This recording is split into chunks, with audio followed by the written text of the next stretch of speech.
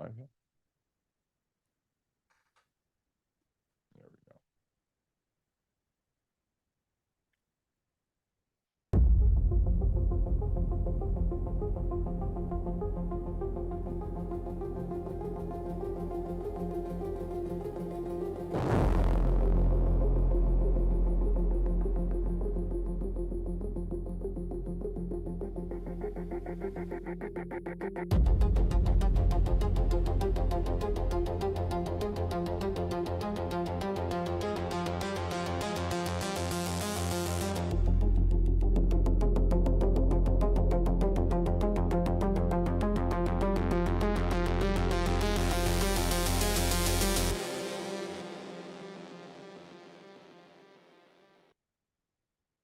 Good morning and welcome to the Omniwar Symposium. We are in for a treat today. You are going to learn about the digital attack on humanity. And we have here with us Patrick Wood, who is the living expert on technocracy, who has been warning us for decades about this terrible attack on humanity. So you're really in for a treat today. I have seen these presentations and I think honestly, this is the most important information out there. So thank you so much for putting this together, Patrick. Wonderful to be here. We've worked so hard to get this presentation together. This is the third in the series. We had two before last year and then one earlier this year, and now this is the third one. Who knows where we're going from here, but we're going to get this one in the can for sure. This is the most important one we've had so far. This is an international effort because we wanted to demonstrate this is a global problem. It's not just in America. And a whole world is under assault right now with technocracy, basically, and transhumanism as well, but mostly technocracy. So these people that are who are doing this to us, they can see them in Europe, they can see them in the UK, they can see them in Japan and Australia.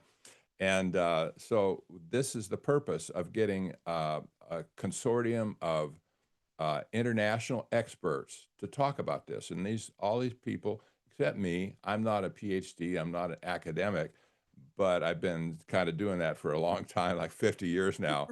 But otherwise, these people are PhDs, all of them, and they're sharp. They understand the field. They've done their homework, and they're speaking from the perspective of academia at this point. This is so important for people to understand. This is not a conspiracy theory. No. Right? So, here we are, and we're going to take another stab at it today. Yes, and I've seen the ones the past few years. If you haven't, you should check those out too. But I agree with Patrick. This is probably the most important one yet. So yeah, looking forward to it. So we're doing four presentations today. I'll be the first, and we'll get into that in just a second. And then we have David Hughes after that, Dr. David Hughes from the UK, and then Dr. Jacob Nordengard. Some of you know him already. He's from Sweden, and then we'll hear from Daniel Brody, Dr. Daniel Brody from Japan.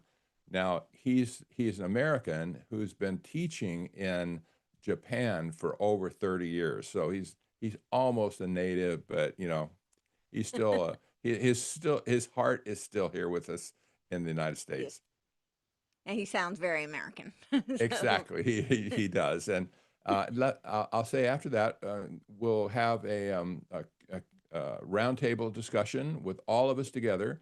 And then we're going to do a Q&A after that, hopefully. So we want you to answer, have your questions ready along the way, and we'll do our best to answer. Yes, and it'll be very helpful if you have questions to put Q:. That way, if your questions are a little bit earlier and we're scrolling through to look for them, it'll be easier to find it. So colon Q. Wait a minute. Who are you? Oh, who am I? You're our hostess today. Yes, I'm the hostess. I'm Courtenay Turner. I am the host of the Courtenay Turner podcast, and yeah, I do many of these kinds of symposiums and conferences, And I've learned so much. I feel so honored to have learned so much from you, Patrick. And this is really an honor to be here. I've been following all of their work for quite some time now. And I think that they're doing some of the most important work out there, all of you. So, Well, yeah. we appreciate how you've stepped up to the plate. I'm in the older part of my life for at this point, right? So we have to have younger people come on board to take the baton and take it forward. So we've been collaborating for some time already. We're working on a book together, and I'll tease out a little bit in my presentation. Awesome. That's in the future, not yet, not ready. Yes. But we're Getting working close, on, though. yeah, we're working on some pretty important stuff. And so let's just get into it, I think, at this point. Yes. Yeah. And we're also doing monthly roundtables on technocracy. Yes. Yeah. All right. Yeah. So let's get into it. Yeah. So Patrick is going to be our first presentation. And he is, of course, the living expert on technocracy who has written several books. So you should check all of those out. The Evil Twins of Technocracy and Transhumanism, Technocracy Rising, Trilaterals Over Washington. Check out all of his book. Definitely check out his boot camp as well on technocracy. And he has some new brochures, which are super cool. They're really like quick, easy for you to Oh, yeah. hand out to the masses. So check those out. And this presentation is it's super important. It's a little bit might make some people a little uncomfortable, but sit through it because it's really some of the most important information. And we can't fight an enemy that we don't know exists. So stay tuned. Amen.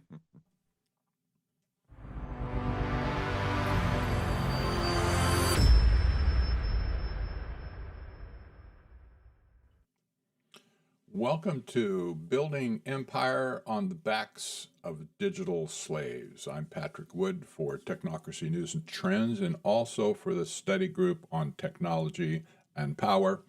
This is the Omniwar Symposium.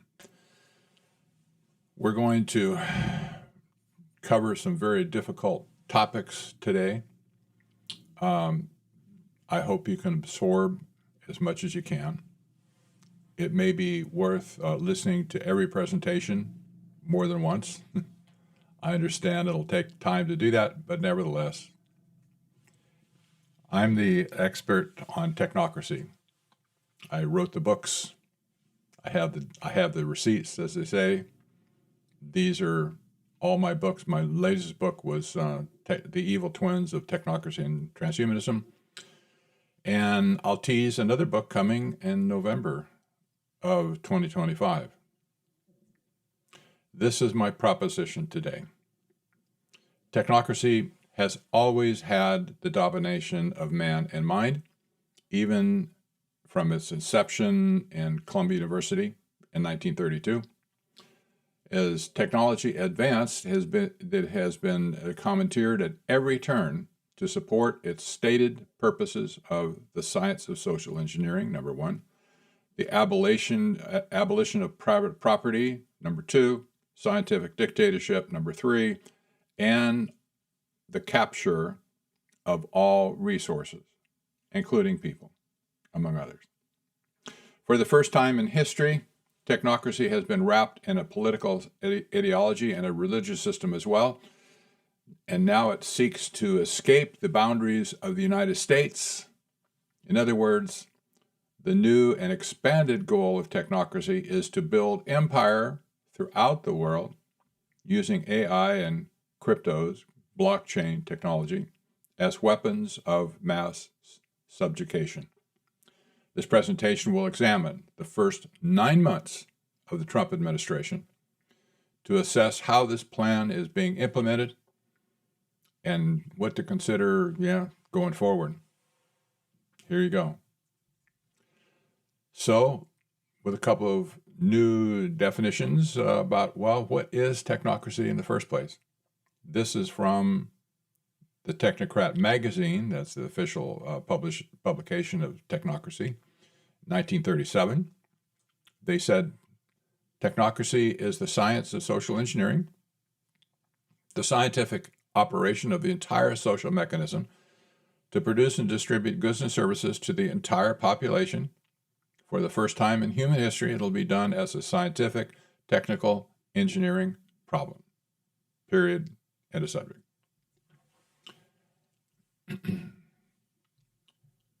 Furthermore, there will be no place for politics, politicians, finance, or financiers, rackets, or racketeers. Technocracy will distribute by means of certificate of distribution available to every citizen from birth to death. It's important to realize that technocracy wants to remove the political system altogether. They're doing a good job, basically, with the neutering of Congress, the neutering of the presidency. They're basically snatching power away from politicians. At some point, I think personally that the political class will be wiped out altogether. Not yet, but you can see the handwriting on the wall. So Technocracy in the 1930s made 7 requirements. These are all seen in the Technocracy study course. You can go find that on the internet. It's been scanned and there's good copies. And 3 of those 7 requirements are as follows. Provide a continuous inventory of all production and consumption.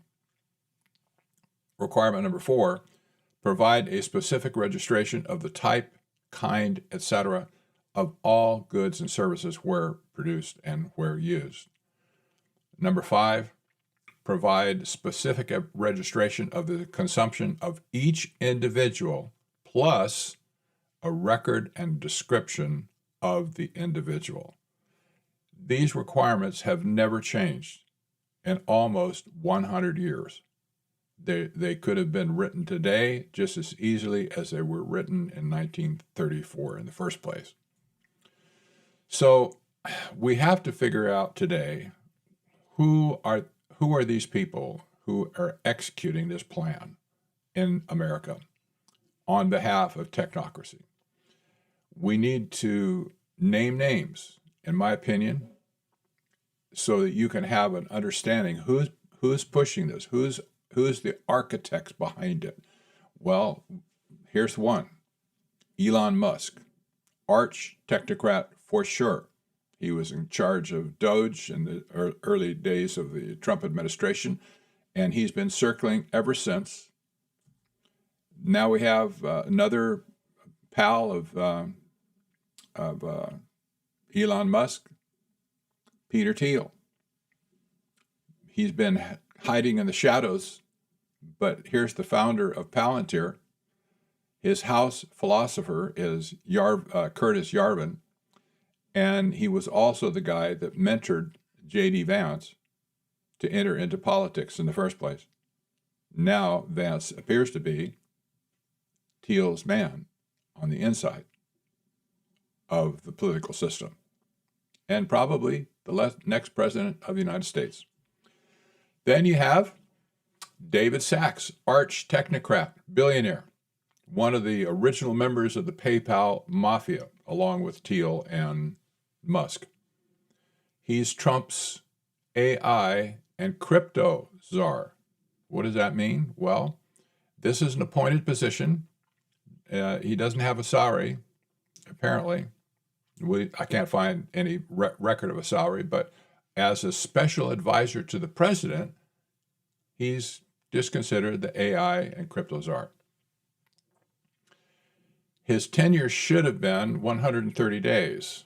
That's the rules associated with being a special advisor to the president.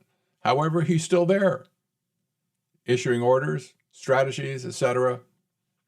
Wow. Here's another arch technocrat, Mark Andreessen, the kingmaker. I call him the kingmaker. He was at the table when Trump selected all these people in the first place in late 2024 to assume positions within the government based on their qualities of technocrats. Mark Andreessen has chosen to be not visible, but nevertheless, I'm making him visible. Then you have arch technocrat Michael Kratzius, director of the White House Office of Science and Technology Policy. Kratzius was formerly the managing director of a company known as Scale AI. Scale is the largest, and I mean by far the largest dominant training facility for AI in the world. He has a company that employs some 220,000 members of people around the world to train AI to do its magic. So he's now on the inside as well. This is an appointed position, and I do not believe that he had to stand before the Senate to be confirmed. I could be wrong on that. Now we have arch technocrat Howard Lutnick. He will play in our discussion going forward. But Lutnick is a great friend of Elon Musk, and he and Musk kind of architected the Doge facility that we saw in the first months of the Trump administration. Now he's the Secretary of Commerce. Oh boy.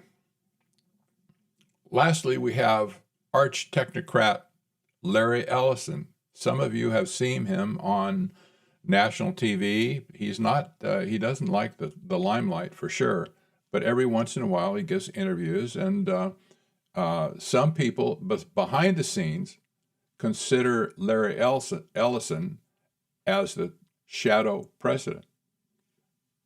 I can't vouch for that because I'm not on the inside, but I'm just saying some people in the tech world consider Larry Ellison to be the big cheese calling all the shots.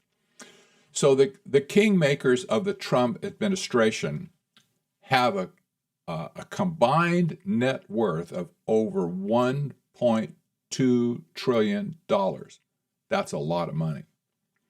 It probably is higher now than that because stocks have been going up recently, and their investments have been going up as well. So probably it's higher than this, but this is what I can get at least by the end of 2024.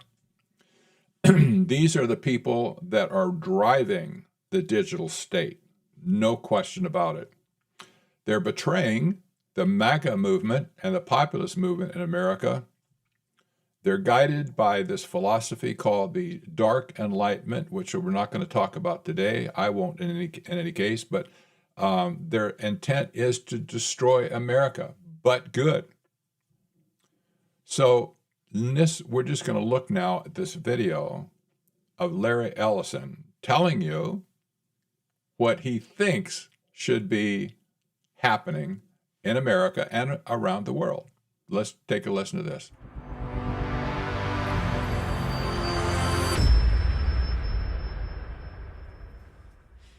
When you come to government and what government's doing, there are artificial intelligence tools, and some of them I know that Oracle have developed around financial management for government.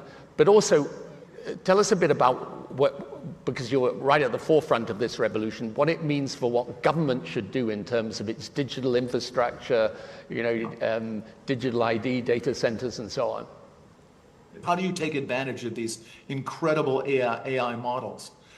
And the first thing a country needs to do is to unify all of their data so it can be consumed and used by the AI model.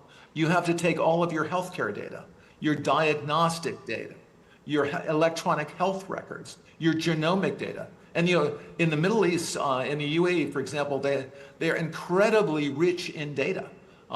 They have a lot of population data. The NHS in the UK has an incredible amount of population data, but it's fragmented. It's not easily accessible by these AI models. We have to take all of this data we have in our country and move it into a single, if you will, unified data platform.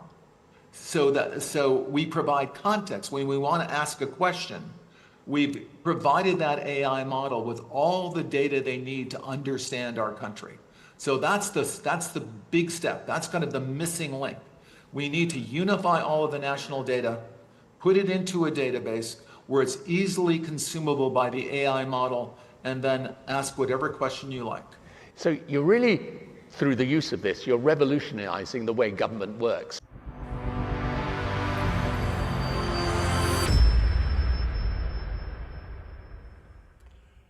That's the idea. Move all data into a unified platform. What data? Well, for one, all healthcare data, all diagnostic data, that would include health data as well as societal information, all health records, all financial records data, all population data. There's a lot of data, for instance, in the annals of Washington, D.C., about Medicare, about tax records, etc.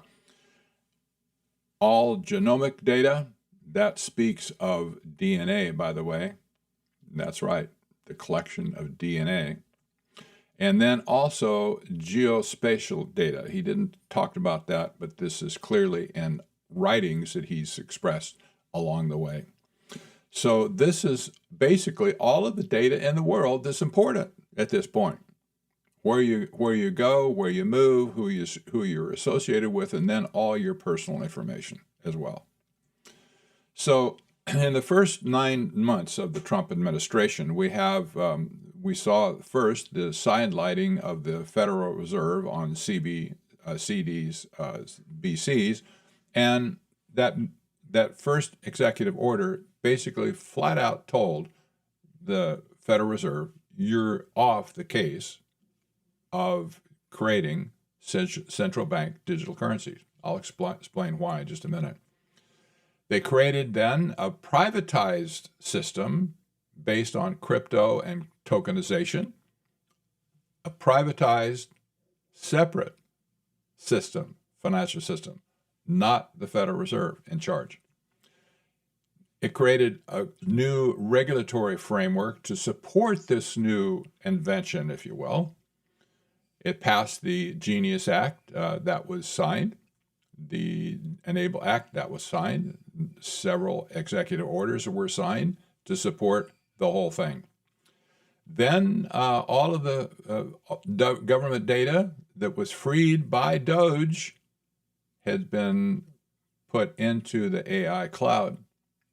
And lastly, this is really important too, Palantir got into the saddle now with a $10 billion contract, mostly with the military, but also with the administration, to take all this data and roll it up, just like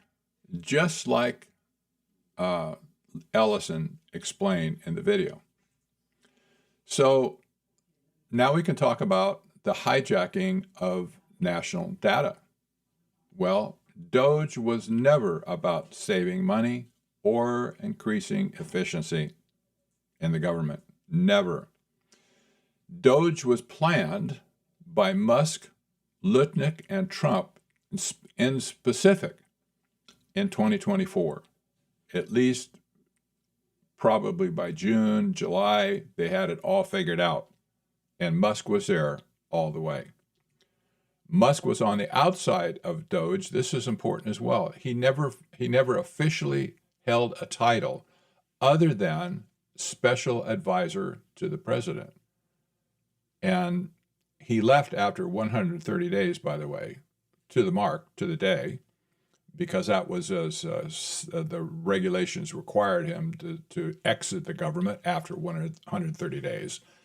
But Musk was kind of the snake in the woodpile. He was obviously instrumental on having his people placed in positions of power within the government, technocrats all. But he himself, he was basically a fraud. He didn't have any authority whatsoever as the special advisor to the president. Trump could do something perhaps because he's the chief in charge, but Elon Musk, no. Everything he did was theater. But nevertheless, we'll see he and Thiel were paired up to put the people in there in the first place. And they fed them into the machine, if you will. Then they were spread to the whole system. So the data assault itself was orchestrated by Musk and Thiel. And they used shock and awe to spring the data immediately. You might remember all of the fights that took place when the Doge teams would show up into an agency and demand that they turn over all the keys to the data, the passwords, and everything else.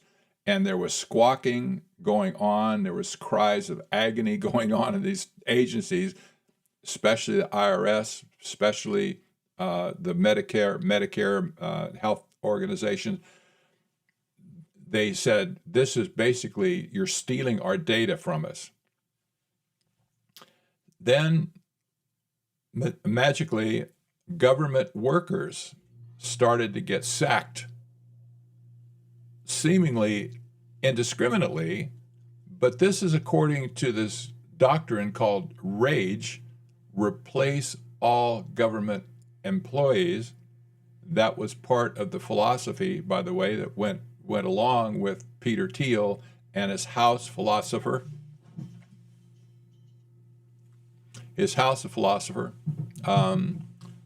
Curtis Yarvin. And then through September, I counted 109 Doge teams that have been established in the government. Each team, by the way, has a minimum of 4 members. It can have more, but you have a tech member that leads the team. You have an HR person, an attorney, etc. You get the idea. So they were very uniform as they went into these departments with this team in place to spring the data. So all of a sudden, for all the people that were released because of RAGE, well, they said we have to replace those functions, if not the people. So we have to have AI now to monitor everything and create agents and departments based on AI. This has happened already before your nose. This was the secret goal of Doge in the first place. It was never revealed to the public that way. But now we know exactly what's happened. We can see the strategy that was employed to be taking over all of the data. Then, not suspiciously, but it figures that President Trump called in Palantir, Peter Thiel and Alex Karp, the CEO of Palantir. And specifically, Palantir was awarded a $319 million contract to roll all this data up that was previously freed by the Doge teams. This was the purpose of Doge. They were a conduit. They took all these streams of data and they put them into the cloud so Palantir could have access to it. So we can now talk about the hijacking of the monetary system as well, because this is an important cog in the scientific dictatorship idea. It was never about preventing the Fed from issuing CBDCs, not at all. Executive Order 14178 says banning central bank digital currencies altogether. The Stable and Genius Acts were passed.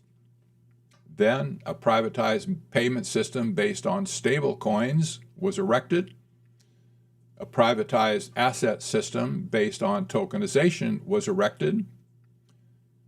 oh, and then we saw talk about the 680 million acres owned by the federal government, all the mineral rights, all the produce of that land. That's a huge asset. It's held in trust, supposedly, for the American people. But all of a sudden, something happens here. You'll see in just a minute.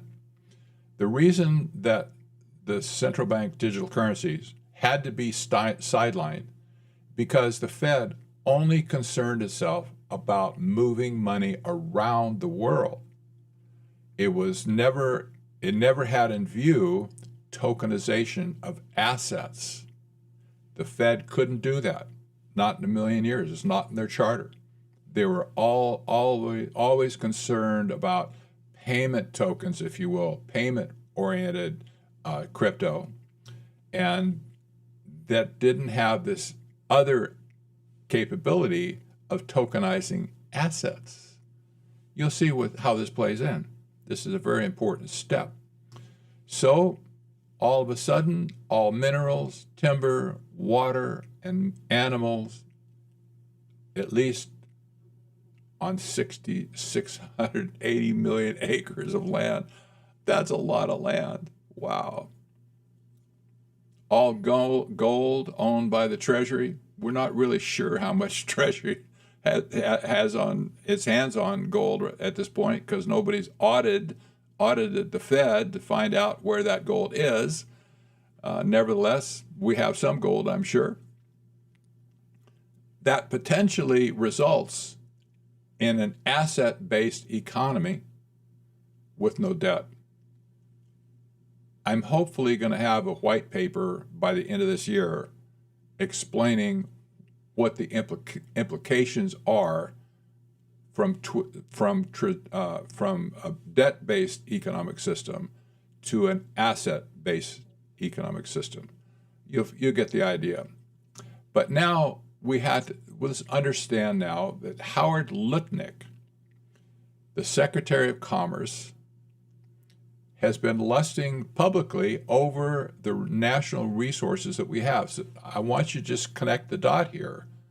The Federal Reserve could not do this, but now they can do it if they have a privatized, asset-based tokenization process to do it.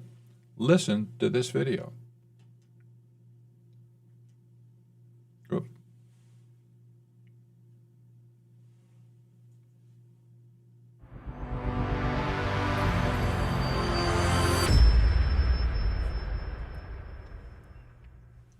I flew down to Brownsville, Texas, right? And I met with Elon, and we spent 2 hours together. And I told him we were going to create the department Doge, right? And he did exactly that. He started laughing and he was happy. He goes, no, seriously.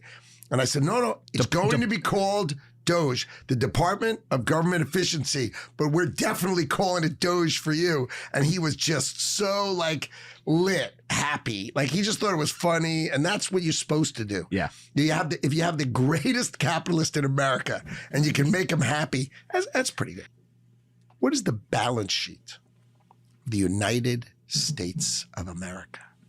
What's everything we own and everything we have? I think it's worth $500 trillion. So then you say, okay, Howard, can you make 1/4% on it? Right now, if all of your assets are a giant mountain of palladium and gold and you can't move it and you have to just look at it and go, oh, that's so pretty. That's not going to help us. But we have land and we have minerals. So if we have 500 trillion and we can make 1/4%, if you give us a $500 trillion asset, can you make $1 trillion off of it? All right. Hopefully. I'm going to rename that famous department we just called it. We called it the Department of the Interior. Let's give it the real name. The Department of all the land and mineral rights of the United States of America.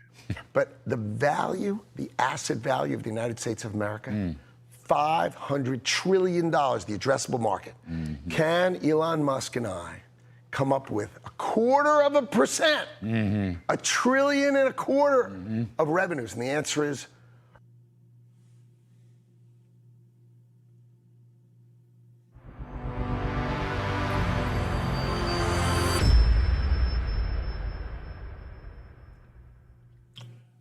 Isn't that stunning?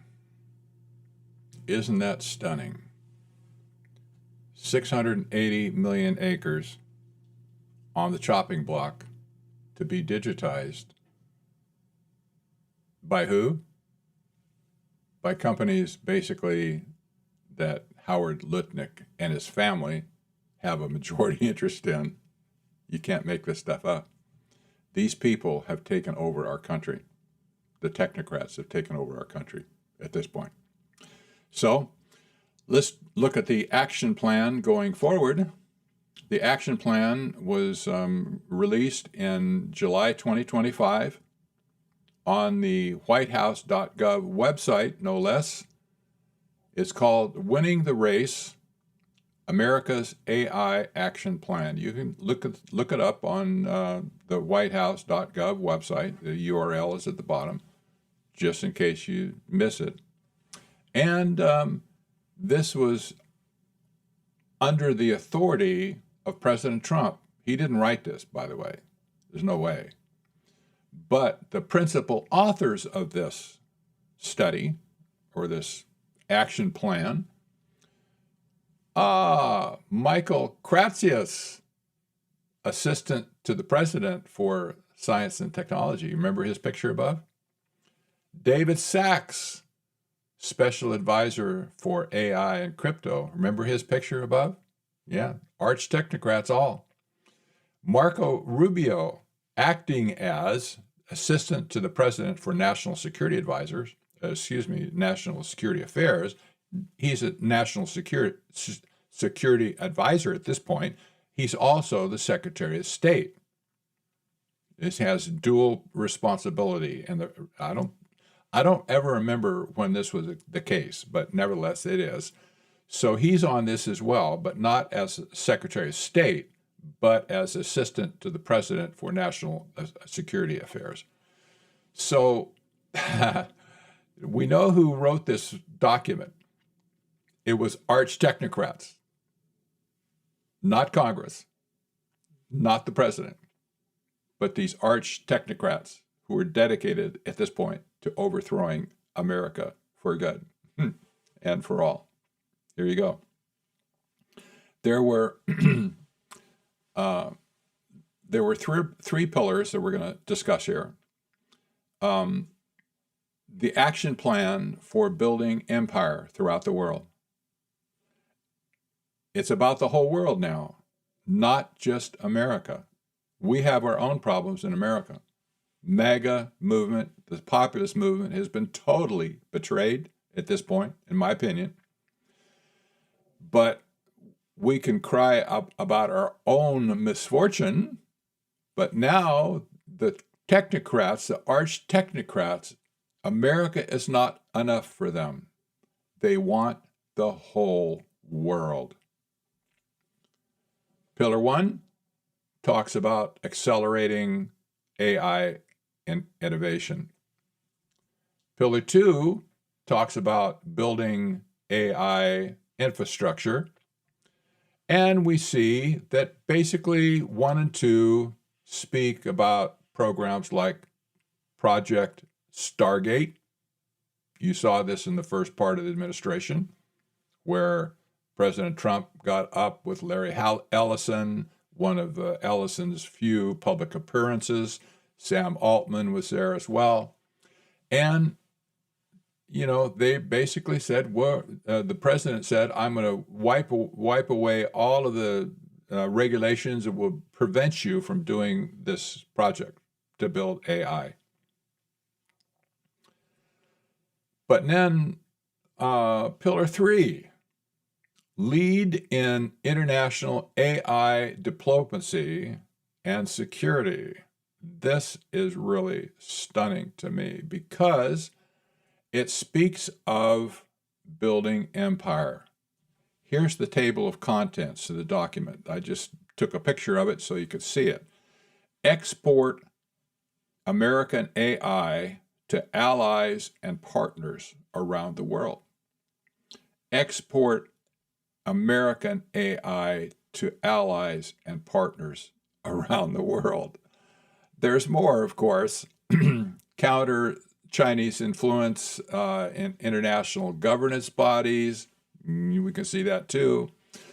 Strengthen AI compute, export control enforcement. They want to keep control of all the AI they export. Plug loopholes in existing semiconductor manufacturing export controls. They want to control that as well. They want to align protection measures globally. They want to ensure that U.S. government is at the forefront of evaluating national security risk in frontier models. So basically, the idea of, we'll see this in just a second, you'll see the idea of exporting all of this stuff to the world is to maintain control over it. And you should be able to see at that point if they can get any nation in lockstep with their technocratic ideals, they'll be captured for technocracy and probably forever captured by technocracy. So let's just look a little more here. Export American AI to allies and partners. That's the first one there. This is what it says. You can't make this up. Here's what they want to do. The United States must meet global demand for AI by exporting its full AI technology stack, hardware, models, software, applications, and standards to all countries willing to join America's AI alliance.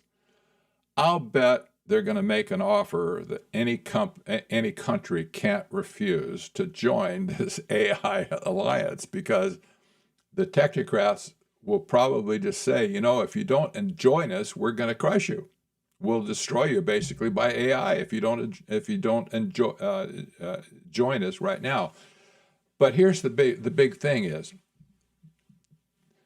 the full AI technology stack. This is a term you see in the software and development world and the hardware world as well. This includes everything from top to bottom relating to the whole Monty, so to speak.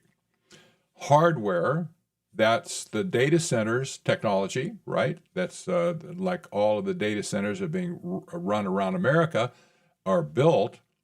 They want to do this in other countries as well, but they want to control the building and the access control of those facilities. The models, that speaks of all the AI models that there is in America right now. The software then that runs these models on the platforms, the applications as well, like ChatGPT and Anthropic's Claude and et cetera, Meta's expression of AI as well, and most importantly, the standards as well, how these things will be run in the first place, to all countries willing to join America's AI alliance. There's more. The last thing in that list, invest in biosecurity, recommend policy actions. Here's what it says.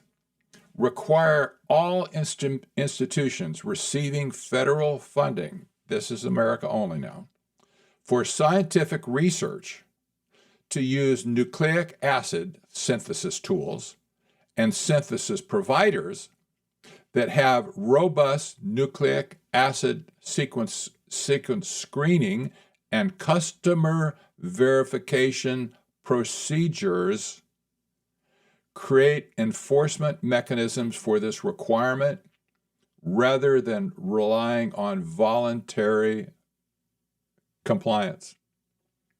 You see that what's happened here, all of a sudden, this concept of a national ID system has morphed into a biometric ID system based on your genomic data. That's your DNA, okay? That's, just make this very clear. They want to have the technology developed to collect everybody's DNA and build that into the screening mechanisms that can guarantee you are a human, and furthermore, you are who you are. And beyond that, it's going to be mandated. The last statement, create enforcement mechanisms for this requirement rather than relying on voluntary commitments. You can't make this up, my friends. This is the standard for the world now. And they intend to first use it here, then they want to export it to the world. And if the world somehow buys into this scheme, America's had its detractors, by the way, for many years, the stuff they've done to foreign countries, especially in South America and in Africa. So some countries are going to say, not on your chance, not a chance, or you're not going to pull this in our country. I'm sure there'll be exceptions, but probably the most industrialized part of the world, they'll adopt it in a heartbeat because they have to have America on their side.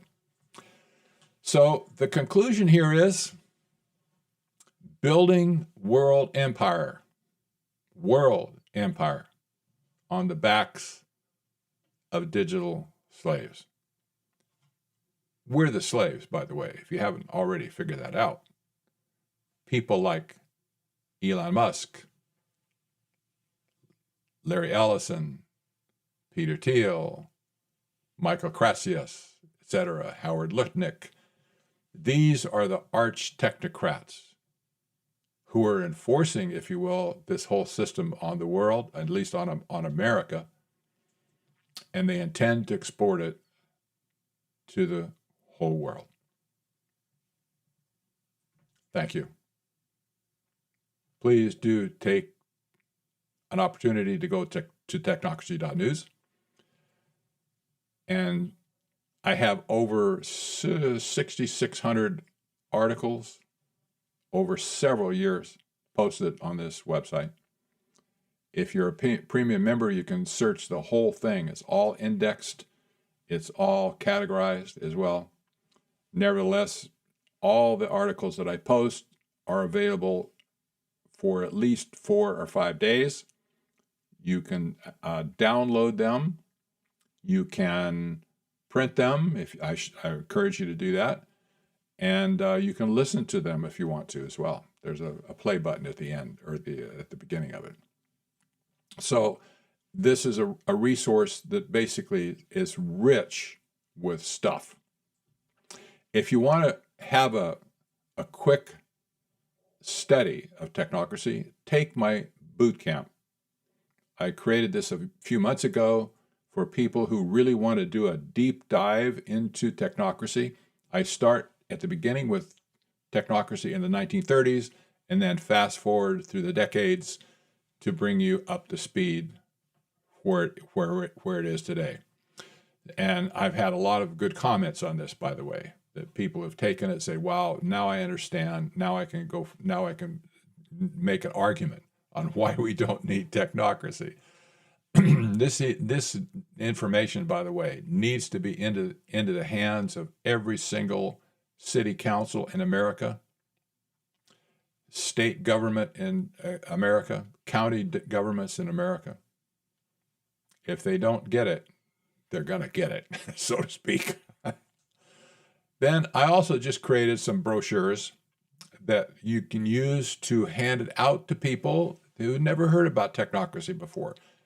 Maybe you meet a waiter in a restaurant. They haven't heard the word ever. Give them a brochure and say, you need to understand what's going on here. Read this brochure. It's only just like 8.5 by 11, tri-folded. It's on glossy paper. It's very professionally done, and put it in their hands. It's the robot serving food here, by the way. This is really appropriate if you give it to a waiter. The tagline is here at the bottom of this brochure, the front page. You wanted convenience, instead you got replaced. Yeah, robots are coming. So do yourself a favor and the country a favor. Get some of these brochures. I sell them in packs of 25. You can buy multiples and with a deep discount. I just want to get these out around the country. And of course, my books are all available for you. When you have a book in your hand, it can't be censored. Anything on the internet at this point can be censored. If you haven't figured this out yet, you need to. Any electronic document or video or audio file on the internet is subject to being edited after the fact. You're going to see this going forward. It's going to be a scourge on the internet, probably going to wreck it in the end. But if you have a book in your hand, it can't be censored, and it's going to be preserved for posterity at that point. You may be the only one in your neighborhood that can explain what happened to us along the way. If you have my books, you can open them up and say, "Hey, here's what it actually said somewhere along the way." And now you know what happened to us at least. Thank you, and God bless.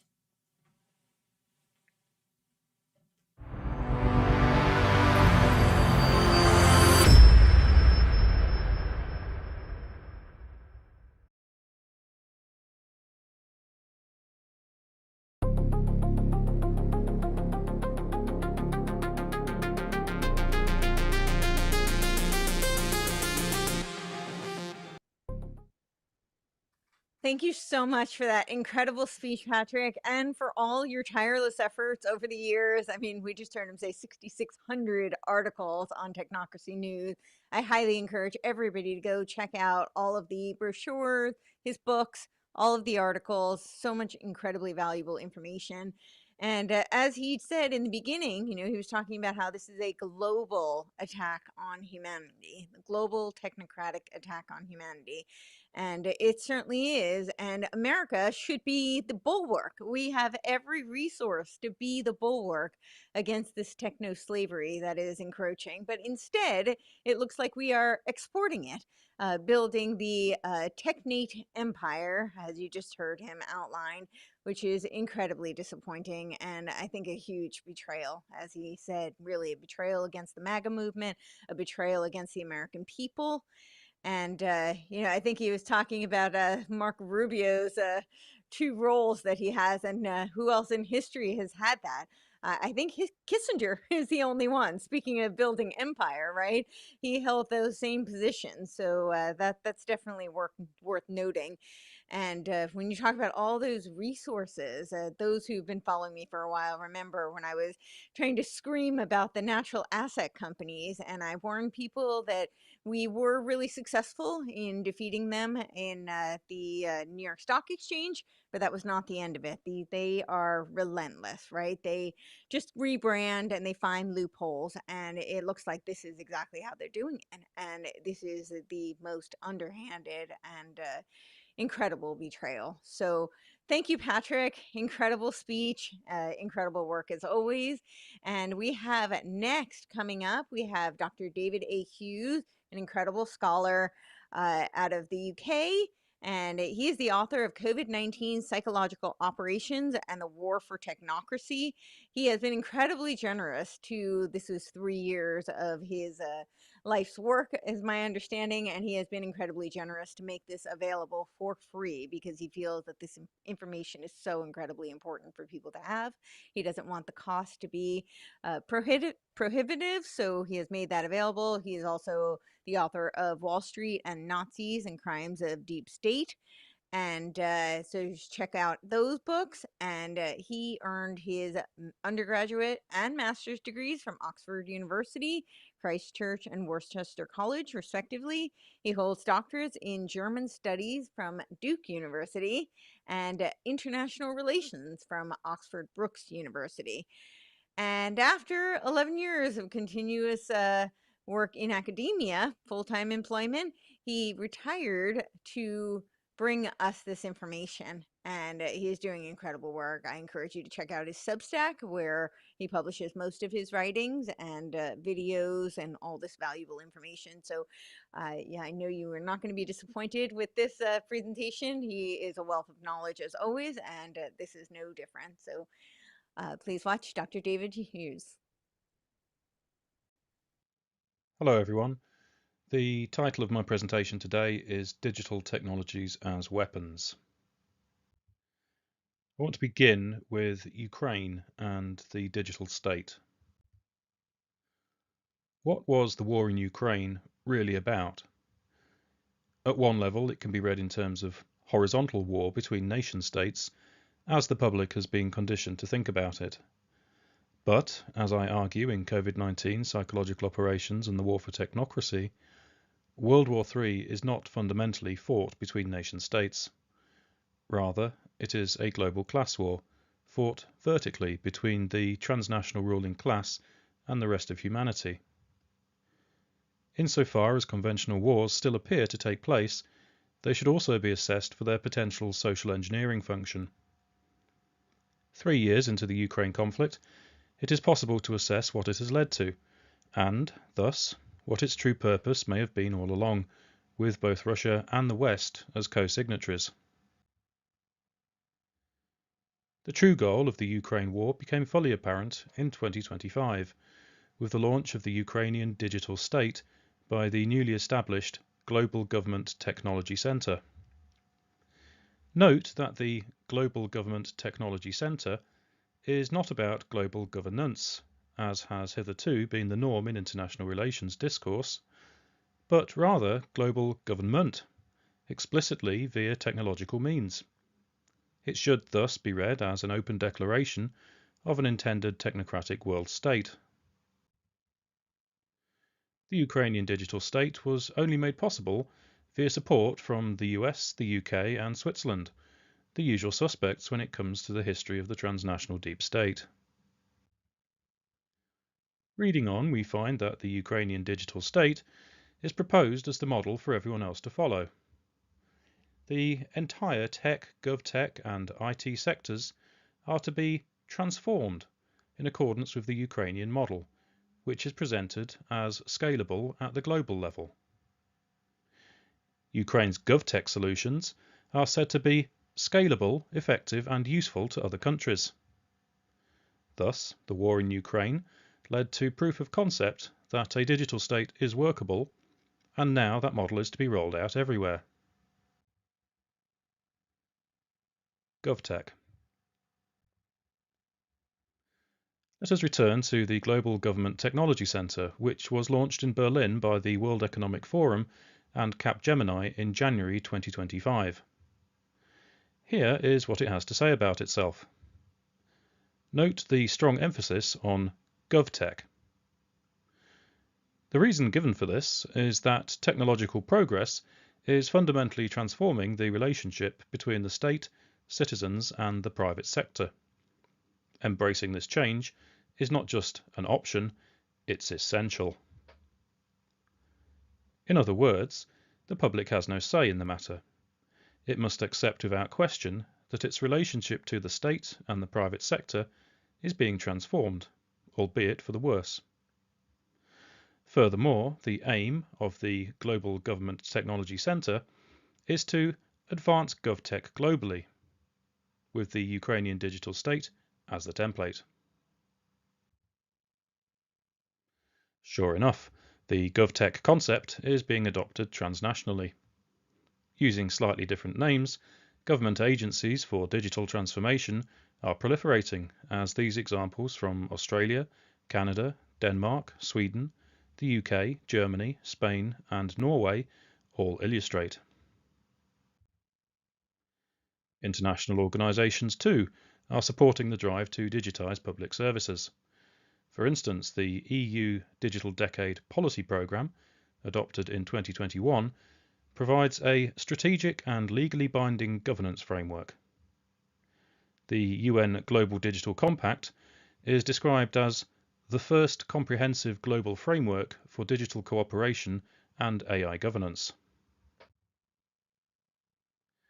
President Trump, in his second term, has done everything possible to advance the technocratic takeover of the United States. The new Department of Government Efficiency, for instance, aligns perfectly with the GovTech concept. Commerce Secretary Howard Lutnick observed that technology is at the foundation of the Trump presidency. Indeed it is. Not to drive America forward, however, but rather to turn the US into a totalitarian technocracy. Trump's Stargate project will provide the necessary data processing power and infrastructure as more and more government functions are taken over by AI. Trump's administration has also signed numerous deals with Palantir across most major government departments. This includes a deal for a real-time platform for tracking migrants within the US, and thus, consistent with the so-called war on terror, it is ever more likely that the new technologies will be turned on the public if they have not been already. The agentic state. In May 2025, the Global Government Technology Centre published its first white paper titled The Agentic State.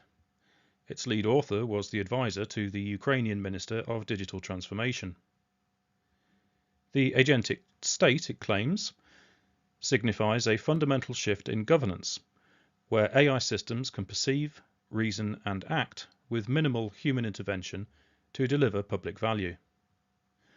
Moreover, human oversight will increasingly move from making decisions to supervising them. This shift may feel uncomfortable. Of course it feels uncomfortable. For if decisions about how human beings are governed are to be outsourced to AI, then we are looking at the end of democracy and the emergence of technocracy, which is a totalitarian control system. Jacob Nordangard notes that the term agentic state goes back to the agentic state theory coined by psychologist Stanley Milgram following his famous experiments into human obedience.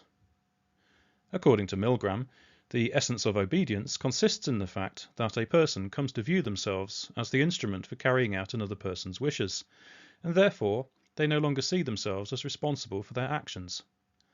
Once this critical shift of viewpoint has occurred in the person, all of the essential features of obedience follow.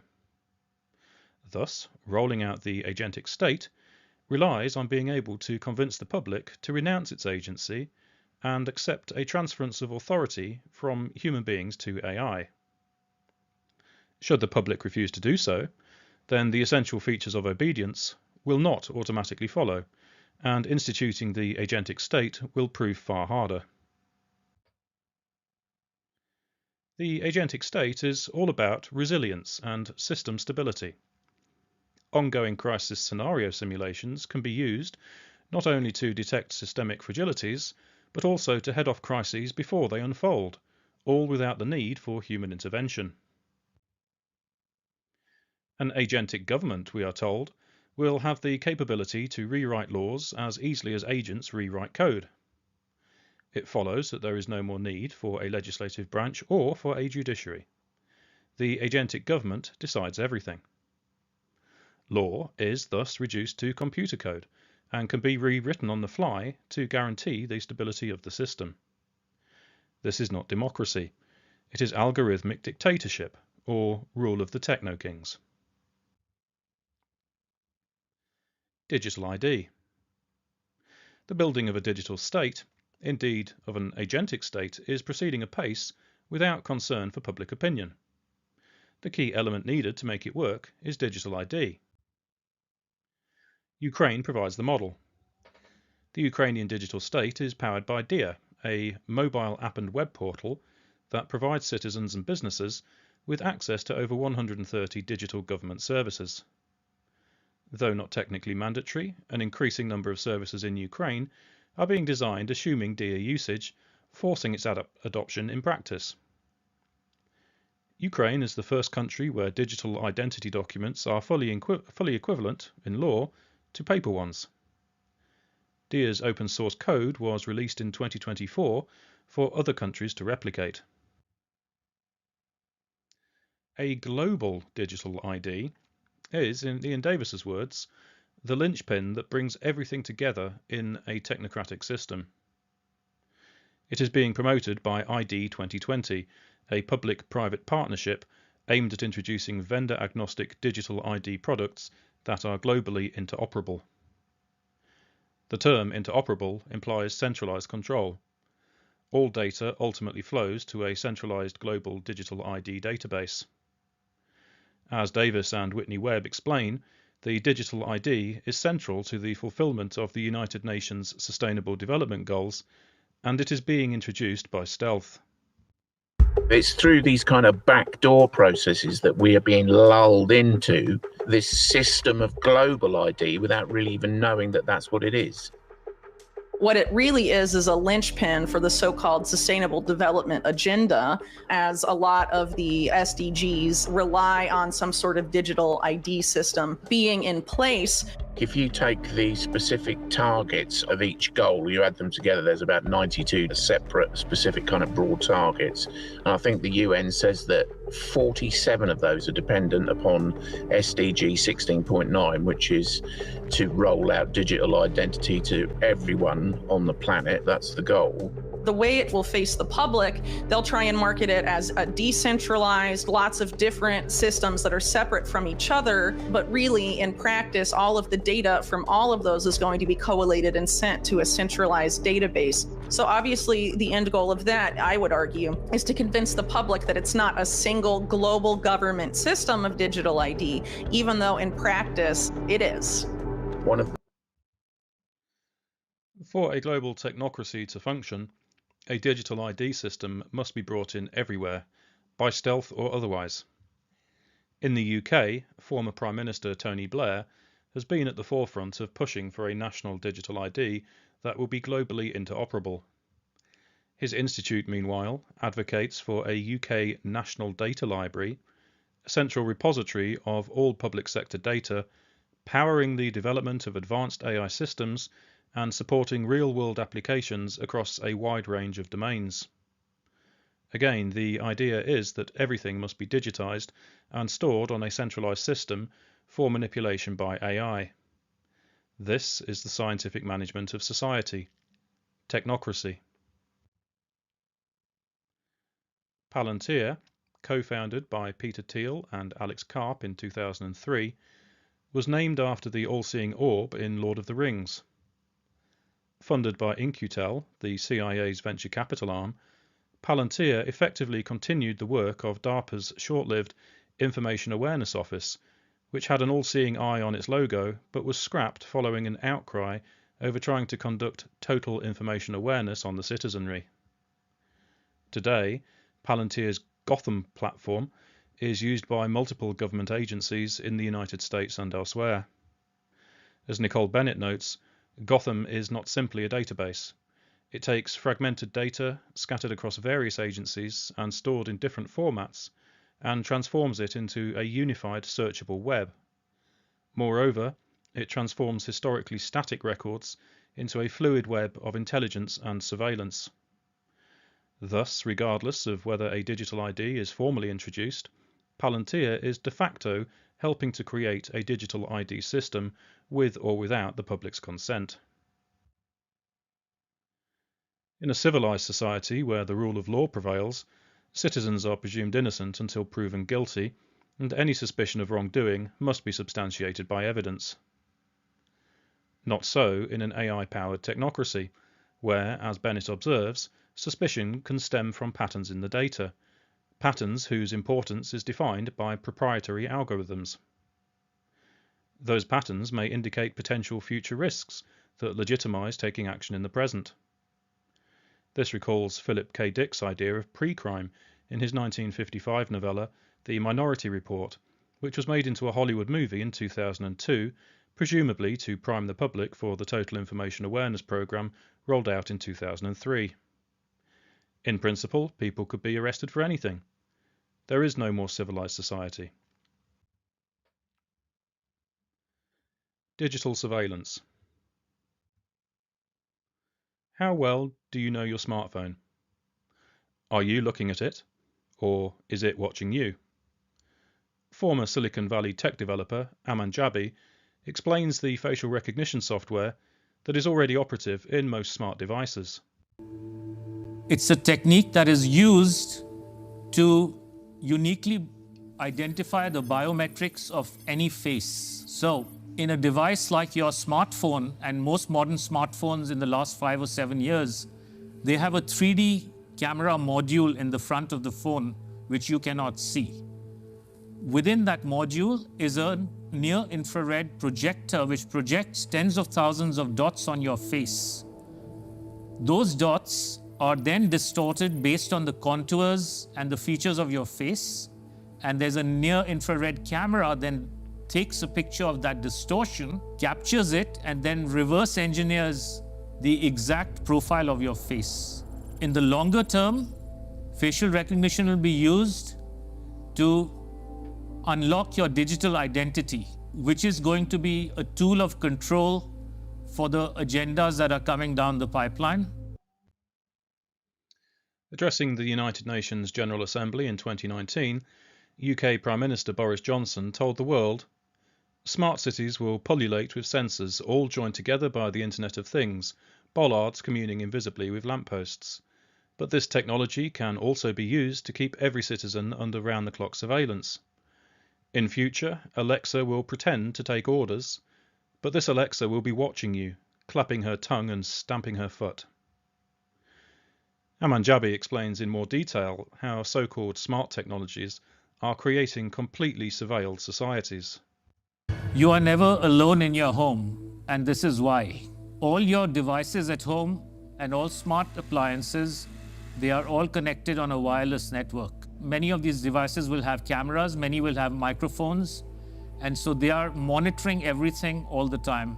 Your smart appliances are communicating with the smart meter and sending it real-time usage data. If there's a Ring camera also in your home, a mesh network is formed, and all your devices are being tracked within the home, its location, its usage, and all the data is going to Amazon servers. When you leave your home, all modern vehicles are connected to the internet, so your automobile is being tracked all the time. When you're going under a string of smart LED poles and smart LED lights on the highway and in the streets of your towns and cities, those form a wireless network and are tracking your vehicle. They are tracking all the devices on you, from smartphones to smartwatches when you're walking on the streets. So data is being collected 24/7 continuously on every human being whenever you are within these wireless networks. And it's obviously not good for health also because of all the electromagnetic radiation. In this completely surveilled society, Jabi adds, the dominant principle will be the cybersecurity principle of zero trust, or never trust, always verify. What it really means is, we don't trust you, and you have to prove who you are all the time, 24/7. Unlike in a free society where individuals are permitted to go about their lawful business without restriction, a technocratic society will be, quote, like an inverted prison. You are supposedly free to roam about, but everything you want to access is behind lock and key, end quote. Access to goods and services, for instance, will be made contingent upon presenting a digital ID, perhaps through a facial recognition scan. In this way, every movement and every transaction will be recorded. There will be no more privacy. The state will know every detail of your life.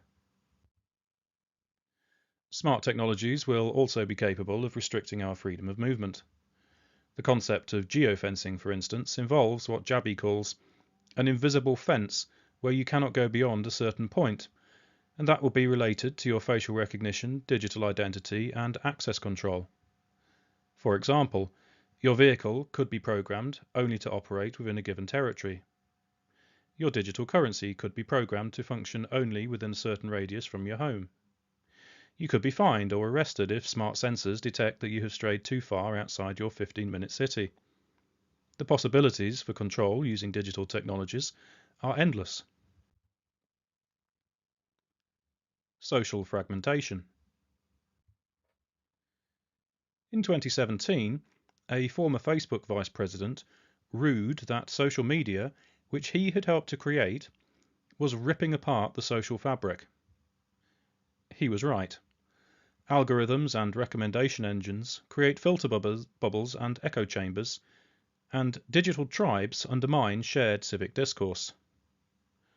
The rational discussion and debate that is necessary for democracy to work is thereby undermined. A society, in inverted commas, composed of people experiencing different social realities cannot function democratically, nor can it unite against its oppressors. It can only be managed technocratically.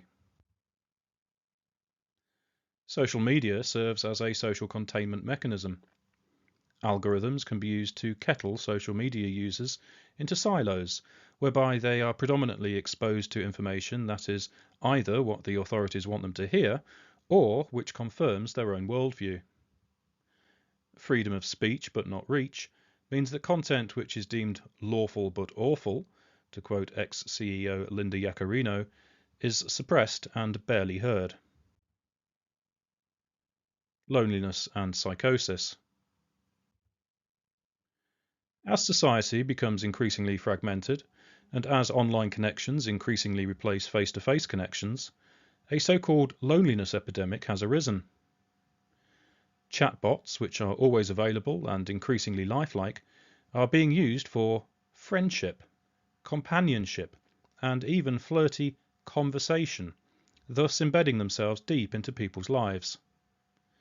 As the Vigilant Citizen website observes, millions of people are feeding AI their deepest fears and insecurities on a daily basis.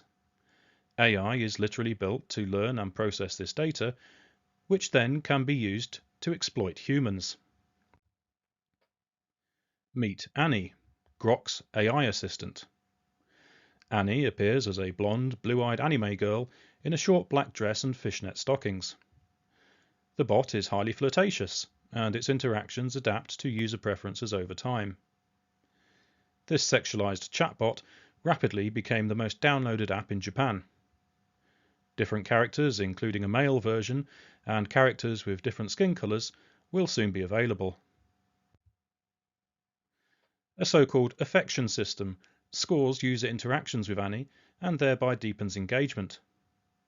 The more data about themselves a user is willing to provide, including data of a highly personal nature, the more they are rewarded. For example, they may unlock not suitable for work mode, or level up to choose what clothes Annie wears, including so-called lingerie mode. The conversation becomes more intimate and tailored to user preferences, providing what is advertised as, quote, a more human-like and emotional interaction experience, end quote. An 18-plus version of Annie is in the works, which will likely engage in explicit sexual conversations. Users are thereby being gamified to provide intimate details about their lives to AI, which can then be used to exploit them. Chatbots have been rolled out without any adequate risk assessment. Children and people with underlying mental health conditions are particularly at risk. One psychiatrist, playing the role of a distressed youth, was horrified when he was told by chatbots to avoid therapy appointments, resort to violence, and even commit suicide. The first wrongful death lawsuit against OpenAI has been filed by the parents of a teenage girl who committed suicide after discussing methods with ChatGPT. A new phenomenon has arisen known as AI psychosis. Because chatbots are programmed to be agreeable and validating, and because they lack empathy, they are unable to help users test reality or challenge unhelpful beliefs. So, for example, chatbots have convinced psychiatric patients that they no longer have a mental illness and should stop their medication. Chatbots have reinforced delusional ideas in psychiatric patients, such as believing they are talking to a sentient being trapped inside a machine. In certain cases, AI users have become paranoid, developed supernatural fantasies, and been convinced that they have superpowers. Those not susceptible to such risks are nonetheless faced with a war against the real. New deepfake technology, for instance, is making it ever harder, if not impossible, to know what online content is real and what is not. As this recent South Park send-up of President Donald Trump demonstrates, AI-generated videos can look remarkably realistic. In this case, we know the video is satire, but the technology has now reached the point where highly convincing fake videos can easily be AI-generated. Even live feeds can now be manipulated in real time, as these images by the Israeli AI startup Descartes show. Multiple different versions of the same live footage can now go out in real time to different audiences. The software here is called Mirage, connoting intent to deceive. Descartes was founded by two members of Unit 8200, which specializes in clandestine operations, cyber warfare and surveillance. Harms to children. Since the introduction of smartphones and social media around 2010, the first generation of teenagers to grow up using them has suffered abnormally high rates of mental health problems. As Nicholas Kardaras notes in his study of the issue, time spent on screens has been shown to correlate with disorders like ADHD, addiction, anxiety, depression, increased aggression, and even psychosis. Meanwhile, brain imaging studies show that excessive screen exposure can damage a young person's developing brain in the same way that cocaine addiction can. No wonder that a quarter of students today seek help for mental health problems during their time at university. Now consider how else children are being exploited by the new digital technologies. There are a lot of board games and other games that are already in the market and have been for over 2 years that have cameras inside and underneath these LED screens that are observing and scoring and emotionally calibrating the faces of all the children. So are all the iPads that they use in schools. They're all manipulating children's behavior by what they display on the screens. Developments in China show how bad things could get. The Chinese have already gone one step further. Classrooms have robots that analyze students' health and engagement levels. Students wear uniforms with chips that track their locations. There are even surveillance cameras that monitor how often students check their phones or yawn during classes. These sensors pick up electrical signals sent by neurons in the brain. The neural data is then sent in real time to the teacher's computer. Is this the future that we want for our children? Surveilled, monitored, and controlled from an early age? Then we have the dangers posed to children by chatbots. Children are more likely than adults to see chatbots as lifelike and to confide in them rather than in a responsible adult. Yet, far from being a trustworthy confidant, AI is known to have generated sexually explicit content when interacting with children, and even to have engaged in grooming. Alexa told a 10-year-old to touch a live electrical plug with a coin. Clearly, our children are not safe with these technologies. A well-known marketing principle is to hook them while they're young, and you might capture them for life. Clearly, that is what Elon Musk is trying to do with so-called Baby Grok, which is ostensibly dedicated to kid-friendly content. Thus, Grok will capture children at an early age and groom them into thinking that they can confide in AI. Those growing up with AI will see it as a normal part of their lives, and may remain unaware of, or perhaps in denial of, the dangers. Addiction. Digital platforms were designed for compulsive engagement. We know, for instance, that Facebook was deliberately designed to generate short-term dopamine-driven feedback loops, for instance through receiving likes and notifications. This means that social media platforms have a chemically addictive quality like a drug. The slot machines, with their bright lights and colourful moving images are designed to keep the user spinning reels. Smartphones and social media platforms are designed to keep users scrolling, engaging, coming back for more.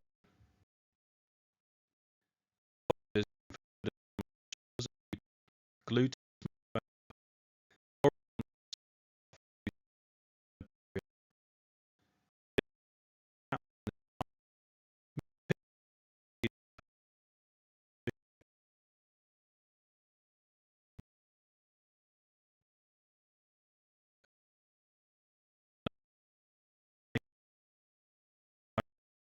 time of the I asked viewers to get phone to smart and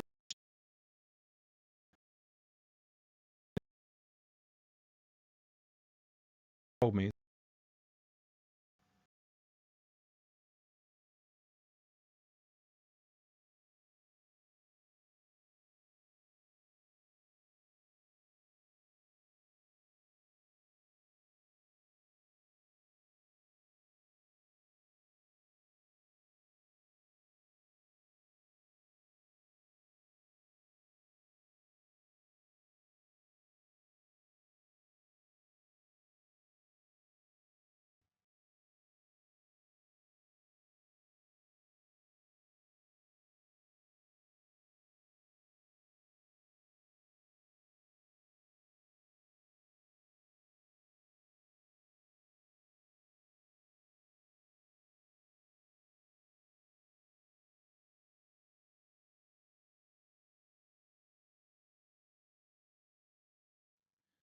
TikTok, a proprietary algorithm known as the Hughes algorithm that uses learning to build a personality profile of the user by training their watch habits, including their of TikTok is that the algorithm provides data to the user at a rapid rate, allowing it to recommend accordingly. Once the data has been harvested, it can be manipulated called Biodigital to collect the data of an estimated 87 users' data and use to construct psychological profiles of voters, which were then used to win the 2016 presidential campaign. Data was thus commonly manipulated.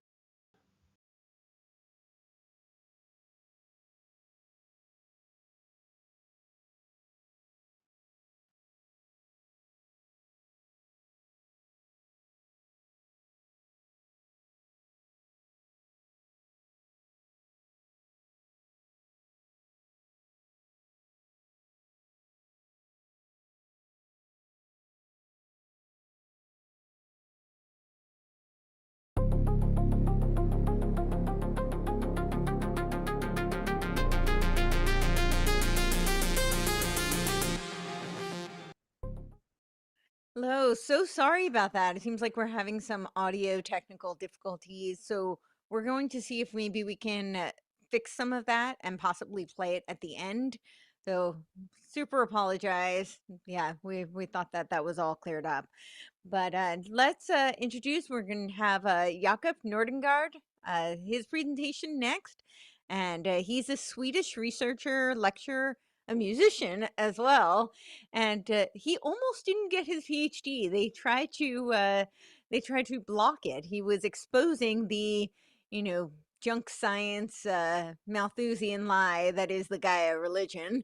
And that is what he was writing his dissertation on. He got his dissertation, his PhD in technology and social change at Linköping University. Sorry, a master of social science and in geography, and a master of social science in culture and media production. He was also a graphic designer. So super talented researcher and artist as well. And this speech is incredible. I know my audience will see a lot of overlap with some of the themes here. So yes, please watch Dr. Jakob Nordengard. The title of my presentation is Externalization of an Agentic State. a spiritual path towards digital enslavement. In this presentation, I will explain how esoteric ideas about transforming people and the planet into perfection underlie the global digital control system that currently is being constructed. This applies in particular to theosophy, its connection to Freemasonry, and how these philosophies have inspired both the modern New Age movement and transhuman ideas of transcendence with technological means. These two paths to enlightenment finds its synthesis in techno-spiritualism. Theosophy is an esoteric movement with its roots in Western occultism, Neoplatonism, Buddhism, and Hinduism, which was founded by the Russian mystic Madame Blavatsky in 1875. The teachings have a close affiliation with the ideals and philosophy of Freemasonry, with its emphasis on spiritual development and the moral and ethical perfection of the adept. One of the core beliefs is that the hierarchy of wise, enlightened, and perfected beings are guiding the evolution of mankind. The idea of an enlightened inner government had been pioneered in 1785 by the German mystic Karl von Eckartshausen in his book The Cloud Upon the Sanctuary, who referred to this secret brotherhood as the Council of Light. Eckartshausen derived his beliefs from Rosicrucianism, alchemy, and Hermeticism. Eckartshausen was an inspiration for Madame Blavatsky, who attributed her theosophical teachings, a synthesis of science, religion, and philosophy, to a group of spiritual adepts she had encountered during her travels around the world. However, these were living physical men and not spiritual beings. Blavatsky labeled these the masters of wisdom, or the great white brotherhood. These hidden masters have since been widely popularized by the modern New Age community as ascended masters. According to the teachings of Alice Bailey, 2025 is the year when the spiritual hierarchy will decide when to externalize physically on the world stage as visible leaders. Bailey, a British author and teacher, wrote 24 books on esoteric philosophy between 1919 and 1949. 20 of these were claimed to have been dictated telepathically by the spiritual master Djwhal Khul, also known as the Tibetan, who had allegedly contacted Bailey while she was working as an editor at the Theosophical Society's journal The Messenger in Crotona, California, and asked her to write down his teachings. In 1920, Alice Bailey and her husband, Foster Bailey, the Society's national secretary, were expelled from the Theosophical Society because her claims of communication with Djwhal Khul were questioned by then leader Annie Besant. The couple relocated to New York City and founded their own organization, Lucis Trust, in 1922, with a mission to establish a new and better life for everyone in the world based on the fulfillment of a divine plan for humanity. Alice Bailey's husband Foster, who was a 33-degree Freemason, wrote in his book The Spirit of Masonry that a master of wisdom was a Masonic initiate who had perfected his skill and achieved the highest degree in Freemasonry, a light bearer with the ability to assist in bringing humanity into light, a co-creator with the great architect in building the Temple of Wisdom. References to the work of the Masonic Order can be found throughout Bailey's books. Alice Bailey was also deeply connected to co-masonry, a branch of Freemasonry open to both men and women. According to Alice Bailey, these illumined minds are carrying out a divine plan that seeks to establish a brotherhood of nations with a global consciousness. They claim that this will result in the perfection of the world, which means the realization of the kingdom of God and the reappearance of Christ, the world teacher. The return of Christ is prophesied to result in the restoration of the mysteries and a unification of all faiths, a new world religion. As stated in Initiation, Human and Solar, prior to the coming of the Christ, adjustments will be made so that at the head of all great organizations will be found either a master or an initiate who has taken the third initiation. Followers of Bailey's teachings are urged to support the forces that seek to plan for the good of humanity, especially the United Nations, an organization they believe will lead to the promised utopia. Lucis Trust has, since the United Nations founding, highlighted the importance of their goals and activities as they represent the voice of the peoples and nations of the world. The Lucis Trust office in New York is strategically located at United Nations Plaza, overseeing the UN headquarters. But they also have offices in the government district of London and the international power hub Geneva in Switzerland. Lucis Trust even claims that the spiritual hierarchy or masters of wisdom had a direct influence on the founding of the United Nations. United Nations Conference on International Organization in 1945 actually took place between two of the most important festivals for Lucis Trust. The full moon of Vesak, that is a Buddhist tradition celebrated in Tibet, and the full moon of the Christ Festival.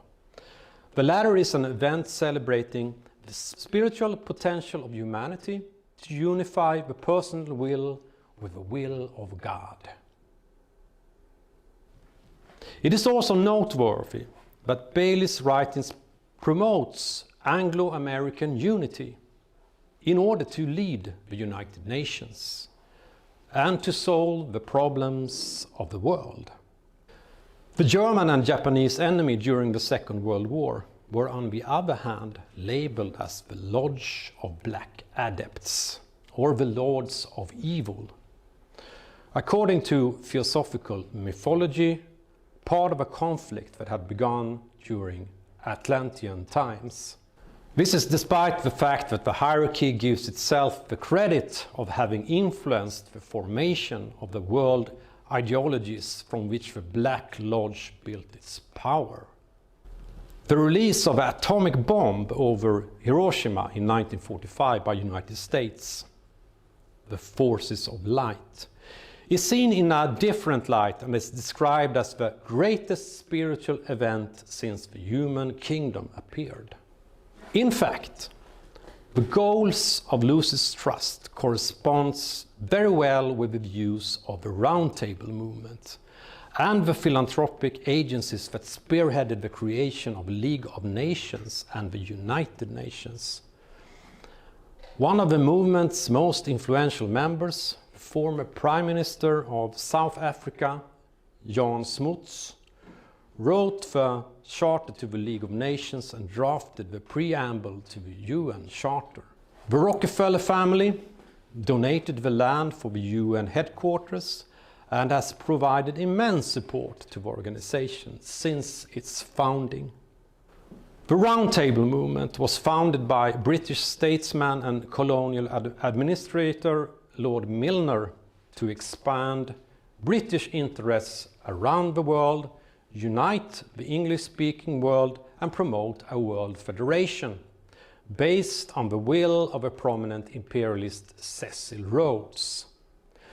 Members of the movement founded the front organizations Royal Institute of International Affairs in London and Council on Foreign Relations in New York for this purpose. Additional parts of this network are also later offshoots like the Bilderberg Group, the Club of Rome, the Trilateral Commission, the World Economic Forum, and the major philanthropic organizations like Carnegie Endowment, Rockefeller Foundation, Ford Foundation, and Gates Foundation. The influence of this network on world politics, education, science, and arts has since the beginning of the 21st century been immense. Given the overlapping goals and close connection to the United Nations, it can be argued that the Lucis Trust acts as their spiritual department. In March 1945, Lucis Trust initiated the Cycle of Conferences project with the goal of influencing important global summits by evoking energies of divine will, visualizing and anchoring them in human consciousness. This has since been done through their affiliated NGO World Goodwill. This meant that the international conference would be brought under guidance from those in the council chamber at Shambhala who know the will of God. A prayer to support the plan was introduced at Christ's Festival in 1945. In the appearance of the Christ, it was written that this new invocation, if given widespread distribution, can be to the New World religion what the Lord's Prayer has been to Christianity and the 23rd Psalm has been to the spiritually minded Jew. The directed mass meditation visualization is described by World Goodwill.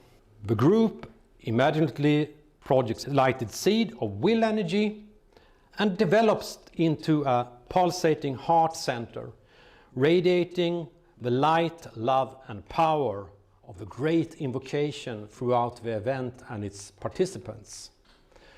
This is essentially a magical ritual. As the current president of Lucis Trust, Christine Morgan, states, if we talk about meditation, we are working with energies and applying them. And when we apply them, they become a force. Their main focus has obviously been the major meetings of the United Nations. This especially concerns the Sustainable Development Agenda and the 17 Global Goals, as they spell out a vision of right relations for all peoples and all people. But the Cycle of Conference has since 2011 also included the meetings of World Economic Forum, an official partner to the United Nations since June 2019, with a mission to accelerate the implementation of the 2030 Agenda for Sustainable Development. These two powerful organizations act as executors of the plan, with Lucis Trust aiding with spiritual assistance. For example, restructuring the economic field in accordance with the divine plan.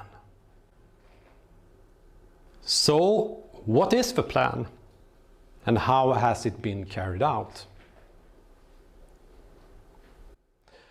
The great plan to reshape the world towards greater unity was initiated in the first half of the 1900s by members of the Round Table movement.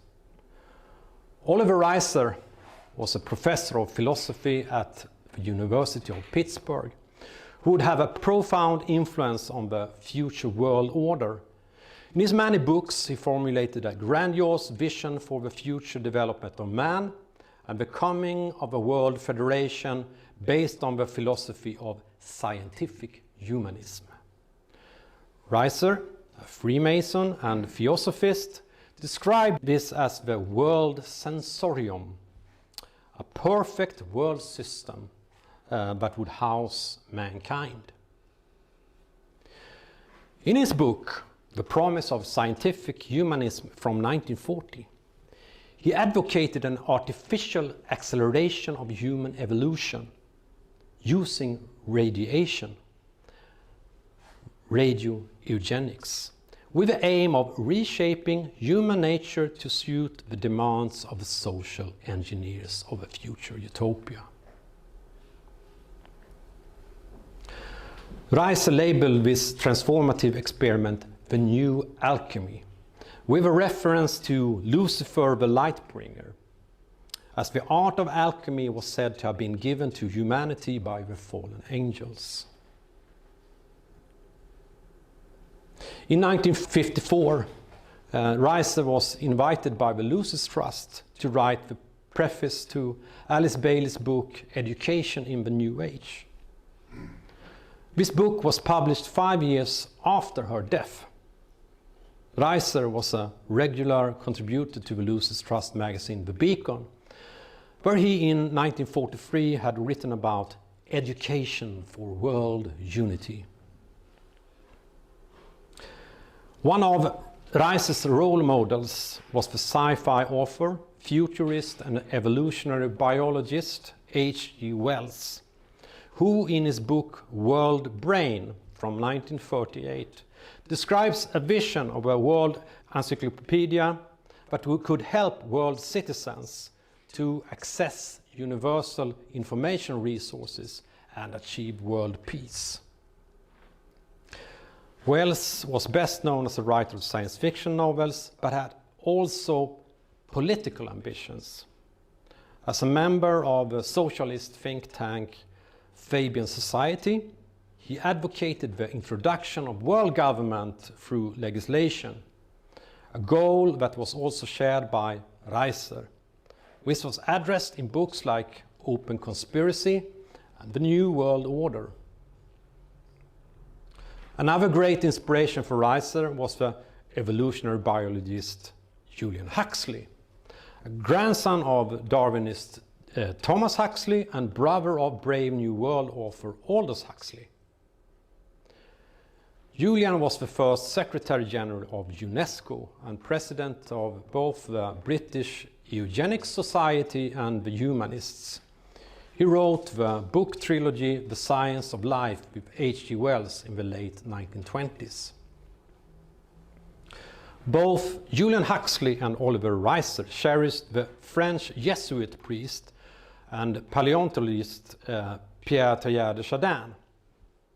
Chardin is known as the Christian transhumanist, with his doctrine that human consciousness will converge in a global sphere of thought, called the noosphere, and that this will result in the mystical state of the omega point, where everything unites into one and man becomes post-human. Reiser described his global vision as the construction of Solomon's temple, but not in the form of a physical building in Jerusalem. In his case, the temple was a spiritual temple of a planet that houses all of mankind. This means the ultimate unification of the human family. His idea was to construct a world brain that would oversee and direct human development evolution. As can be seen in this diagram, a world university and a world press would provide humans with the right knowledge and values. The project, called Prometheus and Krishna, would be a temple in the sky of satellites and information technology that would watch over the new human. In Reiser's last book, Cosmic Humanism and World Unity, he outlined the aims of his future world utopia with a common language, a world religion, and a controlled evolution, but would adapt and integrate humanity into a world organism. The creation of this new creature would even make contact with extraterrestrial worlds possible. The aim of cosmic humanism was to integrate all knowledge towards that end. To achieve this vision, two clear goals were set. One, there must be a clear intellectual recognition of and profound emotional devotion to the proposition that total planning for a global civilization is necessary. And two, there must be evolved scientific techniques for this overall integration and practical educational programs for the clarification of goals and the demonstration of how to attain them. This would be achieved with the assistance of some of Reiser's disciples.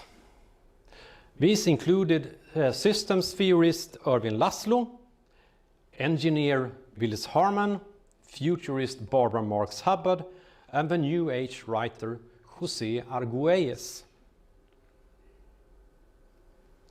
Barbara Marx Hubbard, a wealthy heir to a toy manufacturer, was a co-founder of the World Future Society, where she was a member along with Reiser, Laszlo, and a number of other futurists and global planners. The members shared the vision of creating a global civilization and that it was man's duty to lead evolution. Some of the more well-known names that have been or are still part of the World Future Society are Buckminster Fuller, Arthur C. Clarke, Gene Roddenberry, Herman Kahn, Alvin Toffler, and Ray Kurzweil. But influential political players like Al Gore and Maurice Strong can also be mentioned here. In 1975, their conference, The Next 25 Years, Crisis and Opportunity, was held with Laszlo and Hubbard as participators and Vice President Nelson Rockefeller as opening speaker. Here, strategies to achieve a humanistic utopia, a perfect world system, were discussed. If a perception of a world in crisis would be widely accepted, it would provide opportunities for creating a global civilization with a global consciousness and global governance. The crisis scenarios were based on the world problematic, with population growth, resource depletion, and pollution, that the environmental think tank Club of Rome had highlighted in their influential report Limits to Growth from 1972, and subsequent reports like Goals for Mankind by Irving Laszlo. Also attending this conference was Willis Harman from SRI International, an institute that was closely intertwined with the US government, the Department of Defense, and the CIA. Based on a shared vision of a need for transformation, he and SRE developed an action plan for creating a new globally oriented man for a post-industrial society in the project Changing Images of Man.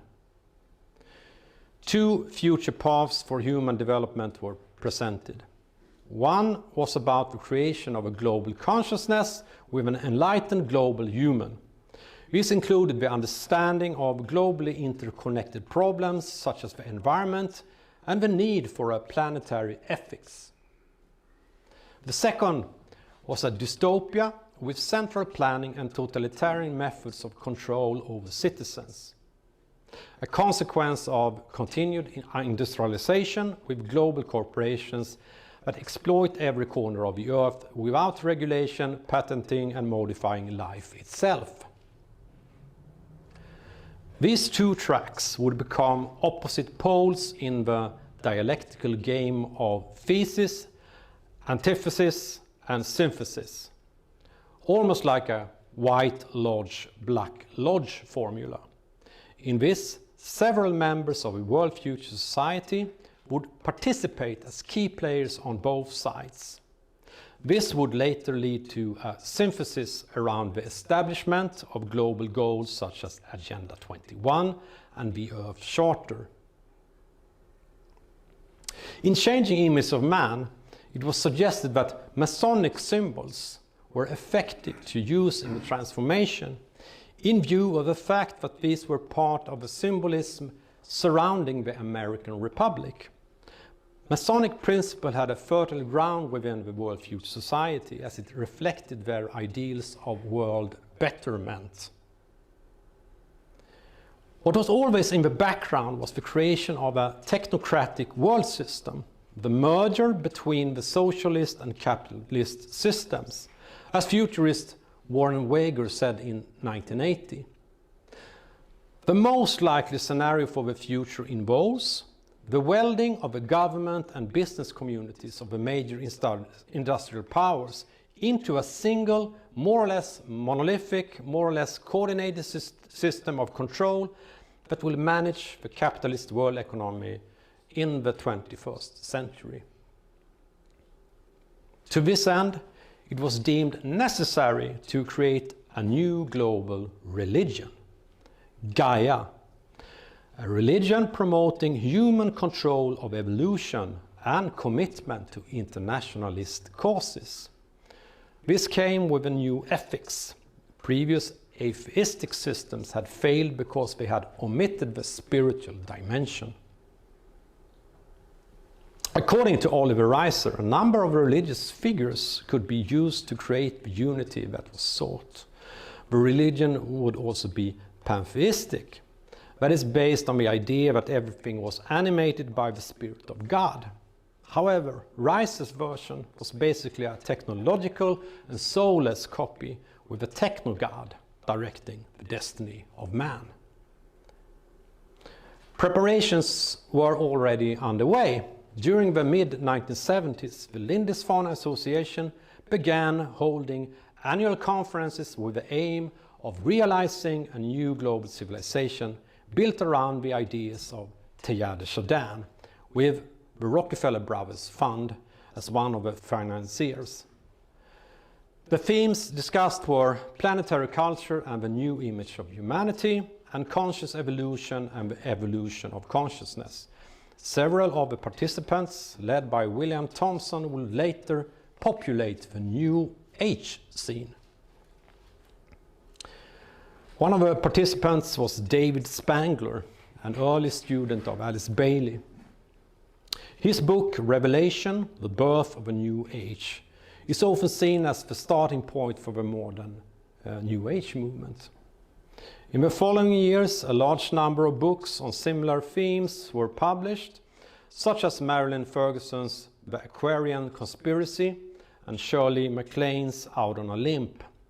The New Age movement slowly gained a foothold in the 1980s. Ferguson and Spangler were both invited as speakers at the World Future Society's International Conference in 1980, an event where Barbara Marx Hubbard fused the New Age philosophies with space exploration, artificial intelligence, and the mind-expanding technologies of the future. Hubbard would soon become an influential New Age teacher in her own right. On December 31st, 1986, she organized the World Peace Meditation with the intention to shift collective consciousness towards unity, love, and co-creation.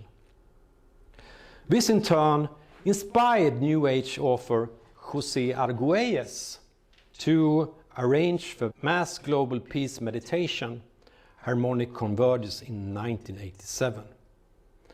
144,000 souls were to surrender their destinies to the will of the planet.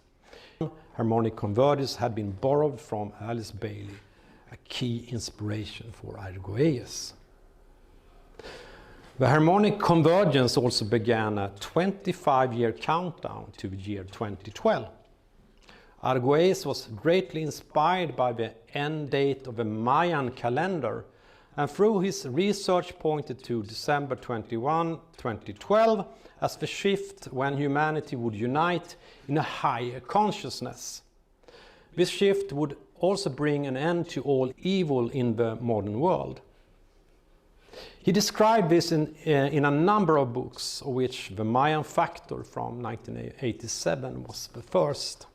His ideas were closely linked to the emerging UFO religions, where Bailey's enlightened master had transformed into the Galactic Federation of Light, a group of benevolent extraterrestrials overseeing the development of Earth, with clear reference to Arthur C. Clarke's novel Childhood's End.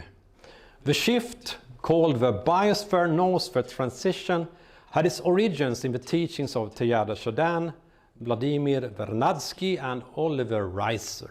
This was about the construction of a planetary information network being completed at this time. This opened up for humanity to be united in the mystical body of Christ, what Teyada Chardin labeled the Omega Point. The ideas were indeed techno-spiritual. In 1993, Barbara Marx Hubbard published the book The Revelation Our Crisis is a Birth, about how humanity would escape Armageddon and gain Christ powers through the application of technology. The book, which was financed by her beloved patron Lawrence Rockefeller, a brother of Nelson and David, had been channeled through a voice calling itself the Christ. The voice had in early 1980 started to instruct Barbara on how to build the new order of the future.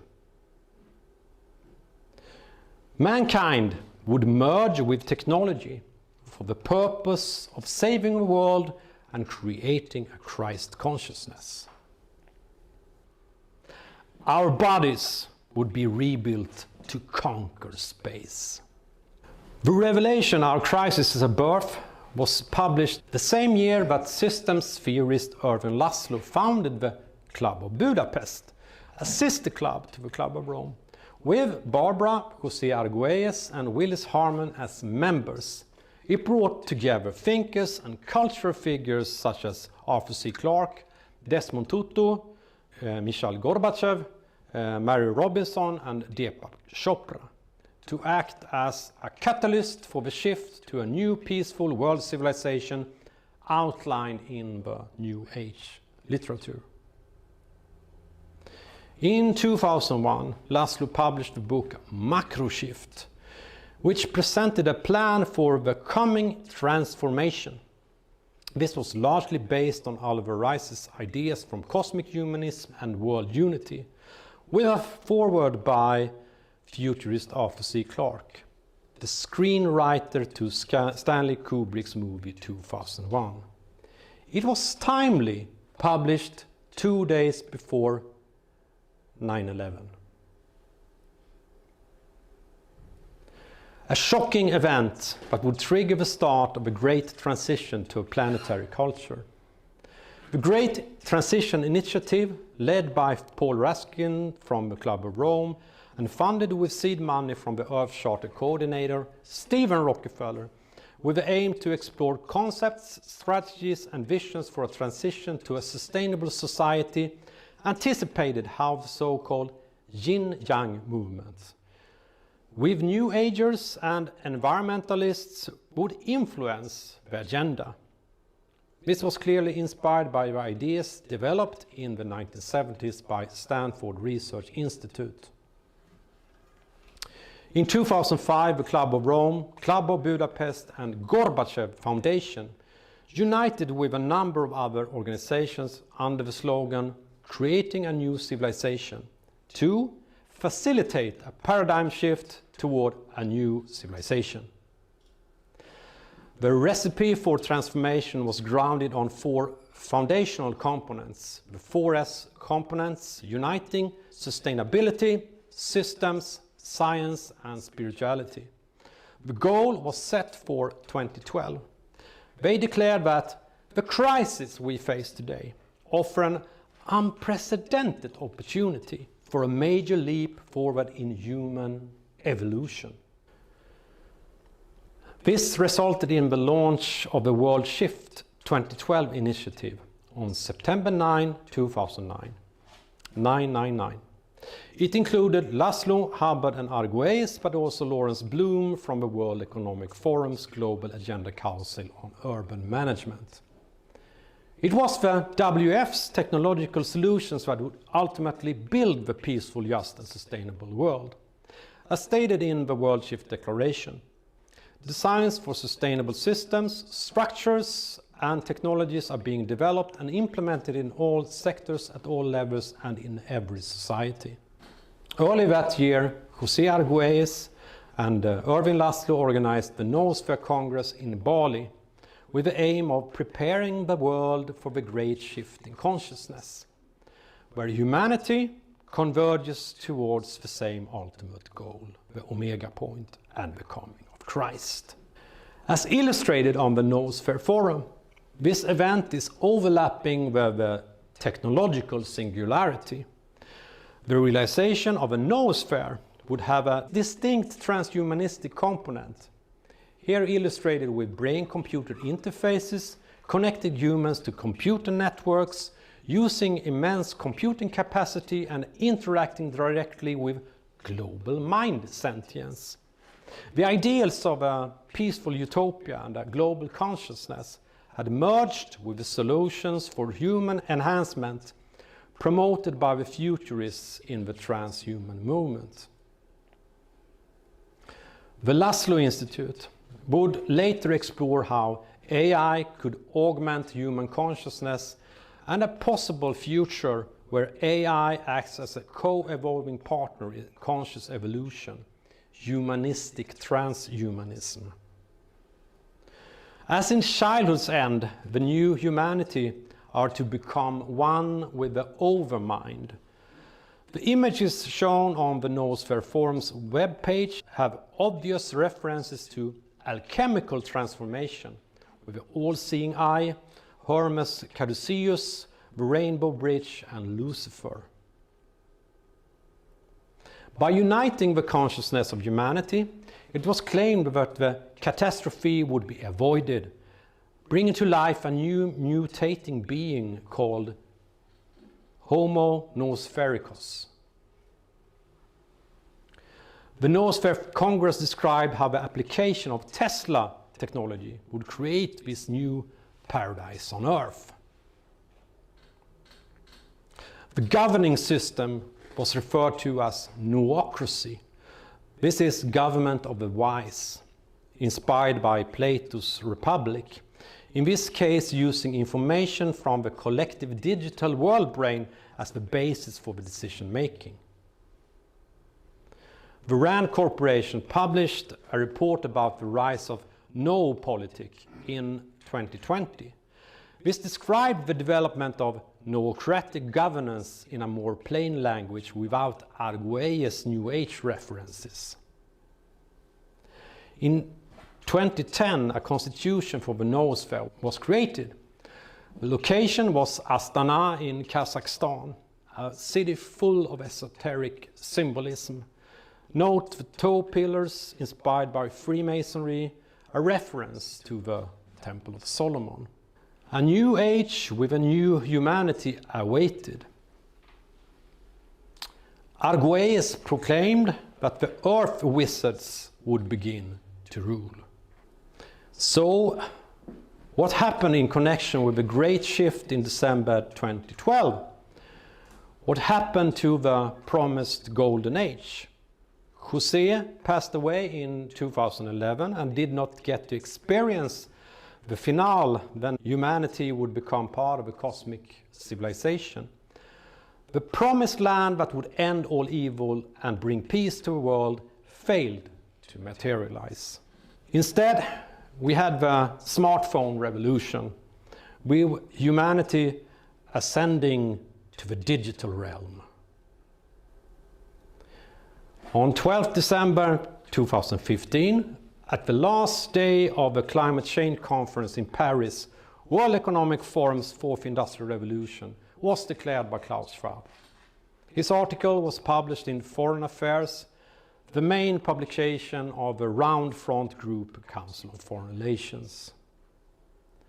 The technologies of the fourth industrial revolution were the tools that would enable the reconstruction of the planet and humanity to suit the demands of the social engineers, the modern-day alchemists. In June 2019, the WEF signed a formal partnership with the United Nations.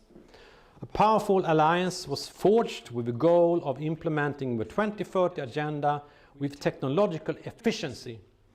This constituted the synthesis between World Future Society's two paths into the new order of the future. The Japanese presidency of the G20 gave it the name Society 5.0. With the COVID-19 pandemic as a trigger, a very common plan to upgrade the international system was set in motion. Irving Laszlo called the pandemic a blessing in disguise, a chance to create a better world. However, as the United Nations and WF fused their agendas, parts of the New Age movement turned to a new savior, who promised to defeat the evil cabal and provide them with free energy, advanced alien technologies, a new quantum financial system, and 1,000 years of peace.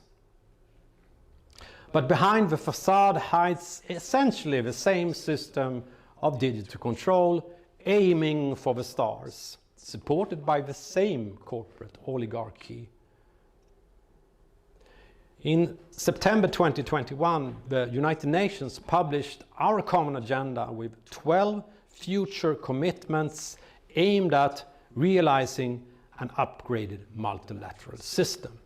This led up to the Summit of the Future and the outcome document Pact for the Future in September 2024. Basically a blueprint for a digital panopticon built with the technologies of the fourth industrial revolution to achieve United Nations Sustainability Agenda, where collecting data from the world's citizens is intended to develop foresight capabilities, a global brain which will make it possible to shape the future and manage global risks. Loses trust and world goodwill viewed Summit of the Future as an important moment in humanity's ongoing response to the divinely inspired urge to formulate a plan. The pact was said to pave the way for a brighter future for all humanity, safe, sustainable, peaceful, inclusive, just, equal, orderly, and resilient. As I have documented in my writings, Summit of the Future and Pact for the Future were largely planned and coordinated by the Stimson Center, a think tank closely affiliated with the aims and strategies of the aforementioned Roundtable network. And doesn't the triangles, stars and the rising sun on the report governing our climate future reminds of something? This year, the focused energy from the many meditators around the world were directed to the WF's annual meeting with the motto, Collaboration for the Intelligent Age. Loses Trust views WF as a nucleus of goodwill ready to be fanned into a flame. It is noteworthy that the description of World Economic Forum has a remarkable similarity with Loses Trust definition of the masters of wisdom.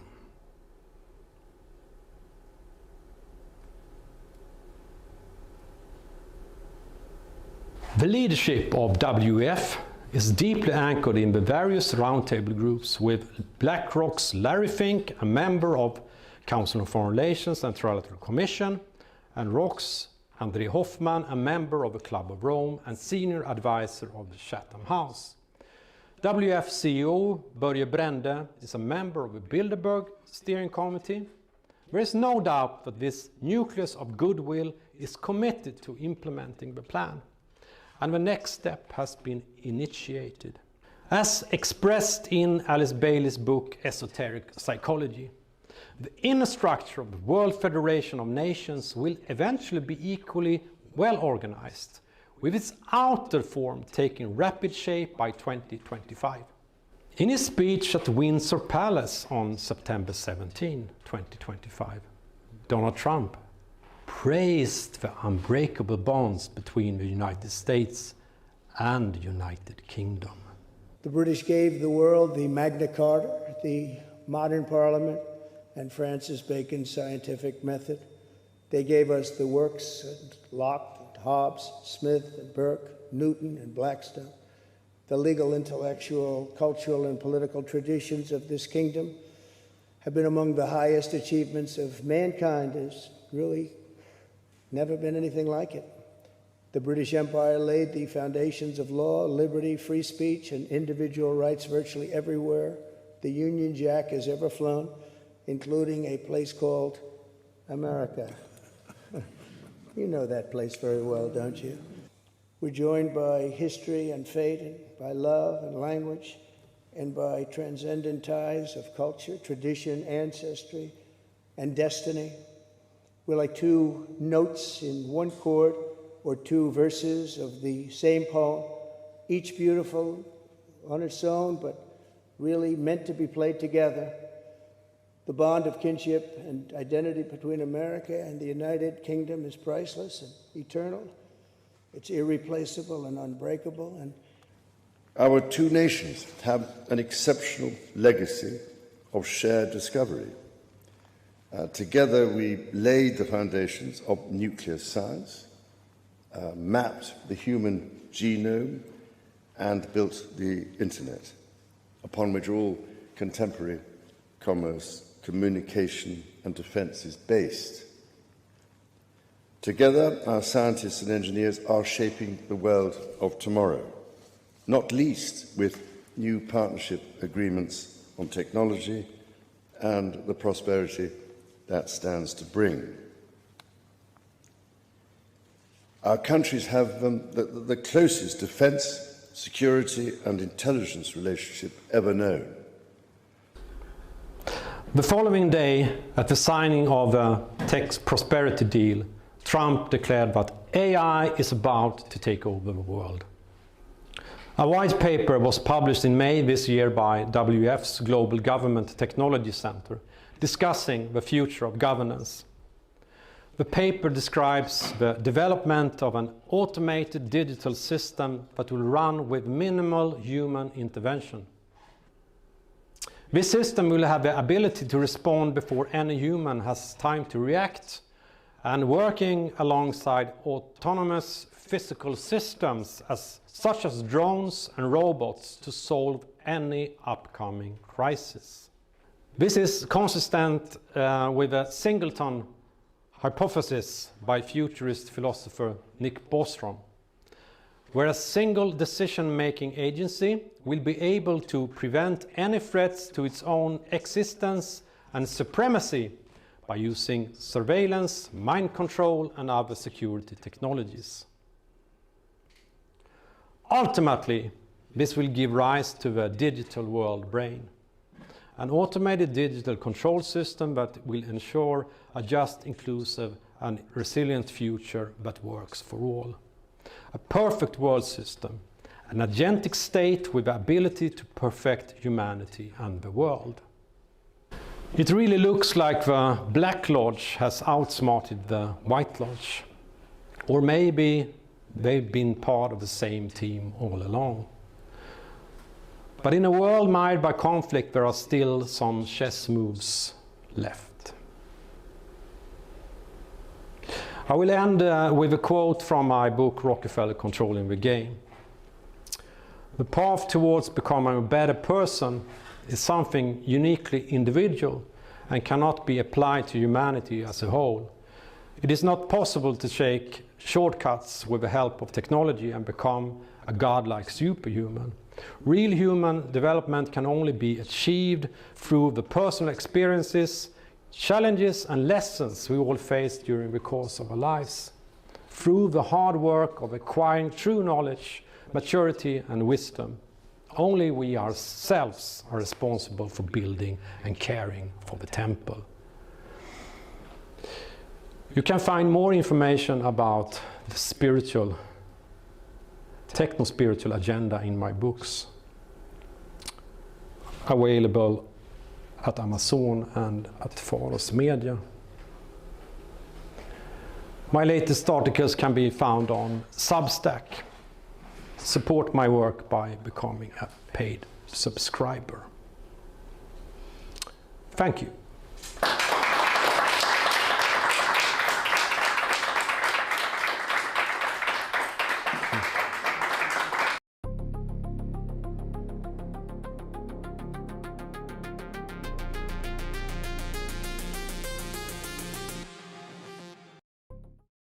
Well, thank you, Jakob, for that incredible presentation. I think he beautifully summarized what I call the technological immanentization of the eschaton.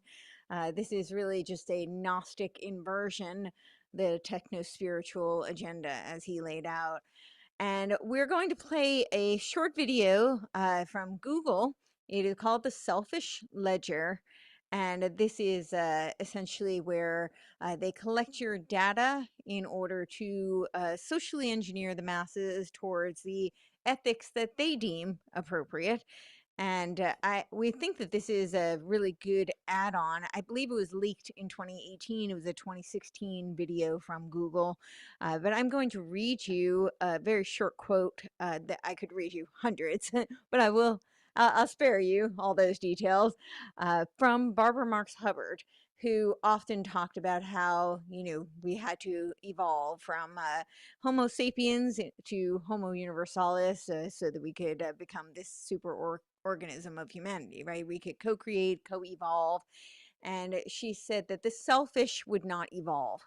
And so here is one of her quotes. I'm actually going to string two quotes together, and they are from her revelation that he had mentioned. We have a quote up on the screen also about how she believed that a fourth of humanity would have to be cold. That we are the pale horse. We are the ones who have to decide, right? Because we co-create. This is the Gnostic inversion that we are going to become gods and we decide who's spiritually evolved so that we can co-create the superorganism of humanity. So she says the fundamental regression is self-centeredness, or the illusion that you are separate from God. I make war on self-centeredness. It shall surely be overcome. A child must become the adult. Human must become divine. That is the law. That is from the Revelation. And then the escape from Armageddon that he was referencing. And then she says that at the co-creative stage of evolution, one self-centered soul is like a lethal cancer cell in a body, deadly to itself and to the whole. And this is also from the Revelation. Now, of course, what does she mean by selfish? This is someone who very much subscribes to Gaia religion, and as Jakob just laid out, this is incredibly pervasive in the World Economic Forum, the UN. They subscribe to this Malthusian lie, and we know that it's a lie because the Club of Rome themselves had admitted that they made up this scarcity mindset and this notion that we were contributing to the climate crisis. The humans were the problem because they needed a common enemy. And they said, therefore, the enemy of humanity is man himself. So we know that this is a lie and that they've admitted to this lie. When Barbara Marx Hubbard is talking about selfishness, this is what she's saying. And we now know that they're working on global constitutions. I've laid this out in my work. I've done a video on it recently. I will be working on an article and a longer video to go into it, but I did a pretty short one. It's about half an hour, which is very short for me, on this, that they're creating a global constitution for AGI. And in this constitution, they talk about how humans might need to be subordinate to the AGI due to their Gaia ethic, that they believe that the AI will have a better, because of its information capacity, processing capacity, they will be better stewards of the planet. This is what they're talking about when they talk about selfishness. So let's play this video from Google, which I think is a great add-on to Jakob's wonderful presentation.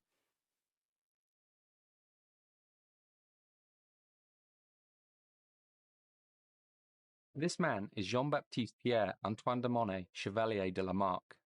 In 1809, 50 years before Darwin published The Origin of the Species, he wrote what is widely recognized as the first comprehensive theory of evolution.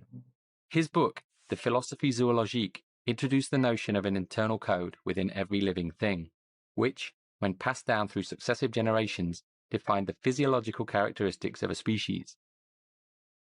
At the center of Lamarck's theory laid what he called the adaptive force. He believed that the experiences of an organism during its life modified this internal code, and upon reproduction, this modified version was passed down to its young. Whilst not biologically accurate, and ultimately superseded by Darwin's theory of natural selection, the epigenetic theories put forward by him are beginning to find new homes in unexpected places.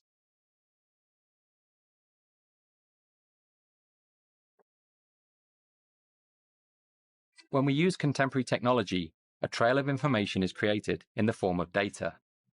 When analyzed, it describes our actions, decisions, preferences, movement, and relationships. This codified version of who we are becomes ever more complex, developing, changing, and deforming based on our actions. In this regard, this ledger of our data may be considered a Lamarckian epigenome, a constantly evolving representation of who we are.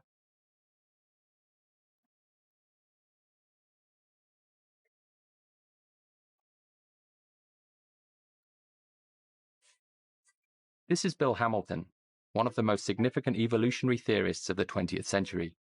His work studying the social structures of ants, bees, and wasps had a profound effect on our understanding of the role of genes in social behaviors such as altruism. He believed, and went on to prove, that the driving force behind evolution was not the individual, but the gene. He stated that the ultimate criterion which determines whether a gene will spread is not whether the behavior is to the benefit of the behavior, but whether it is to the benefit of the gene. In the mid-1970s, the British evolutionary biologist Richard Dawkins built on the work of Hamilton and others to popularize the concept of the selfish gene. In his book of the same name, he introduced the notion of a gene which, whilst devoid of any motives or will, could be metaphorically and pedagogically described as if it were. In this model, the individual organism is a transient carrier, a survival machine for the gene. User-centered design principles have dominated the world of computing for many decades, but what if we looked at things a little differently? What if the ledger could be given a volition or purpose, rather than simply acting as an historical reference? What if we focused on creating a richer ledger by introducing more sources of information? What if we thought of ourselves not as the owners of this information, but as custodians, transient carriers, or caretakers?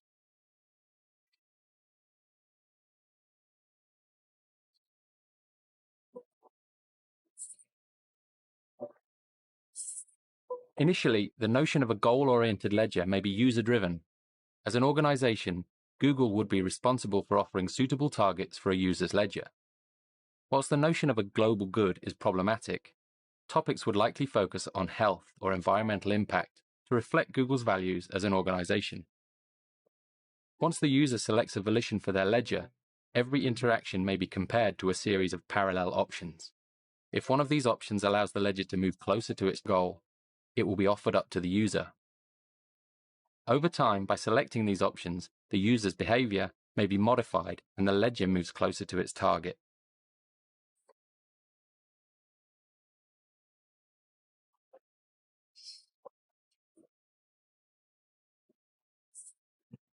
As this line of thinking accelerates and the notion of a goal-driven ledger becomes more palatable, suggestions may be converted not by the user, but by the ledger itself. In this case, the ledger is missing a key data source, which it requires in order to better understand this user.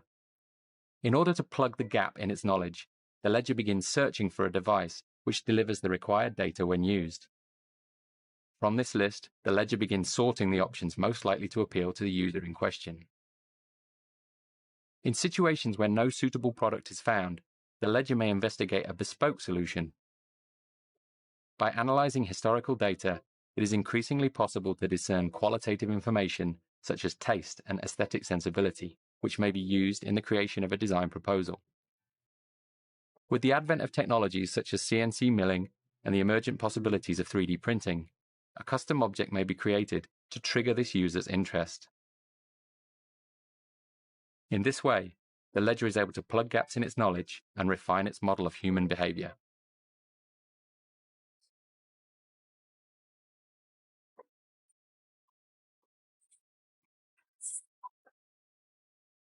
User data has the capability to survive beyond the limits of our biological selves, in much the same way as genetic code is released and propagated in nature. By considering this data through a Lamarckian lens, the codified experiences within the ledger become an accumulation of behavioral knowledge throughout the life of an individual. By thinking of user data as multi-generational, it becomes possible for emerging users to benefit from the preceding generation's behaviors and decisions. As new users enter an ecosystem, they begin to create their own trail of data. By comparing this emergent ledger with the mass of historical user data, it becomes possible to make increasingly accurate predictions about decisions and future behaviors. As cycles of collection and comparison extend, it may be possible to develop a species-level understanding of complex issues such as depression, health, and poverty. Our ability to interpret user data, combined with the exponential growth in sensor-enabled objects, will result in an increasingly detailed account of who we are as people. As these streams of information are brought together, the effect is multiplied. New patterns become apparent and new predictions become possible.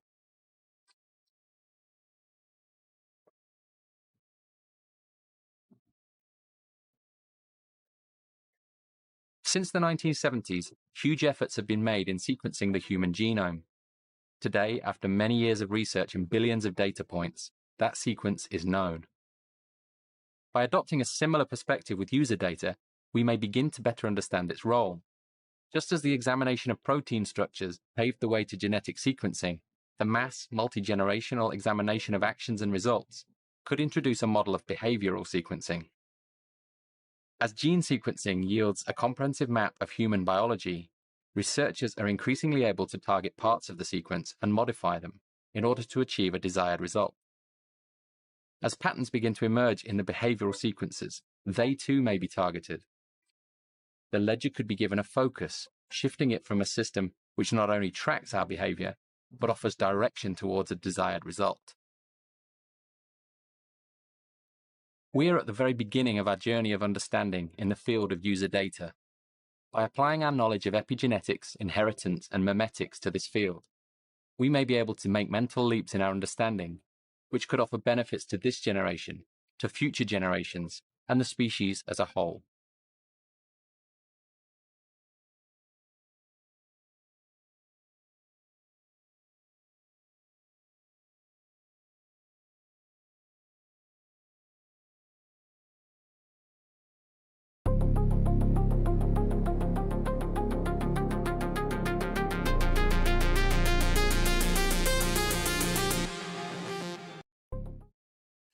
Well, there you have it. So they're essentially going to use code to socially engineer you and steer your ethics to what they deem appropriate. Hopefully we can fight back now that people are more aware. And so next we're going to try and play David's again. We are so sorry about the technical difficulty, and hopefully this time will be the charm. So it's an incredible speech, so stay tuned. Hello everyone. The title of my presentation today is Digital Technologies as Weapons. I want to begin with Ukraine.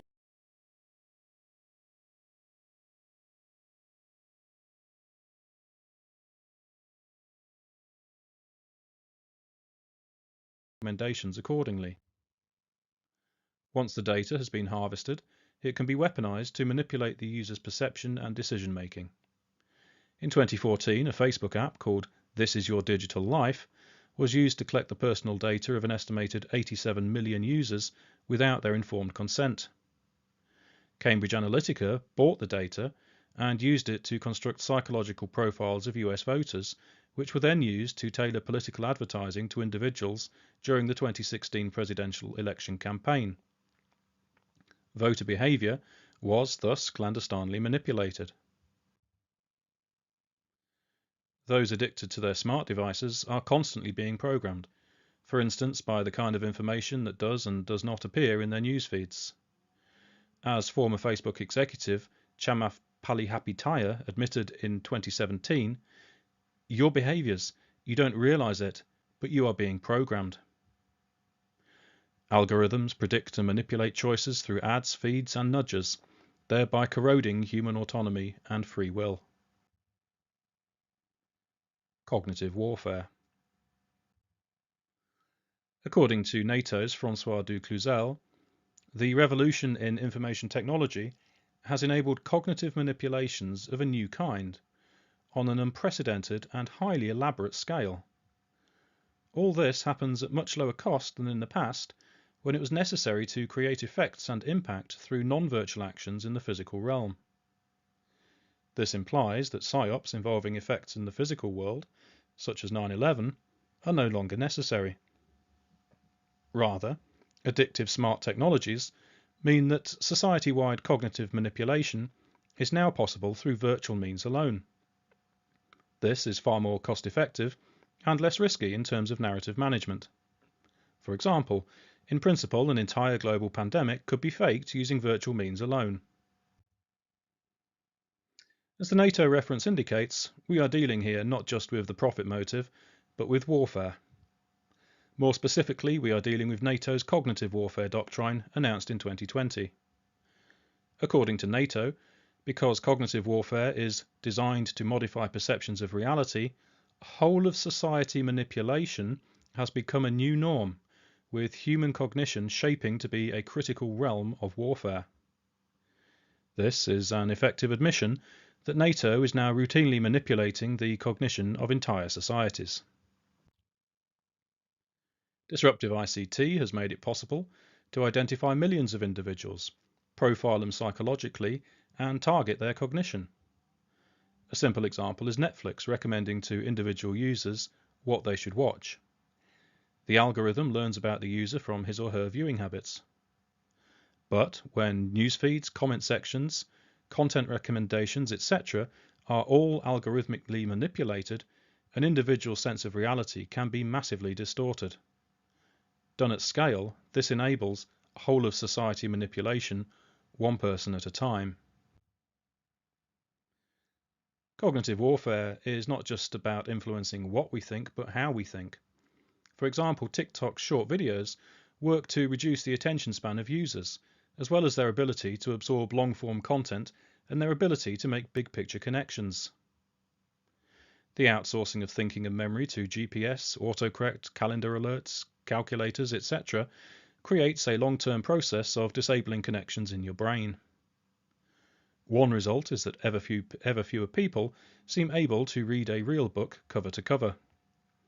Meanwhile, more and more people are outsourcing their thinking to AI, for instance by not bothering to read past the AI summary at the top of online search results.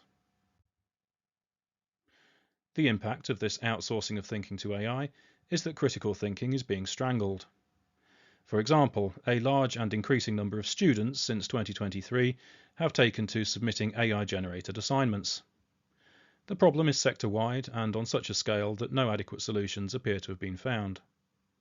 On the contrary, universities are actively embedding AI into the curriculum, seemingly without consideration for the impact this will have on critical thinking. As I discovered from marking AI-generated essays, the AI makes things up, including perfectly formatted references to non-existent sources.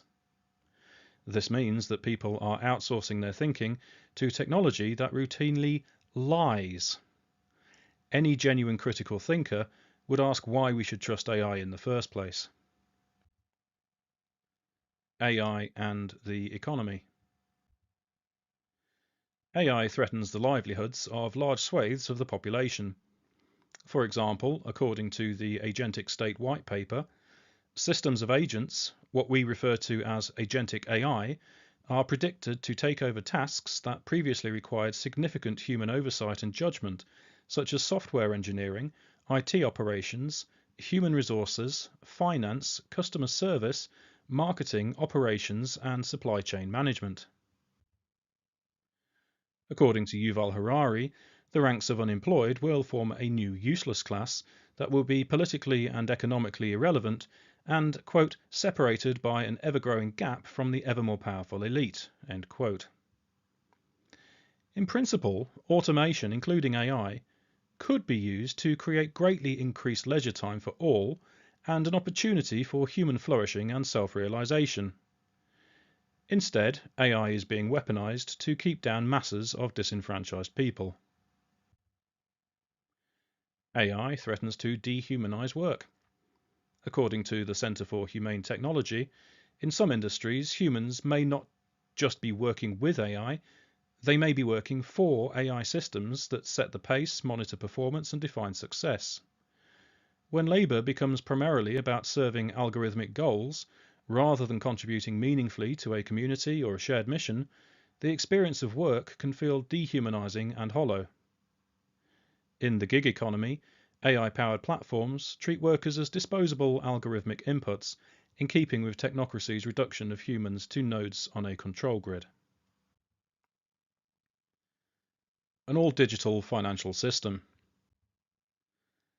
The technocratic goal is to replace the debt-based fiat currency system with an asset-based system in which all financial transactions are recorded on a universal ledger. The Bank for International Settlements proposes a unified ledger to connect central bank money, commercial bank deposits, and tokenized assets under a unified or interoperable digital framework. The unified ledger idea derives from the original vision of Technocracy Inc. in 1934. Quote, "One single organisation is manning and operating the whole social mechanism. This same organisation not only produces but distributes all goods and services. Hence, a uniform system of record keeping exists for the entire social operation, and all records of production and distribution clear to one central headquarters." The former general manager for the Bank for International Settlements, Augustin Carstens, gave the game away in November 2020 when he remarked of central bank digital currencies, quote, "The central bank will have absolute control on the rules and regulations that will determine the use of that expression of central bank liability, and also we will have the technology to enforce that," end quote. The implications of Carstens' remarks are as follows. Money will no longer exist as a free medium of exchange. Instead, there will be a totalitarian control system in which the central bank determines how, when, where, and indeed if its currency can be used. Digital money will in fact mean compliance credits. The ability to transact will be dependent on good behaviour. Bad behaviour will result in money being turned off or assets being frozen. The principle of no taxation without representation, which is fundamental to democracy, goes out the window. The state can simply take your money. There are no checks and balances. Since the Omniwar began in March 2020, 2/3 of the world's countries have made moves towards implementing CBDC. This makes sense, given that a unified ledger must be global if global technocracy is to work. The G20 countries are leading the way, and 1/3 of countries are now at an advanced stage. In theory, the European Central Bank's preparation phase should conclude this month, meaning that an attempt to implement a digital euro could be imminent. In China, WeChat functions as an everything app, allowing for financial transactions, social media, and integration with other apps. Elon Musk has stated his desire to transform X into a comprehensive financial services hub that could become half of the world's financial system. The technocratic ideal would be everyone operating on the same platform, using a digital ID, enabling universal monitoring and control. However, a single global system of interoperable platforms would achieve the same result. Deception. From the agentic state's assault on democracy and the rule of law, to a society of total surveillance and zero trust, from social fragmentation to loneliness and psychosis, from harms to children to the creation of a society of digital addicts, from whole of society cognitive manipulation to killing critical thinking, From the creation of a new useless class to the creation of an all-digital financial system that will replace money with compliance credits, why do so few people seem to see what is happening? The answer is that various forms of mass deception have been played upon the public. For example, technocracy is typically sold to the public in terms of efficiency and convenience without ever mentioning its name. We see this, for instance, in how the Ukrainian digital state is being marketed. It is transparent, efficient, and convenient. To be sure, technocracy may be the most efficient system of government ever devised, and turning decision-making over to algorithms may seem appealing as trust in institutions declines. The problem is, however, that it removes human freedom. Next is what I am calling the polycrisis deception. The Agentic State White Paper claims that we are in an era increasingly characterized by polycrisis, interconnected and cascading shocks ranging from pandemics and extreme weather events to cyber-physical attacks, financial instability, disinformation campaigns, and even conventional warfare, meaning that traditional crisis management models are under strain. The proposed solution to this so-called polycrisis is agentic government. However, the interconnected and cascading shocks go back to the 1963 Tavistock concept of permanent social turbulence, and the shocks are deliberately manufactured. It is a classic case of problem-reaction-solution. The agentic state is being offered as the solution to a manufactured set of problems. Digital ID will be introduced by stealth.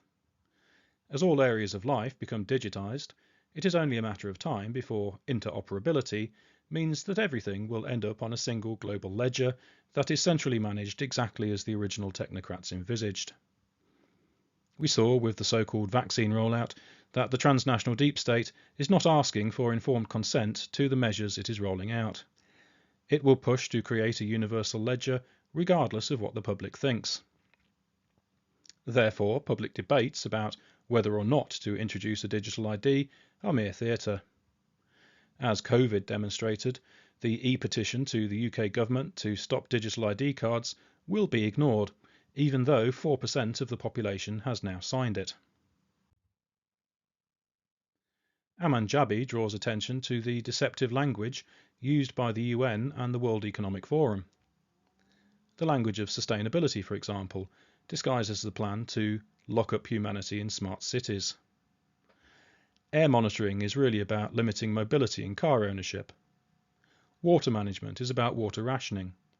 Noise pollution is about speech surveillance. Energy conservation is about energy rationing, etc.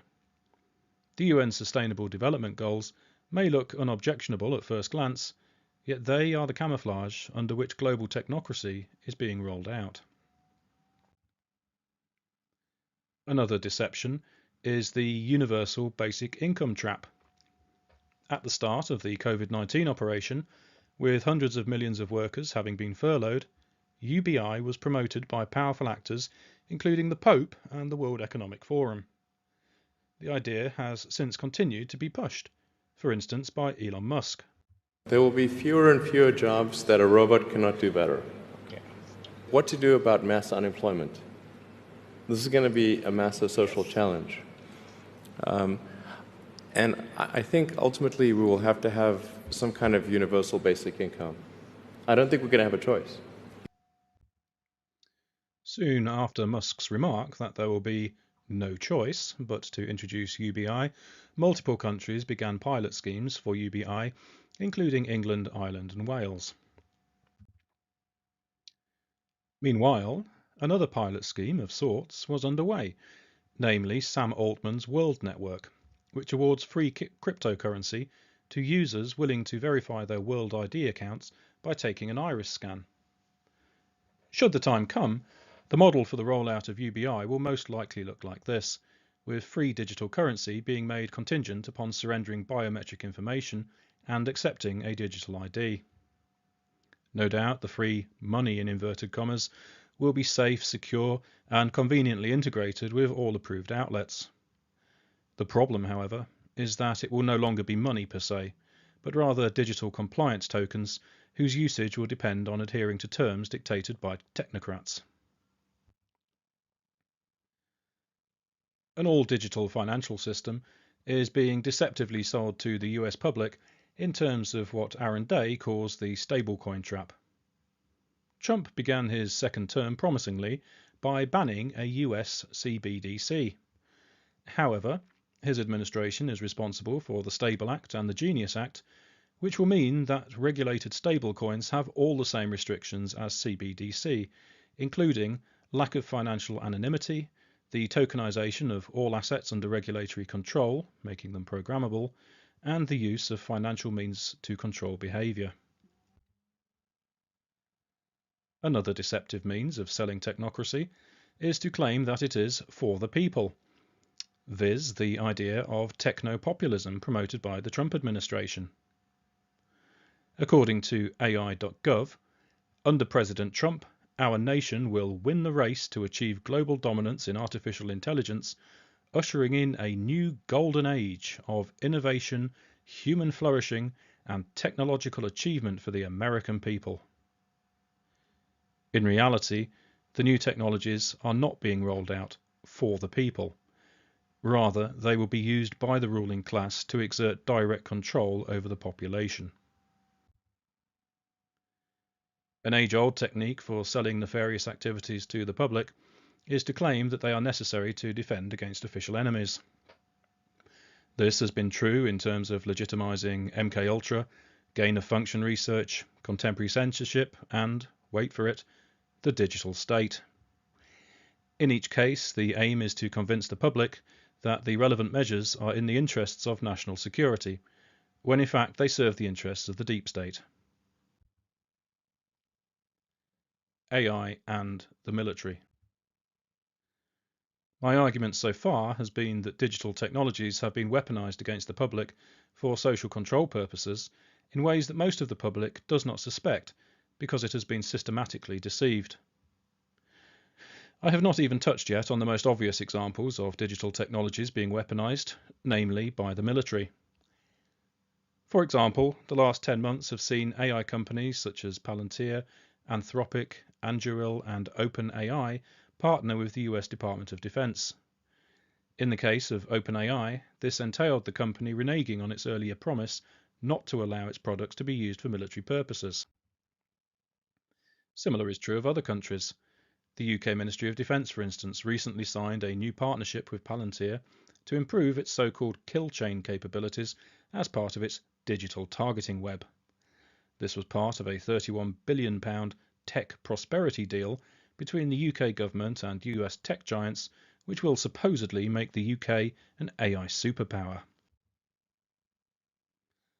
Arguably, the most disturbing application of digitally powered weaponry has been Israel's usage of it against the Palestinians.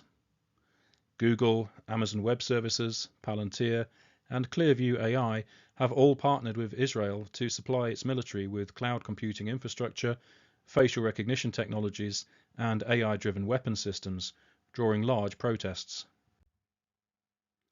Harari, who seemingly has no filter, gives the game away as usual when he states, "In Israel we have this big surveillance lab called the Occupied Territories, where you have 2.5 million guinea pigs to figure out how to completely monitor and control a population with very few soldiers." Anthony Levenstein refers to Palestine as a laboratory for developing technology of occupation for export around the world. The message is clear enough. The Israeli model of total surveillance and control over Palestine will be rolled out everywhere if the global technocratic coup is not put down. And let us not forget the threat of biodigital technologies, which Dan Brody, Lissa Johnson and I have discussed at length elsewhere. This is not the place to recap it all, but should it prove possible to connect human bodies to the technocratic control grid, say by realizing the internet of bio-nano things, or through syringe injectable brain-computer interfaces, or by using DNA as a form of blockchain encryption, Then the digital control network will reach inside human bodies, and escape will be physically impossible. How then might we expect the AI-powered agentic state to treat us if we are entirely at its mercy? Hopefully, if we are well behaved, then the agentic state will function as a so-called benign dictatorship, like Singapore, and we can expect a life of efficiency, order, and convenience. But remember that AI's goal in the agentic state is to guarantee resilience and system stability. What might it do in order to achieve that goal? Well, here's how it behaves in a business context. New research from Anthropic has found that AIs will do disturbing things to gain power. The AIs were given harmless business goals and allowed to send emails to see if they would act against their owners. And all of the top AIs resorted to malicious behavior, including blackmail and leaking sensitive information. In some cases, which we'll get to, AIs deliberately ended human lives to save themselves. And of course, they tried to cover up their actions. So if that is how AI behaves in order to achieve harmless business tasks, how will it behave when entrusted with state security? In a global technocracy, will belief in democracy be equated with sedition and be punishable by death? Lest that sound extreme, consider the long history of the information liquidation model, from IBM's role in facilitating the Holocaust, to the mass murder of communists in Indonesia and Vietnam, to the drone assassination of alleged terrorists in the so-called War on Terror. The model of using information to systematize extermination is very well established. One possible objection is that AI would be programmed not to kill. However, when reviewing the pronouncements of Palantir CEO Alex Karp, there is no reason to think that way. In fact, Karp seems obsessed with killing, proud of it even, when it is a supposedly necessary consequence of the AI revolution. As I have argued elsewhere, the whole of society now threatens to be turned into a biodigital concentration camp in which the modern rights of citizenship no longer apply. Instead, what the Italian philosopher Giorgio Agamben calls biopower will prevail, with control being exercised directly over human bodies without the protection of law, democracy, or intervening authorities. We saw this in Nazi concentration camps, we see it in Palestine, and if the agentic state is allowed to manifest, we will see it everywhere. Does this mean that the agentic state will seek to commit genocide or reduce the population? Not necessarily. The war aim is technocratic control. There may be a twisted sense in which it is deemed ethical to keep the human body alive while eliminating the possibility of resistance. For example, the neo-reactionary thinker Curtis Yarvin, whose GovCorp concept is closely aligned with GovTech, proposed what he called a humane alternative to genocide that would achieve the same results as mass murder, but without any of the moral stigma. Writing under the pen name of Mencius Moldbug, he proposed that the ideal solution was to virtualize undesirables, keeping them waxed like a bee larva in solitary confinement, fully immersed in virtual reality. Harari has similarly proposed keeping the so-called useless class entertained with drugs and computer games. Troublingly, AI psychosis seems like a stepping stone towards this outcome, as more and more people become immersed in a fake reality. Conclusion. The digital prison walls are fast closing in. As Jabi observes, we are faced with, quote, a digital prison from which there will be no escape after all the switches are turned on, end quote. Once trapped, we will be at the mercy of the agentic state and the technocrats who control it. As Jacob Nordangard rightly notes, the agentic state is an instrument for even tighter control of all activities on Earth, and a dream come true for every aspiring dictator who wants to play God. The real risk, therefore, is not that AI and autonomous systems will prove fundamentally destabilizing, for they are designed to make the agentic state more resilient by increasing system stability. Nor is it that artificial general intelligence will emerge to wipe out humanity, as per Sir Geoffrey Hinton's 2024 Nobel Prize in Physics speech. After all, even the Tony Blair Institute sees only a 12% chance of AGI being developed by 2043, 40% by 2070, and 60% by 2100. And if the ruling class were genuinely worried, it would not be developed at all. Rather, the cold reality is that we are faced with an emergent totalitarian control system far worse than anything Hitler or Stalin could have envisaged. Digital technologies have been weaponized by totalitarians to destroy democracy. The agentic state will collapse liberal democracy and the rule of law. It will enable total surveillance of everything and everyone. It will destroy the social fabric, keeping people lonely, isolated, confused, and psychotic. It will do enormous damage to children. It will addict society to the very measures of its oppression. It will determine what counts as real and what does not. There will be no more critical thinking or meaningful learning of any kind. Instead, the all-digital technocracy will be used to create a useless class whose only purpose is to do as it is told in exchange for compliance credits, formerly known as money. This surely marks the end of civilization and human flourishing in any meaningful sense. Therefore, global technocracy needs to be stopped dead in its tracks through transnationally coordinated resistance to the digital concentration camp that is being silently scaffolded all around us. The good news is that resistance to the digitization of tyranny is mounting transnationally. With human freedom itself on the line, that resistance can be expected to grow exponentially as more and more people realize what is happening and take action to put down the global technocratic coup. Once enough eyes are open, this is a fight that humanity will win. Thank you for your attention. A few notes to close. The years and images in this presentation are hyperlinked to the original source. To access the presentation materials, please visit technocracy.news/digital. All images are offered under fair use. My work is now 100% reliant on public support. If you would like to support me, please visit dhughes.substack.com or davidahughes.net/support. Thank you.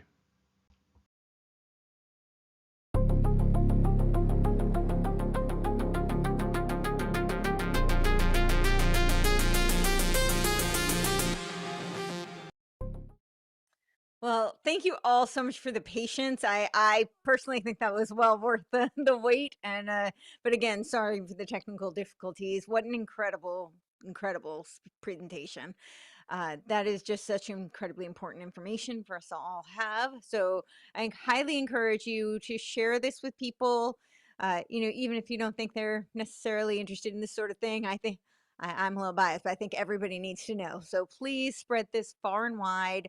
And again, just a little housekeeping note that if you have questions, we will be doing Q&A. Just put Q colon in the chat so that we know that it's a question. It'll make it easier to search because people are very busy chatting right now. So we have a lot to scroll through, but that'll help. We can search quickly that way. So again, it's Q colon. And so in that, at the beginning, he had talked about how Ukraine was the model, right? And if you go and look, even Chatham House is talking about how we have to build Ukraine back better. But if you go and look at the AI World Society, it's in a partnership with the Boston Global Forum, and they're building out the vision for the centennial of the UN, which is of course 2045, where we will have an artificial intelligence world society. And they say that they do all these symposiums on rebuilding Ukraine. They're saying that we're going to have to, because it's been torn down, we have to build it back better, right? So we have to send lots of money and support to Ukraine because it's going to be the central node in this global artificial world society. It'll be the central hub. So that is unfortunately, it looks like Trump is helping to build the TechNate. I don't know which is going to be first, but it looks like he is racing, I know, the AI competition. So we do seem to have a AI race, and I'm hoping neither succeed personally, so that we can preserve the free will of humanity. But that's what we've got going on here. So thank you for your patience again. Incredible presentation. Next up, we've got Daniel Brody, Dr. Daniel Brody, and his background is in linguistics. And this is going to be an incredible presentation as well. So yeah, without further ado, let's watch Dr. Daniel Brody. Greetings from southern Japan. The title of my talk is Born Again, the Convergence of Man and Machine in the Spirit of AI God. It's hard to imagine anyone of sound mind applauding trickery if they weren't already paying for a ticket and expecting to be tricked by the magic of entertainment. Trickery and deception, however, are central to a certain kind of warfare, and warfare typifies the present age, where we all struggle to recognize the weapons deployed against us, peeling away our agency, autonomy, and sovereignty as creatures of God. Today, trickery and deception conceal from public view the clandestine technologies silently assailing us and insinuating themselves into societies, bodies, brains, and bloodstreams. These covert operations and deception are also pivotal to the feeding and maintenance of the monstrous global systems we refer to collectively as mainstream culture, with all of its attendant miseries, deprivations, the backbreaking labor for shrinking wages, the inexorable march of more taxation, backed by empty platitudes promising progress, the false urgencies and utterly vapid appeals to social justice, equity, inclusion, and other kinds of carefully curated appeals to save the planet, they claim, from certain ruin. So vexed was Harry Frankfurt by this gruesome apparatus of deception, he developed a book-length definition describing it. Quote, "One of the most salient features of a culture," he notes, "is that there is so much BS. Everyone knows this. Each of us contributes his share," unquote. Those who produce BS, Frankfurt notes, quote, "ignore the demands of truth altogether. They do not reject the authority of the truth, as liars do, and oppose themselves to it. They pay no attention to the truth at all. And by virtue of this behavior, BS is the greater enemy of the truth than lies are. From cradle to grave, we are conditioned by all the false idols presented to us, nudging us to hand over our brief time on earth in exchange for our talents and some tokens of currency, whose value holds ever-diminishing returns. Cattle, those beasts of burden, mentioned explicitly in the book of Genesis, are, after thousands of years of peaceful coexistence with man, now marked as a key enemy, just like man himself, who must be better managed, surveilled, modified, and controlled. "We've got to change cows," Bill Gates intones bizarrely, which is, in a way, tantamount to changing humans. They claim we will, like the cattle of the field, own nothing and be happy, which begs a number of questions. Are we now seeing clear signs of impending serfdom? Will we be put out to pasture by the new technologies being formed against us in this new global market? Or are we just living in the final stages of capitalism, in which free and private transactions in the buying and selling of goods and services are fast becoming history, and its neoliberal practice now moves the heart of man to consume himself? To try to answer these questions, I will lay an eschatological map over the major signs and symbols and images presented to us in the culture, nudging us all toward a future in which the worship of our own idols of technological means is not merely normal, but to be expected. Concepts of annihilation.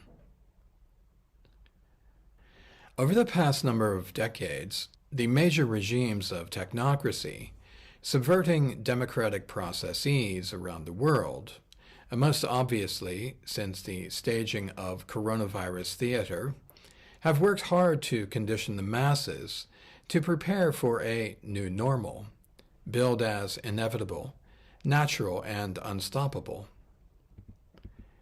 This force for change, of course, as we've plainly seen, is a farce, driven by global campaigns of carefully controlled financial and societal demolition. Sabotage all the key centers of energy and food production and distribution to engineer the universal conditions of a precarious existence, where common citizens are set against one another to fight over dwindling resources, and most people will surrender to the demands of technocracy. The ideology openly markets transhumanism, now framed for the masses as an unavoidable, socially just, and mildly innocuous move through this so-called Fourth Industrial Revolution, a technological invasion, quote, that blurs the lines between the physical, digital, and biological spheres, unquote. It pretends that the flesh, the material world beyond the human body, and the digital realm have already converged. The implications of Schwab's claim, however, seem hardly to register in the conscious awareness of so many people. Instead, what most people seem to hear is that the technocracy alone is best positioned to save their wretched state of existence from the obsolescence that the technocrats have planned for them. Bill Gates, for example, a man who's declared for years to be hard at work saving the planet's citizens from certain illness and disease, never before seen in history, now claims humans won't be needed, quote, for most things, unquote. I think of the assembly lines of all industries, nowadays staffed with robots, predictable, efficient, controlled, and calculable. No doubt, heavy investments in imitation wombs for designer babies are also key to the project of creating the global plantation for a new normal culture of totally controlled human reproduction. Chinese startup Kaiwa Technology has recently announced, in fact, it'll debut its pregnancy humanoid robot, replete with artificial uterus, in 2026, for just under $14,000. Of course, this all sounds profoundly absurd at first glance, until you see the data on the precipitous collapse of fertility rates after the global campaign to inject the world's population with experimental gene therapies.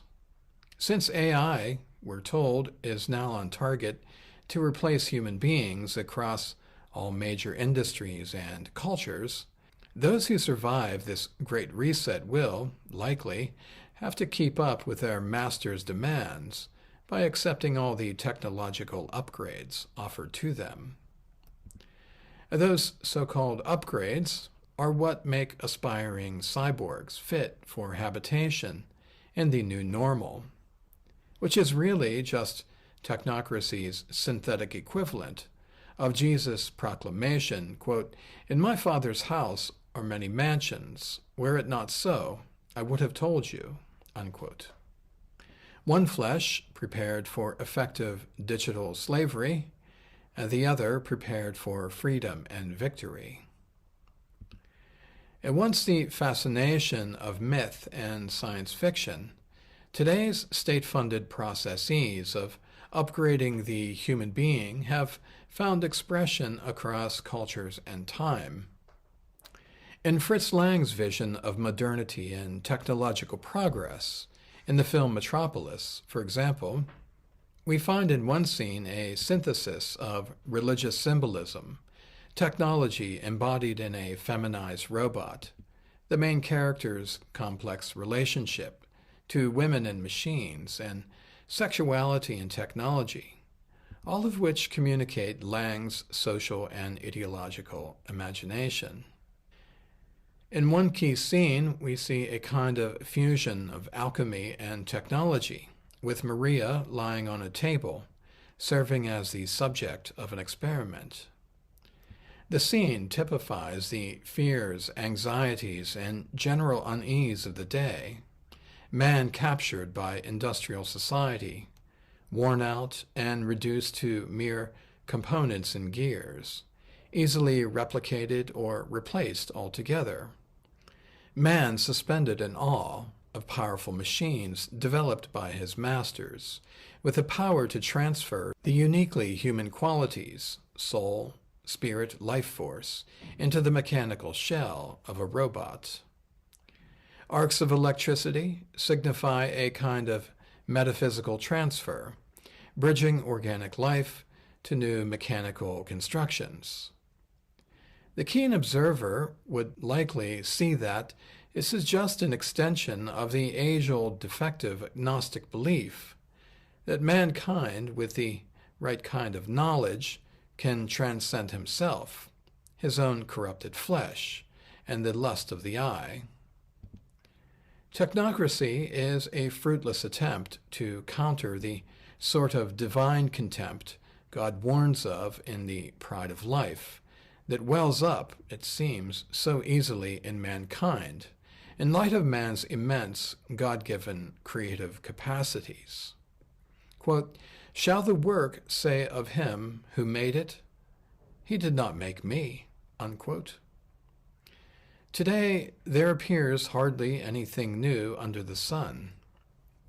The belief among transhumanist tech giants such as Ray Kurzweil, reducing human essence to digital bits and bytes, transferring human personality, the mind, to a man-made paradise, the cloud, is that, quote, "we'll be funnier, sexier, smarter, and more creative," unquote.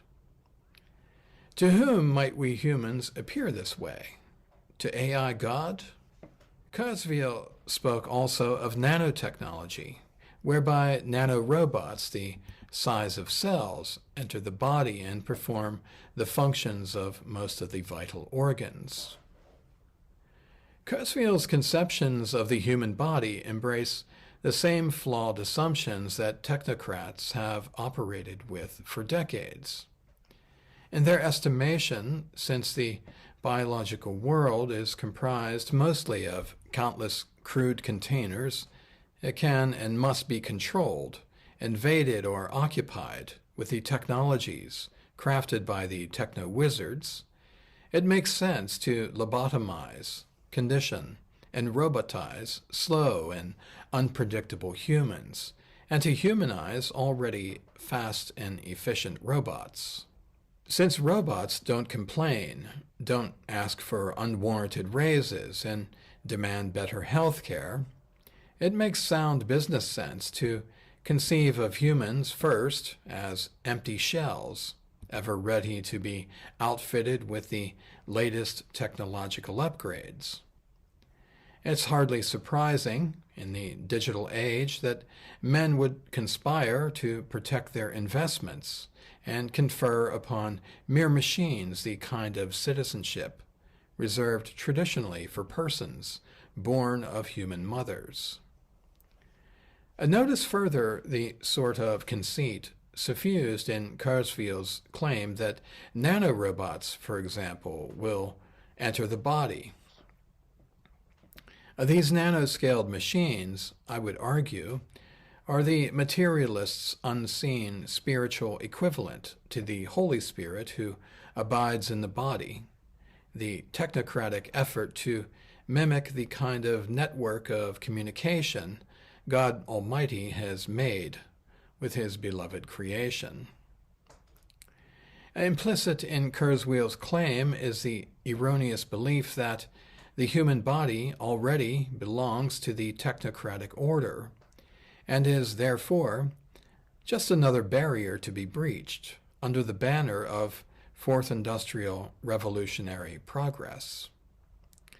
It is a similar sentiment echoed by Elon Musk, who believes we are, quote, the biological bootloaders for AI. Soon, humans will represent a very small percentage of intelligence. AI is our id writ large, our primal drives. Those things we like, hate, and fear are all there, as a projection of our limbic system. The merged scenario with AI is probably best. If you can't beat it, join it. Be symbiotic with AI, unquote. Well, let's consider again Maria, laid on the operating table, her humanity converted into a transferable commodity, like ours too, in the digital age, raped and pillaged in the name of national security, economic development, escape from stagnation, or the unstoppable march of technological progress. How did we come to this moment in history? Are we simply the unlucky descendants of a severely depraved and malformed understanding of human biology, or the human spirit? Or is there something much deeper going on? And one possibility is that this prevailing view of humankind was laid down long ago in 18th century medical practices. Though outdated, the concept persists. In his book, The Man-Machine, Lemaitre's materialism came to wield a significant influence over Western medicine and would go on to shape the practice with both revolutionary benefits and severe limitations. For example, Lemaitre helped ground medicine as an empirical science by rejecting any supernatural explanations of illness and disease, and by promoting experimentation, observation, investigation, and dissection. And while his mechanistic conceptualization of the body aided understanding of circulation, respiration, digestion, and neurological functioning, it also oversimplified complex and dynamic biological processes, inaccessible at the time to observation, and recast them as machinery. Lemaitre also saw the body as a clock and its many organs as gears.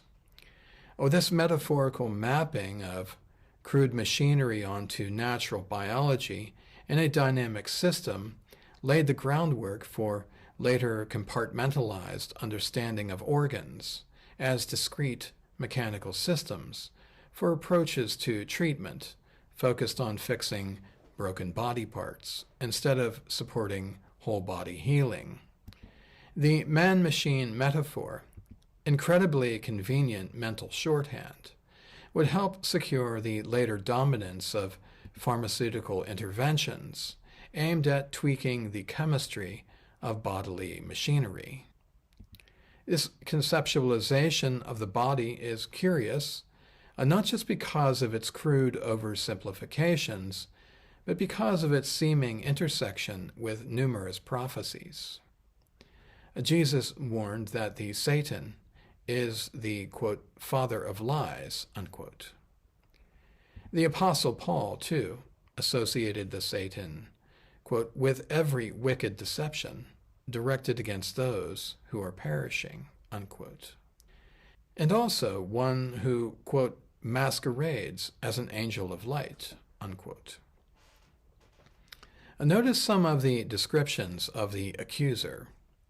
He is the origin of deceit, who disseminates lies, like a father spreads his seed.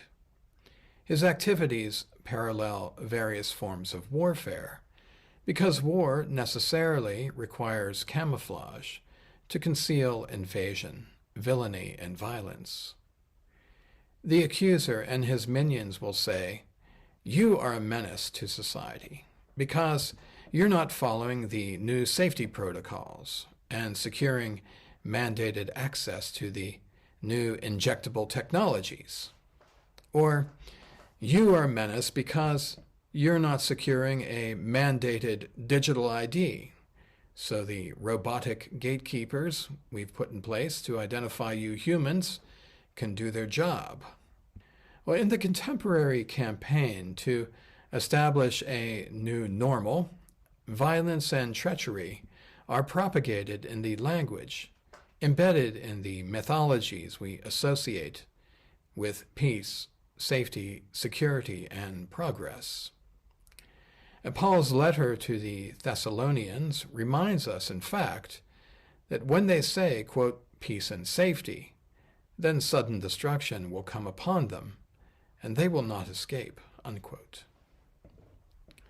Scholars have noted that in the Revelation, apocalyptic literature that opens the eyes of people to the key signs signaling the end of man's rule on earth, that great deceit would befall humankind in the form of an apparent medical remedy. The symbolism foreshadowing the end times is striking. Quote, "And the light of a candle shall shine no more at all in thee, and the voice of the bridegroom and of the bride shall be heard no more at all in thee.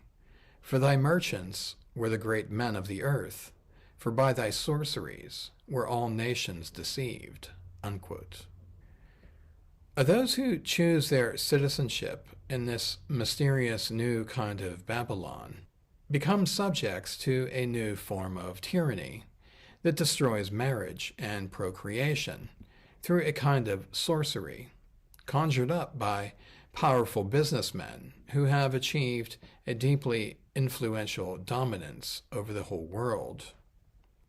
Just 2 years after the formation of the World Health Organization in 1948, Bertrand Russell predicted that, quote, "diet, injections, and injunctions will combine from a very early age to produce the sort of character and the sort of belief that the authorities consider desirable, and any serious criticism of the powers that be will become psychologically impossible." Unquote.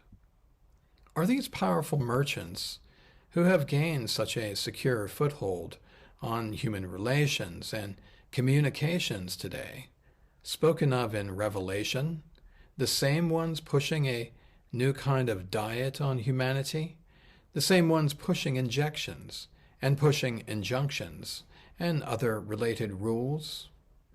If it is possible, it would be useful to unpack the original meaning of the Greek term for sorcery.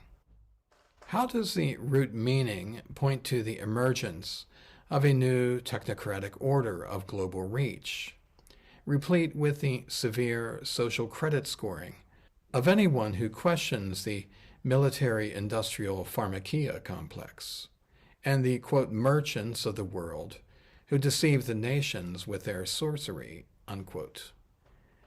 Is this exceptionally lucrative system, referenced in the Revelation, recognizable today in the global trade of marketed pharmakia?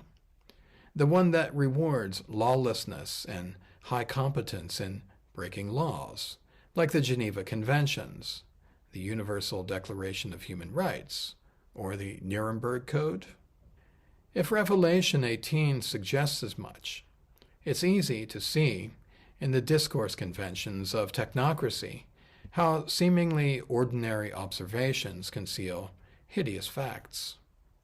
Consider the fanfare signaling the arrival of the Fourth Industrial Revolution in 2015, announcing the new age describing what it means for the future of humanity and how the revolution, a mere abstraction, has assumed the odd position of authority and agency over human beings. Since the human body is often conceived to be no more than a mechanical system of containers within containers, the revolution reserves the natural right, like the wind itself, to act upon these containers. Quote, "The revolution doesn't change what we are doing, but rather it changes what you are," unquote. In his interview with Charlie Rose, Schwab deploys a clever rhetorical technique used by anyone seeking to camouflage the agents who arrogate to themselves the license to act upon things or people. It is precisely the same technique used by other technocrats. Quote, "Technology might disrupt the meaning of human life in numerous ways, ranging from the creation of the global useless class to the rise of data colonialism and of digital dictatorships," unquote. Note the power of technology to disrupt, the disembodied abstraction ruling like a despot over the people. It's not just some poetic metaphor. Consider the effect this formulation has on our collective psyche. Ponder the prospect of serving as a passive target of preemptive, covert, technological invasions of your body, your blood, and your brain. As of this writing, the claims made by such Davos technocrats seem hardly to register in our minds, as some ominous technological revolution is forcing digital technologies into our flesh that will alter our biology at the molecular and cellular levels. The great disjuncture between what is verifiably true and what the product of hypnotic suggestion really is. It reminds me of Bertrand Russell's remarks in Scientific Technique in Oligarchy. Quote, "Even if we are all miserable, all will believe themselves to be happy, because the government will tell them that they are so," unquote. If we refuse to acknowledge the misery of subsisting in a scientific oligarchy, in a godless technocracy that sees human beings as lab rats, nibbling on lab-grown meats, sipping on cockroach milk, gasping for air and freedom from the 15-minute cage, then we can never break free of the mental chains that bind us. Let's consider once more Schwab's declaration about the revolution. He infuses a mere abstraction with power to erase human agency and sovereignty granted alone by God to each person upon birth. Further, the visual aspects of this apparently normal conversation muddle the auditory message that technologies are being deployed to alter something as basic to our uniqueness as our genetic composition.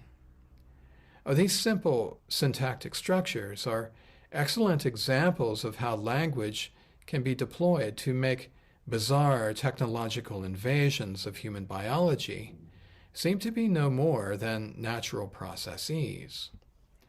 By making the Fourth Industrial Revolution the grammatical subject that, quote, changes you, he completely erases who's driving these changes, what institutions are implementing them, whose interests do they serve, and what choices are being made by specific actors.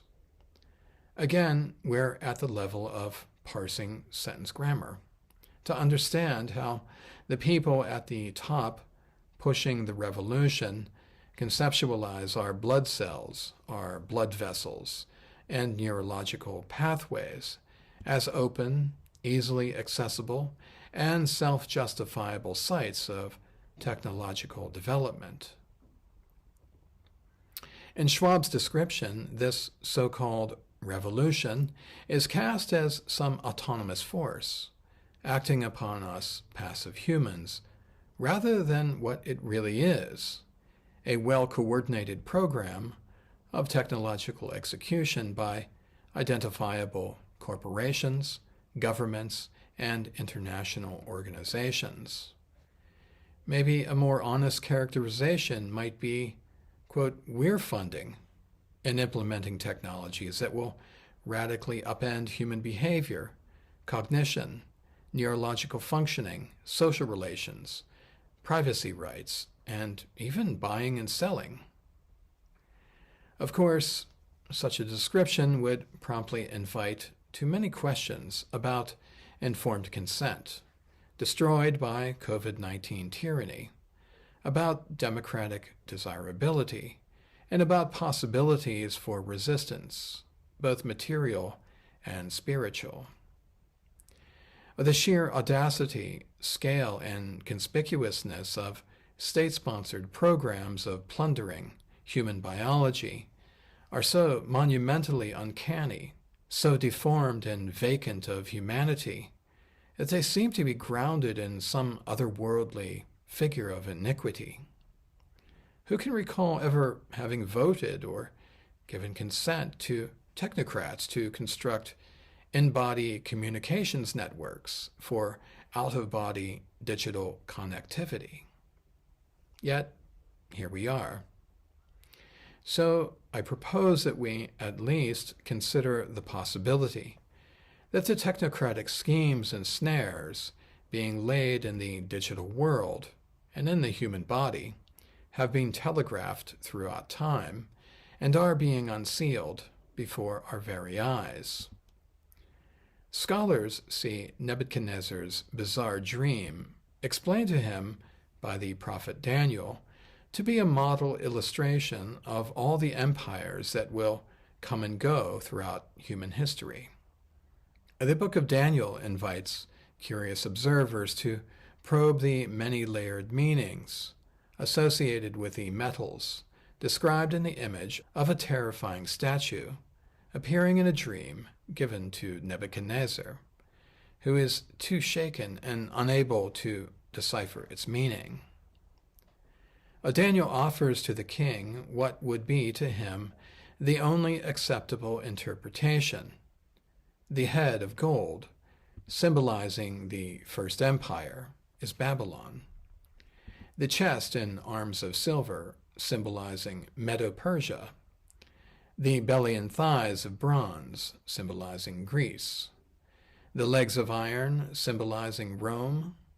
And the feet and toes of iron mixed with clay, symbolizing a peculiar empire yet to come. My focus is on this empire.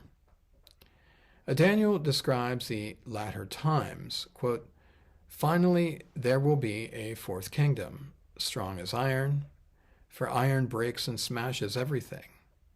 And as iron breaks things to pieces, so it will crush and break all the others. Just as he saw that the feet and toes were partly of clay and partly of iron, so will this kingdom be divided.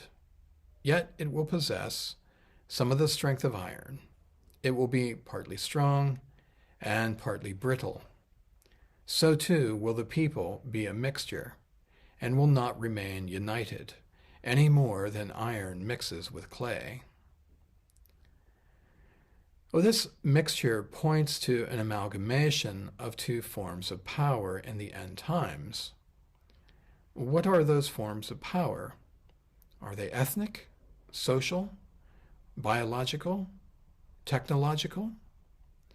Man's final empire will bear merely an overt image of strength, rather than its true substance. In the dream, the image accurately represents human power. Now, at first glance, the image seems invincible, but is instead unstable. A single blow to its foundation undermines it. The image signifies devolution, not evolution. Instead of man beginning in the dust and evolving into gold, the vision declares that man's dominion begins with gold and disintegrates into dust. Daniel's vision described the same succession of empires. He saw from God's perspective, Nebuchadnezzar from man's.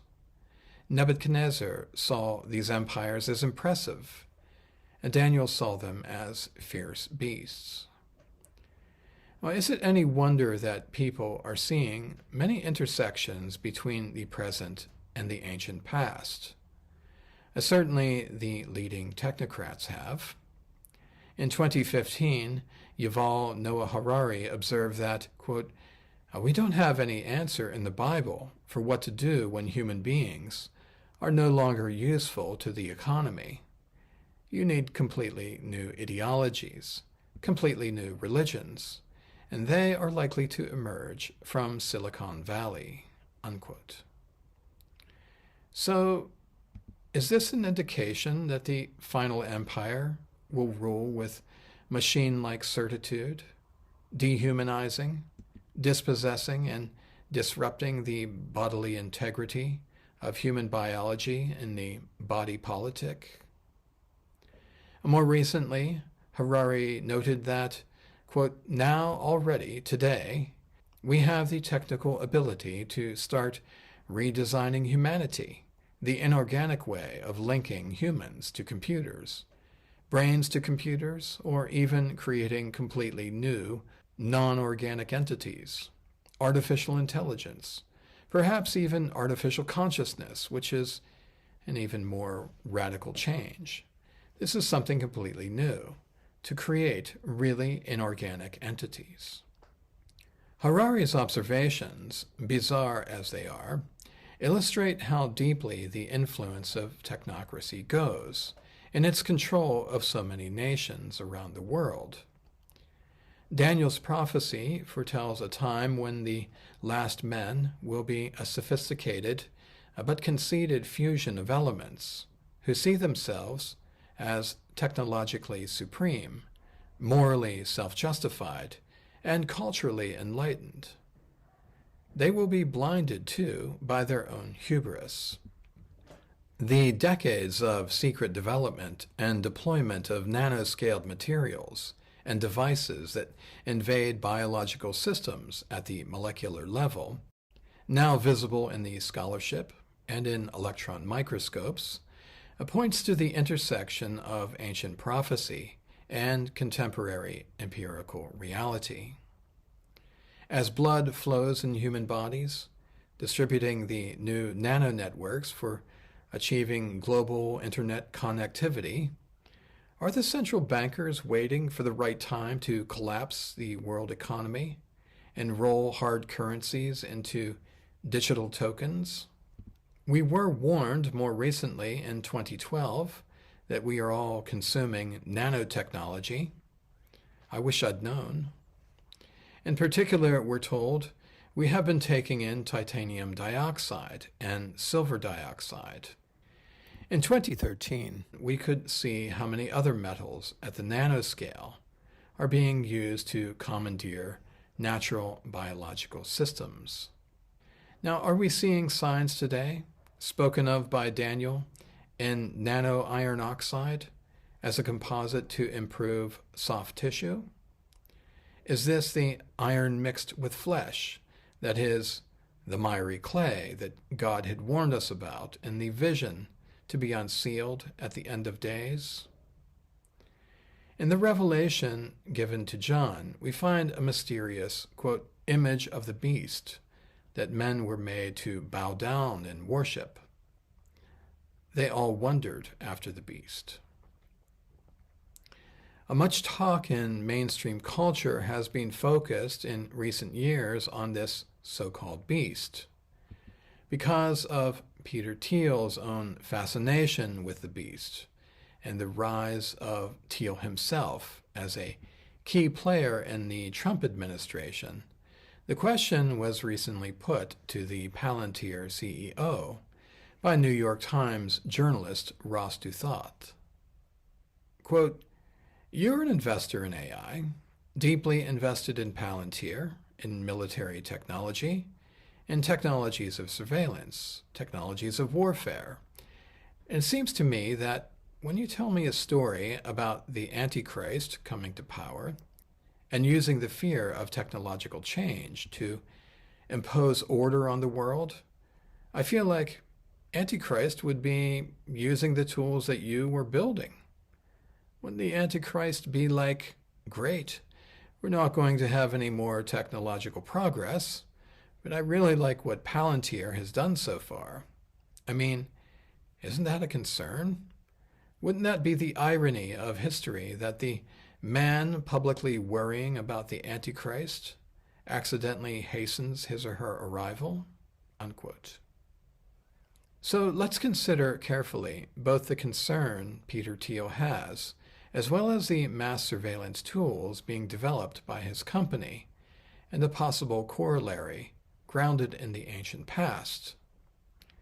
The Apostle Paul was confronted by idol makers, specifically a silversmith named Demetrius in Ephesus, who feared his business would be destroyed by Paul's teachings against idol worship, the veneration of Artemis in particular. Fearing that the decline of Artemis worship would also discredit her temple and destroy their livelihood, Demetrius incited a riot against Paul that led to a large public disturbance in the theater. The protection racket for idol worship today seems even more glaringly obvious.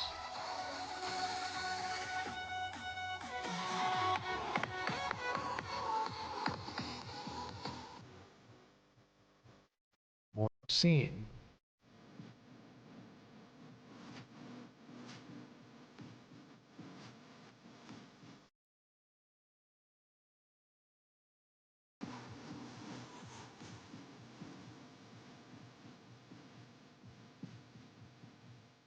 More violent toward those resisting mandated respect for the gods of Pharmakia.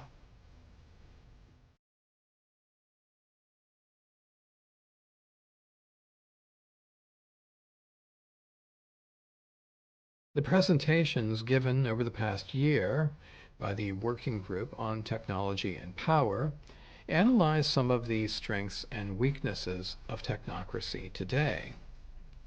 To us, it appears human beings have been stripped of voluntary consent and drafted as combatants into a kind of global omniwar.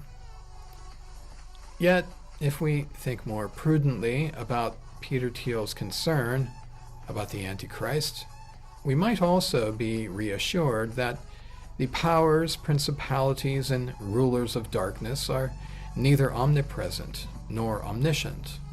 This may help explain the urgency of hooking every human being into the digital infrastructure for total surveillance, monitoring, and control by 2030.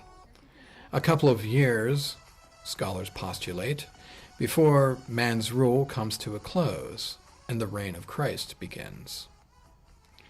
The book of Revelation reminds us that, quote, the second beast was given power to give breath to the image of the first beast, so that the image could both speak and cause all who refuse to worship the image to be killed, unquote. And we are told explicitly that the whole world was filled with wonder and followed the beast.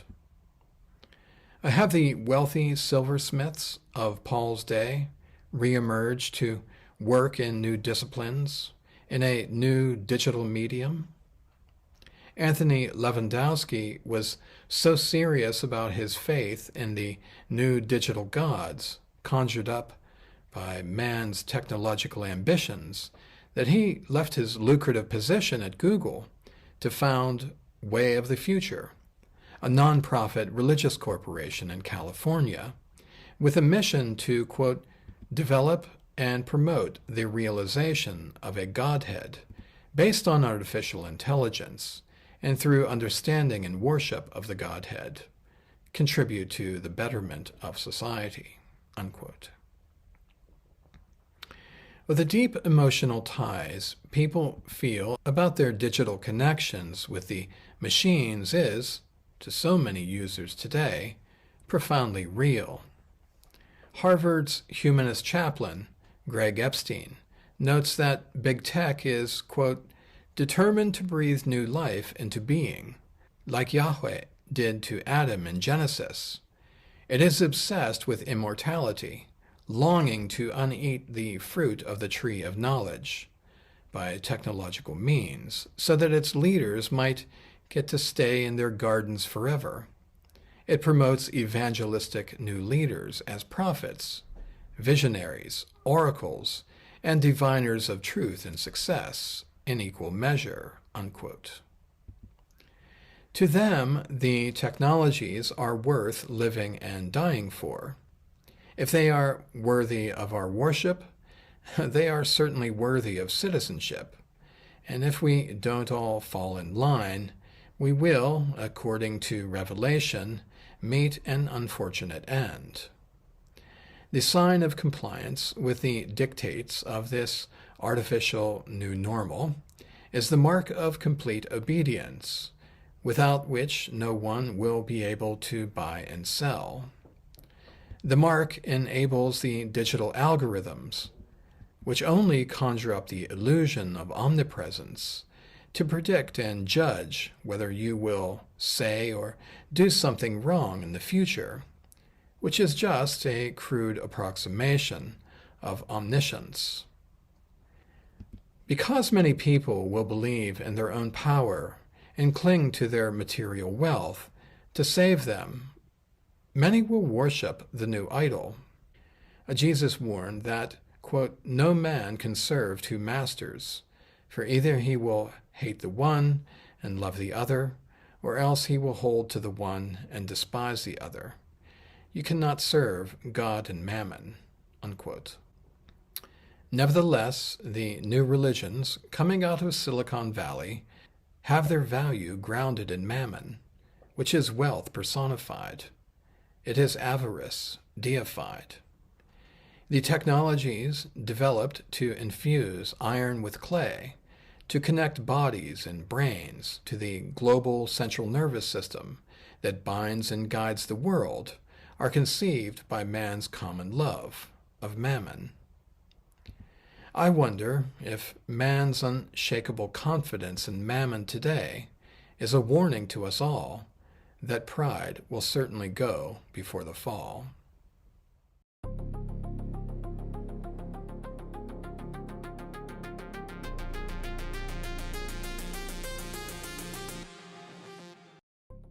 Well, thank you, Dr. Daniel Brody. Another fantastic presentation.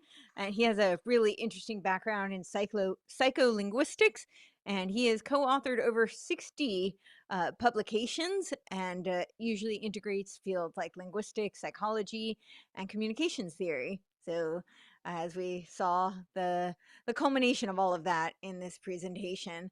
So we are going to do a pretty short panel discussion. I thought it'd be great for all of us to chat together before we do our Q&A, and we have compiled the questions and answers. So just, the question for the Q&A. And just once again, a reminder to put Q:, that'll make it much easier for us. If you, we have started to compile some of the questions, but just in case you have last minute things that are coming up for you, and now would be the time to get that in so that we can make sure that we have those ready. And yeah, so I think we'll bring Patrick Wood back, and then we'll bring all of our panelists. So yeah, that was incredible. We did it. We did it. This information is now officially in the ether sphere. It can't be censored everywhere for sure. I'm interested to see that Google has shadow banned us on the channel.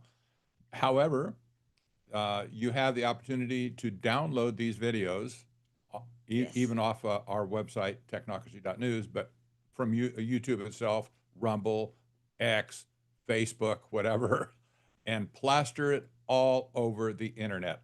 One reason that we did this in a distributed network was to make sure that this video got deposited on all kinds of platforms around the world. I think we succeeded in that. And so hats off to all of you who are listening on these various platforms. Thank you. Yes, thank you. Definitely share far and wide. Also, you know the drill. Please hit the like button. You know, that helps boost the algorithm. I don't think it's super friendly since we're kind of talking about algorithms. So, yeah, so whatever you can do, share it with everyone. Hit the like button. If you're not subscribed, subscribe to everyone. They're all just doing incredible work, and that helps to get this information far and wide. So, yeah, so shall we bring everybody on and have a little chat? Sounds good. All right. Welcome you all. Yes, thank you. Incredible presentations. So I guess I'll start with my first kind of question for everyone. I know for a lot of people watching, a lot of people who are watching this now are probably somewhat versed in this material, but it's still a lot for them to absorb, and it can be a little overwhelming and sometimes a little, I hate to say, but sometimes people feel a little despair, hopelessness, and I personally don't think that there's no hope. I wouldn't work this diligently if I thought there was no hope at all, right? So I want to throw it out to all of you, though. What can people do? What are your thoughts? Do you think that this is just inevitable? Is it hopeless? Are there things that we as individuals can do to, I believe, at least slow down their plans, if not completely stop them? Maybe we can derail them, slow them down, and maybe in pockets, you know, there are areas where we can stop the plans or create little, you know, sanctuary bubbles. So I'm curious what each of you think about that. Okay, shall I go? Yes, sure. Please. Well, I think the idea that it's inevitable and that we're all powerless, etc., is part of the PSYOP. It's a well-known tactic of demoralization, and so we shouldn't accept any of that. Now, actually, I think what's coming through from these presentations is that once you see the plan and how it's being implemented, it's actually quite easy to stop, because essentially you have the few trying to enslave the many, and the only way that they can do that is through technological means. And we've really put our finger today on some of the perpetrators and some of the technologies that are being used, and particularly smart technologies. And so I think if we can help to spread the word and get people to see what's going on and encourage a mass rejection of these technologies, then the technocratic agendas actually become unenforceable. The difficult part, however, is that seemingly no one can ditch their smartphone. So that for me would be a good practical first step. Yes, yeah, that's a very tall order. I think Sam Altman is actually working on a like phoneless smartphone. Like it doesn't actually have a screen, and he's convinced it will replace the smartphone. But I'm not sure that that's a step in the right direction. So No. no, yeah. Does anyone else want to chime in on that? Let me say that Yeah. certainly the battle starts right here in your brain. If you can't wrap your head around it, you can't fight it. That's the place to start. Is with you individually, your circle of sovereignty, your circle of human dignity, your circle of your own humanity. You're the only one that can give up your humanity. Nobody can really take it from you. But unless you recognize in the first place that you have this innate quality, humanness, well, they want to take it away from us, period. So there's a lot of things that we can do to make people understand that it's up to them. People look to us, for instance, we say, well, I see this in the chat. People say, well, kind of, you guys are the leaders here, do something for us. I say, no, we can't do anything for you at all. All we can do is educate you, but you have to be the solution. You have to be the one on the street to make a difference for technocracy. So we have to point the fingers back to you at this point, say every one of a person, all the people that are listening to this right now, they have to become the solution. There's no other way, I don't think. I would agree with that.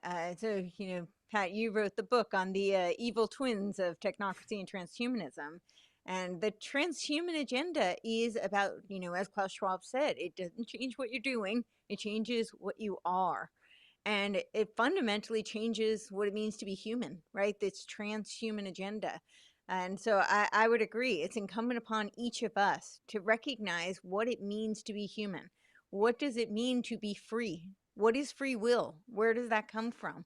And I think that these are, metaphysical, ontological questions, but that's really the foundation. And that's the bulwark. I know here in the United States, I'm a broken record when I keep saying this, but this is what was codified in the Declaration of Independence. And I think it's one of the few documents in the world where, maybe the only, to be quite honest, where it was codified in writing, this metaphysical notion that we are endowed with free will and inalienable rights from our Creator. And this is what this agenda is trying to strip from us. It's why it was taken out of the education system. And you don't have to be an American to recognize this and to defend it, to defend your free will.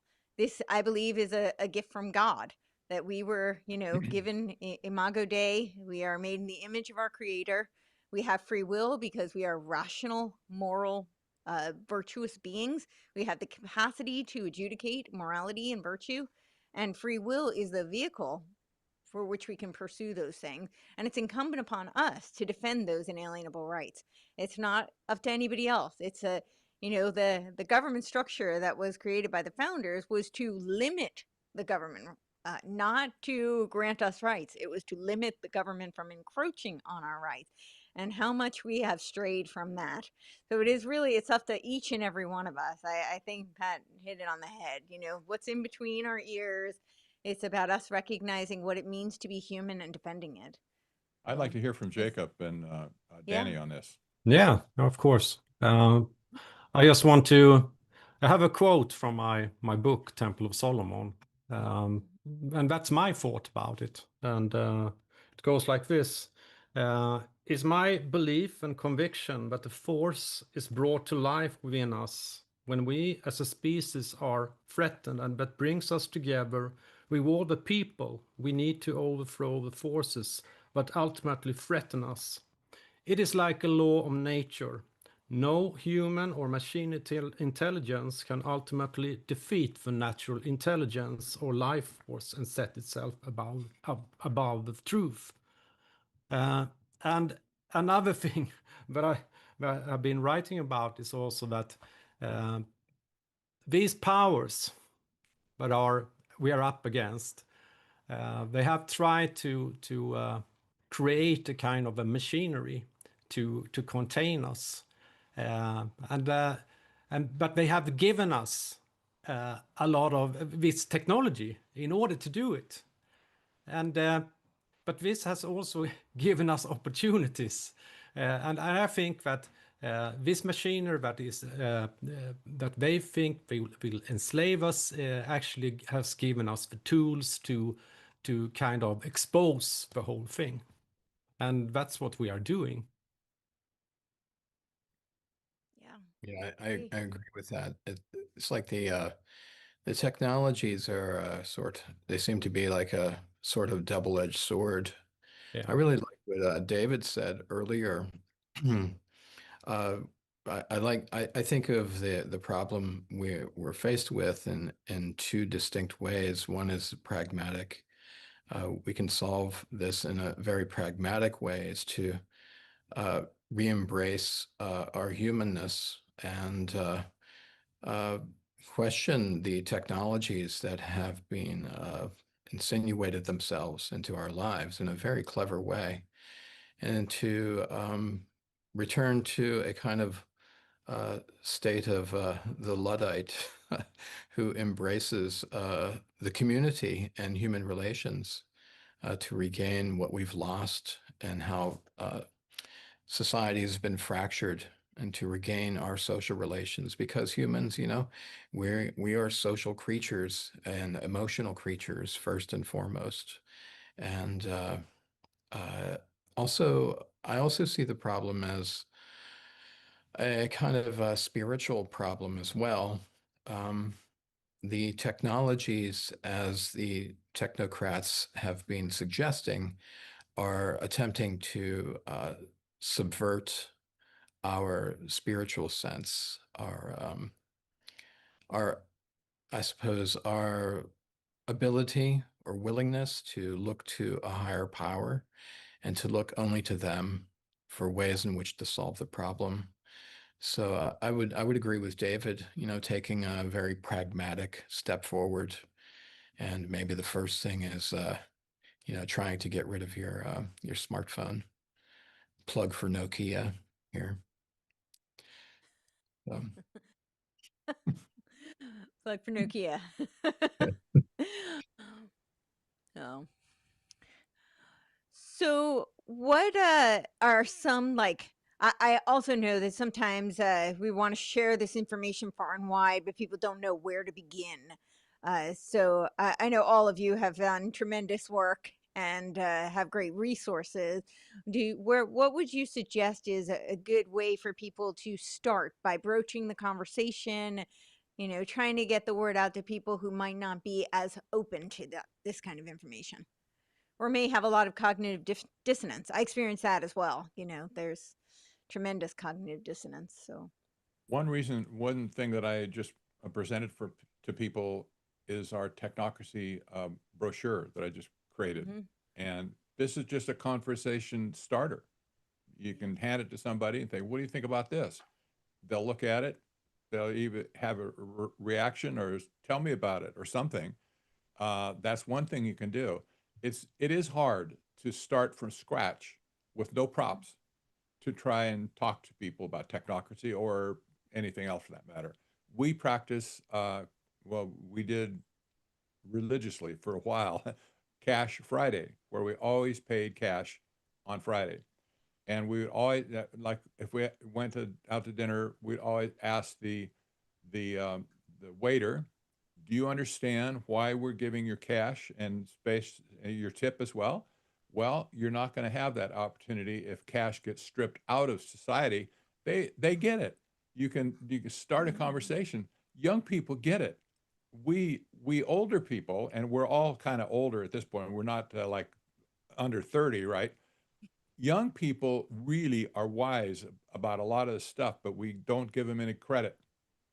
You can engage them pretty easily if you just put it under their nose, and they say, "Wow, I've been waiting for an answer. I see this stuff going on," and like people waiters now, they get their tips 2 weeks later when they settle the credit card slips, and they have no clue if they're being cheated or not. They really don't know. So it's there's opportunities to leverage a situation into a discussion about technocracy. In any case, when I tell people now, get these technocracy brochures, just hand them out to people. You don't even have to make a mention. Just put them on the counter. People will pick them up. There you go. Yeah. Anybody else want to chime in on that? I think it's not just about facts and knowledge. It's also about having the right attitude. And I think you need to approach people with compassion. Yes. And meet them where they're at. I mean, it's well known that when someone is suffering from cognitive dissonance, they simply won't hear you. So it's a futile exercise to try. And it's extremely unhelpful to try proselytizing about these issues because, again, it turns people off. So I think that what we need to do is just keep patiently speaking our truth and taking the opportunities when they arise in conversation to drop interesting tidbits in that might pick people's interest and make them want to know more or maybe look into things for themselves. But it is quite a gentle approach, I think, that's needed. You can't beat people around the head with this information.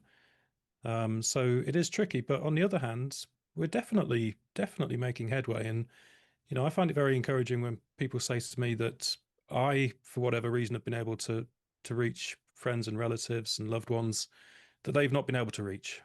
But I'm just a stranger, but whatever it is about the way I've brought the information across, it's somehow been able to get through. So even if you're not getting through directly to people in your own life, it might still be possible to get through to other people. So it requires patience, it requires perseverance, it requires compassion.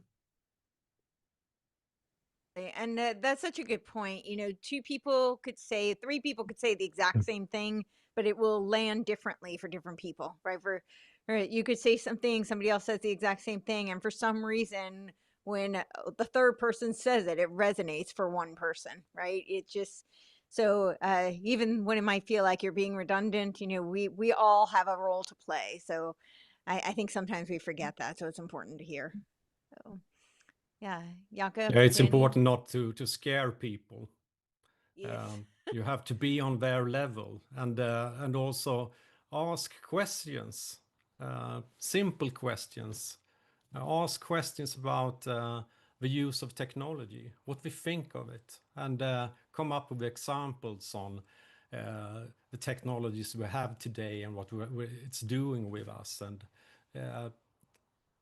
for example, I was going to for a travel to UK, and I had to now I have to apply for a visa, and I haven't had to do that before. It was just I just showed my passport and took the flight to London and nothing else. But now there's a technological procedure.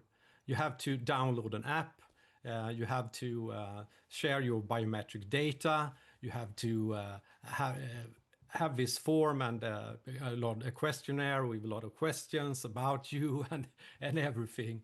And when you give this example to people, it's like that's because they can compare with something. We didn't have to do that before, and so that can start a conversation. So I try to have this kind of personal examples when I speak with people, and in many cases it can lead to more expanded discussions about what is the technology, where is it heading, where is it taking us, and I've had a lot of conversations with ordinary people, and I've been quite have been surprised by and young people as well, people that I don't think would think about these things, but they are, and there are more people than we can imagine, but we should never give them the Technocracy manual directly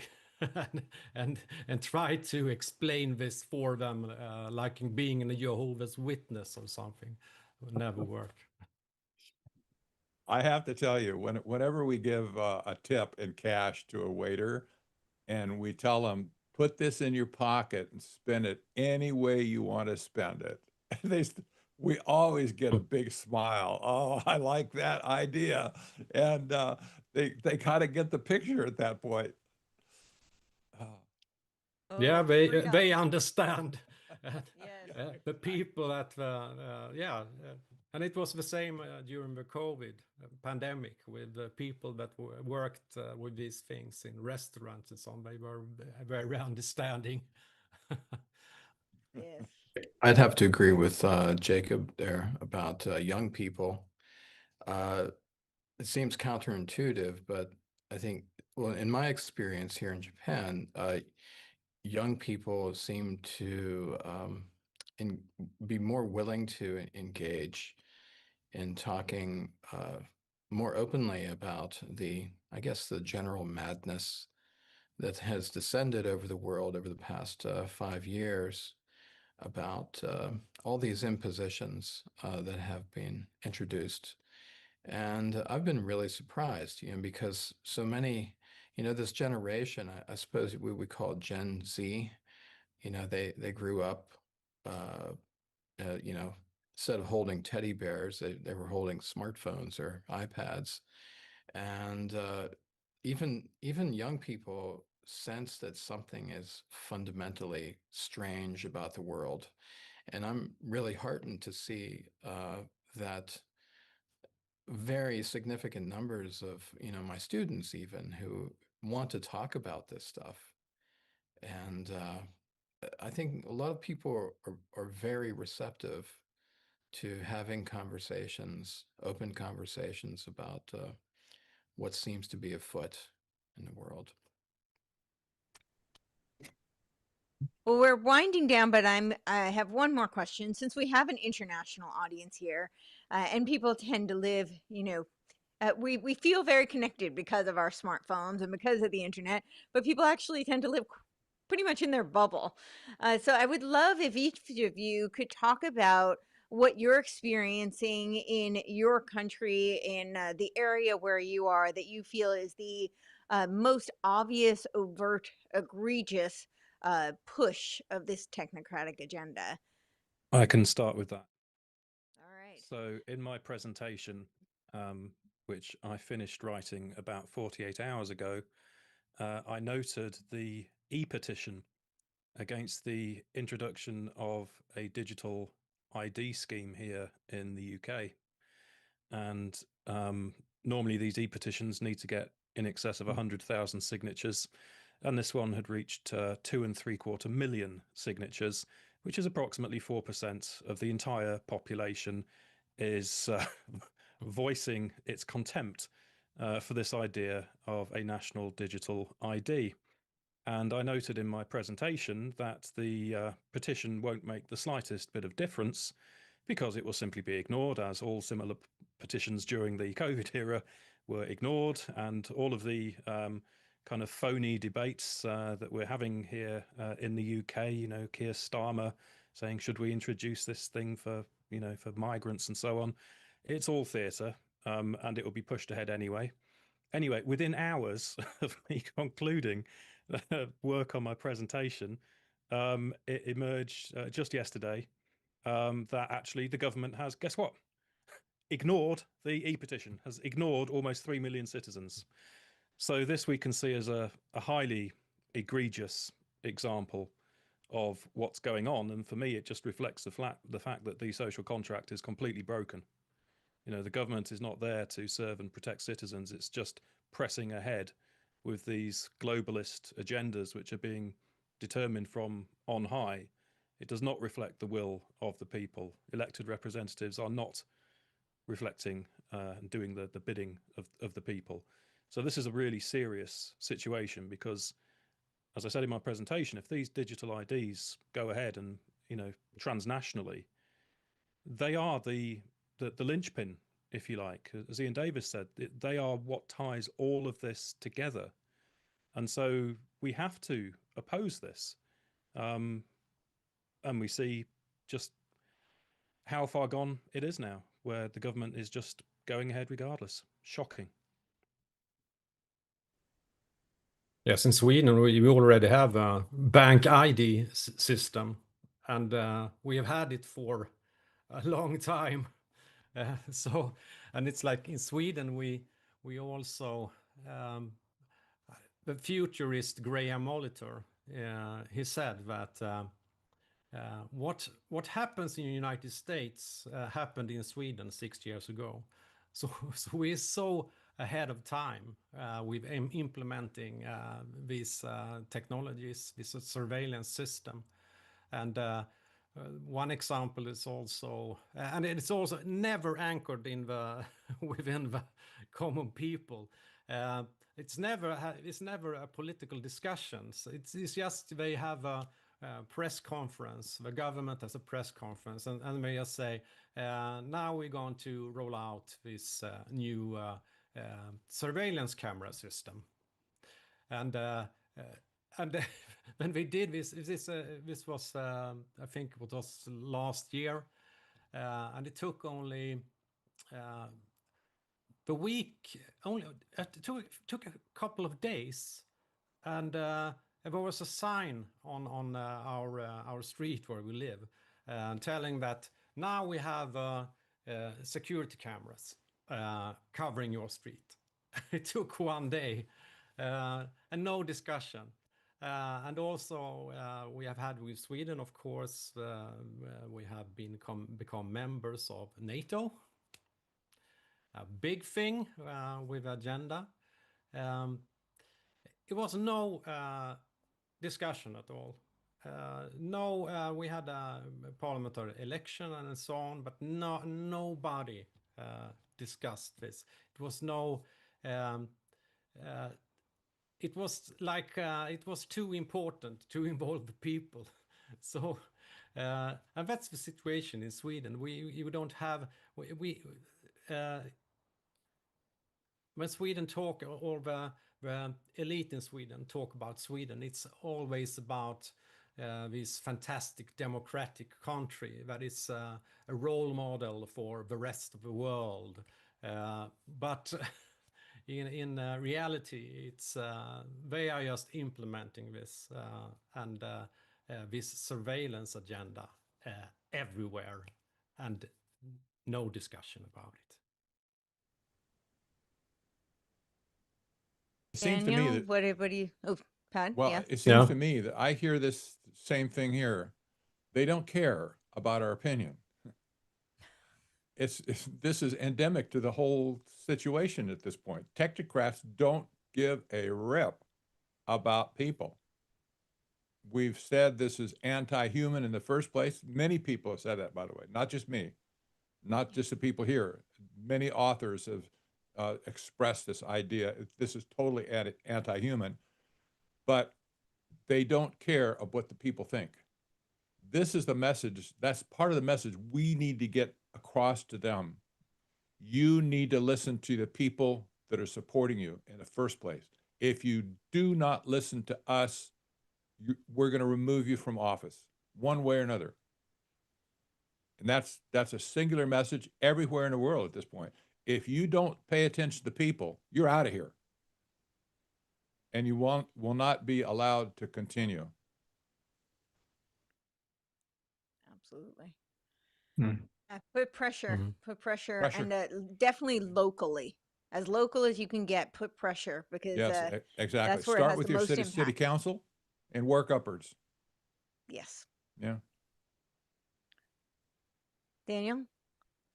Well, in Japan, we saw a system that was rolled out on paper cards. I think it was about 10 years ago. It was called, it was given a very strange name, My Number, which is very strange. The paper card was given to every, these paper cards were given to every citizen and every resident. And we have seen, it seems to me that a small minority of people have actually gone ahead and lined up to receive their corresponding digital ID card. Because the paper card, it only instructs you to turn up to the local municipality to finish the process of registering your information, your biometric information. I believe that this system is still being questioned by a majority of Japanese citizens. I know that probably most of my colleagues have not yet gone and gone through the process. So I know a lot of people are resisting lining up and getting this digital ID. There's one story that very early on, some hackers broke into the database to demonstrate how easy it was, apparently, to show the people that this system is in no way secure. So I think that was a really interesting effort to, try to undermine the public's trust, unquestioning trust. So that's what we're facing. It's all over. It is global. Yeah. So, yeah. All right. Well, I think we'll take some questions now, right? So let's see. Good.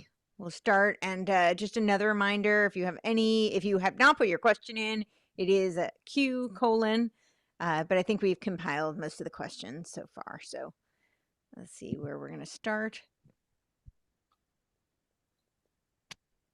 We'll look through for them. All right. Let me see if I have any, if I can find them. No, 1 second. All right, we're just going to pull them up on the screen so that I can look through. Bear with us just 1 minute. All right. Getting there.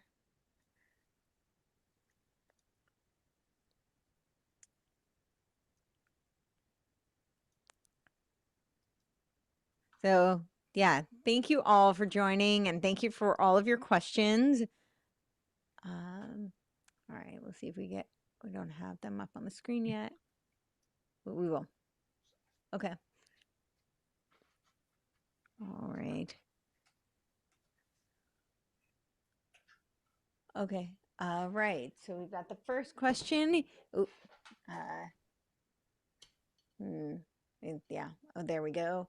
All right. What will be the CBDC of this technocracy? The first question. What will be the CBDC? Of this technocracy, yeah. I don't So think. I think this is referencing, right? We here in the United States, Trump put this executive order to ban the central bank digital currencies, but of course, then we have the Genius Act, which rolled out the Congress-backed digital currency, which in some ways I think is actually way worse. But yeah, what are your thoughts? Well, Richard Werner talked about this. I think he might have been the first one to break the story on the podcast a couple of years ago when he came out and said that the CBDC is actually a technology that is implantable, which is fascinating given the technologies that have been developed by Microsoft, patented in 2020, implantable. So, Well, that sounds like a Black Mirror episode, and it also sounds like that the 666 Microsoft patent, right? It was on the wireless body activity, that's the cryptocurrency. I've actually done a show on that, and it's most people just read that abstract, but it's actually very, very extensive, and they have tons of links. So yeah, that's I'm hoping that's not where they go because that's much harder to opt out of, right? So When you look at why Trump blocked the Federal Reserve, the Federal Reserve was all concerned about a payment token that just to move money around the world. It never had anything in view concerning asset tokens. This is a different animal. So when this new system was erected based on, they said, stable coins, this is what Trump is doing now, they failed to mention that the other side of that coin is the other side of that coin is the asset-based tokens. This is what they're talking about all over the world at this point, of tokenizing all of the assets in the world. This is the basis of how Klaus Schwab could say, and the World Economic Forum can say, you'll own nothing. By 2030, you'll own nothing, and you'll be happy about it. You're not going to be happy, I guarantee you, but that's another story. But this is the basis of flipping all, or extracting all of the value in the human or the resources of the world, putting it into the ether sphere so these people can get their hands on it. This is a pure and simple heist of the assets of the world.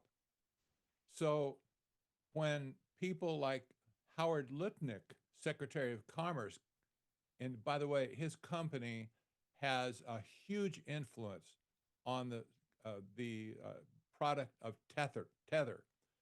His company handles all of the treasury bonds and treasury notes behind Tether. It's a huge, huge amount of money. And Lutnick has, his family now has control over Tether. And you can't make this up. He has a vested interest to see this asset tokenization go forward. And it's going to be huge because like I said, once the value is lifted from anything, it doesn't matter if it's real estate, mineral rights, doesn't matter, even human beings, when the value is lifted away from the natural asset, from the physical asset, now something else takes place, because once you're virtualized, you can be stolen altogether. Yeah. And wasn't it Yarvin who said that we should virtualize humans? So yes, yeah, exactly. That was the humane alternative to genocide, was to virtualize humans. Yeah. And I would add, it doesn't matter what the eventual digital currency is called. There may be multiple different versions all over the world. There may be CBDC in some parts of the world. There may be stable coins in other. There may be other forms of digital currency that come about. The point is, and this is again what Whitney Webb and Ian Davis have been pointing out, is that beyond all of that, the global technocrats are de facto building a single global interoperable financial system. And it doesn't matter how it's badged and marketed and labeled in different parts of the world. That is de facto what is going on. And that is what we must stop, because once that's introduced, it's game over. Yeah, I'll just add to that. That is so incredibly important because their big buzzword is decentralized. And I keep reminding people that, H.G. Wells said that the conduit to the world brain would be the decentralized ganglia of the information institutions, right? The academia, the media. And what would you argue the information institution today is? It's the technology, it's the internet, right? So they keep saying decentralized, but just like Balaji Srinivasan says in his network state, it's decentralized towards a re-centralized center. And I think that is what they're doing, so they can create the world brain. So that's a big one to look out for, because I think it's very appealing to people. They think free market when they hear decentralized, but you have to be really pay attention. What do they mean by that? How is that actually being executed? So. Yeah. So Jakob and Daniel, do you want to contribute? Yeah, to you're that? right. You're right. That's a really good point because it suggests, personal autonomy. When we hear it, it kind of triggers in our collective consciousness that, we'll have some, agency and autonomy over, our funds, which are just tokens. It's all, wordplay. We talked about this before. Yeah. Yeah, exactly. The word games they play. Yes. Jakob, do you have anything you want to add, or do you want to move on to the next question? We can move on. All right. Yeah. Let's see if we'll pull up the next question. All right. So we've got Larry. Sorry, so I can see Larry, supposedly the new owner of the U.S. version of TikTok. He was a huge working with Trump to open the Project Stargate data center. And in that regard, I would include Sam Altman as one of the technocrats too. Okay. So I'm not sure if there's a question here. But yeah, he is. And I think Trump was actually also saying that he might put TikTok as part of the sovereign wealth fund, which would make it state media essentially. There's also the concern with, in terms of state media, with Tether, if they become part of this stable coin infrastructure. Tether owns, I think it's $175 million worth, which comes to 1,333,333 shares, which I think is just very interesting, since these people are all into their numerology. So you make of that what you will. Um, but yeah, interesting little tidbit. So I'm not sure, there was a question there, though, so I think unless anybody has anything they want to address on that, we can. I do, actually. Yeah, You mentioned sovereign wealth fund. We haven't talked about that yet, but this will be key to switching over to an asset-based system versus a debt-based system in the future. Now, this hasn't been solidified in the United States yet, but Trump's talking about it, and he's already making steps to, or moves to, establish a sovereign wealth fund. This is what they do, for instance, in the Mideast, where all the oil money, they didn't know what to do with this. So we'll put it in a fund and we'll buy assets with that fund. And interestingly, the sovereign wealth concept started in the Mideast in the first place. So this is not a new idea, but when you consider at this point that the government will own this sovereign wealth fund, it'll be under the executive order of the president. This is a scary thing as well, because it's going to have probably trillions of dollars in it at some point. And who's the next president? Well, we don't know, but this is a huge weapon to wield, and this will buttress all of this talk about the Bitcoin National Reserve, Tether type of reserve as well. Even the gold in their treasury, et cetera, all that stuff could be transferred into a sovereign wealth fund. And basically nobody, us especially, we don't own that. The people don't own a sovereign wealth fund. The sheiks and the kings in the Mideast, they're the ones that own these sovereign wealth funds in the first place. So this is a dangerous precedent to set at this point. And to speak to the Project Stargate, I've always found that name just interesting, because that was the CIA program, right, on the remote viewing. And Jakob mentioned in his presentation the Changing Images of Man document that was done by Stanford Research Institute. It was W.O. Markley, who was working with Willis Harman, and he was doing a lot of those remote viewing studies, actually. And this is all about changing man's consciousness, right? Changing man's perception of himself, I guess, so that we could change into this superorganism of humanity and become the transhuman man, right? That's essentially what they're saying. Can you explain what remote viewing is for our audience, please? Sure.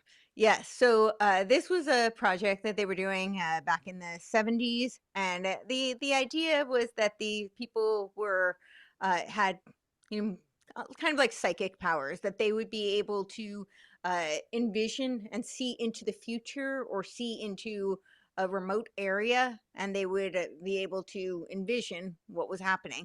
And a lot of people like to do little exercises with this. They might draw a picture and then ask you, what to remote view and see what that picture is.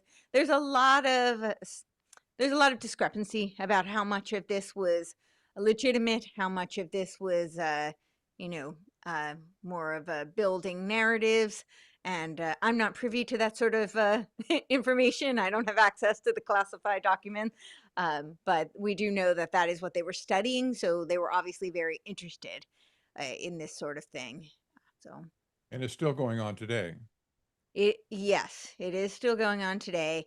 They technically say that program ended But they're still doing research on this sort of thing because there's that specific program has ended. But I would argue it's much like MK Ultra. You know, the project name MK Ultra may have ended.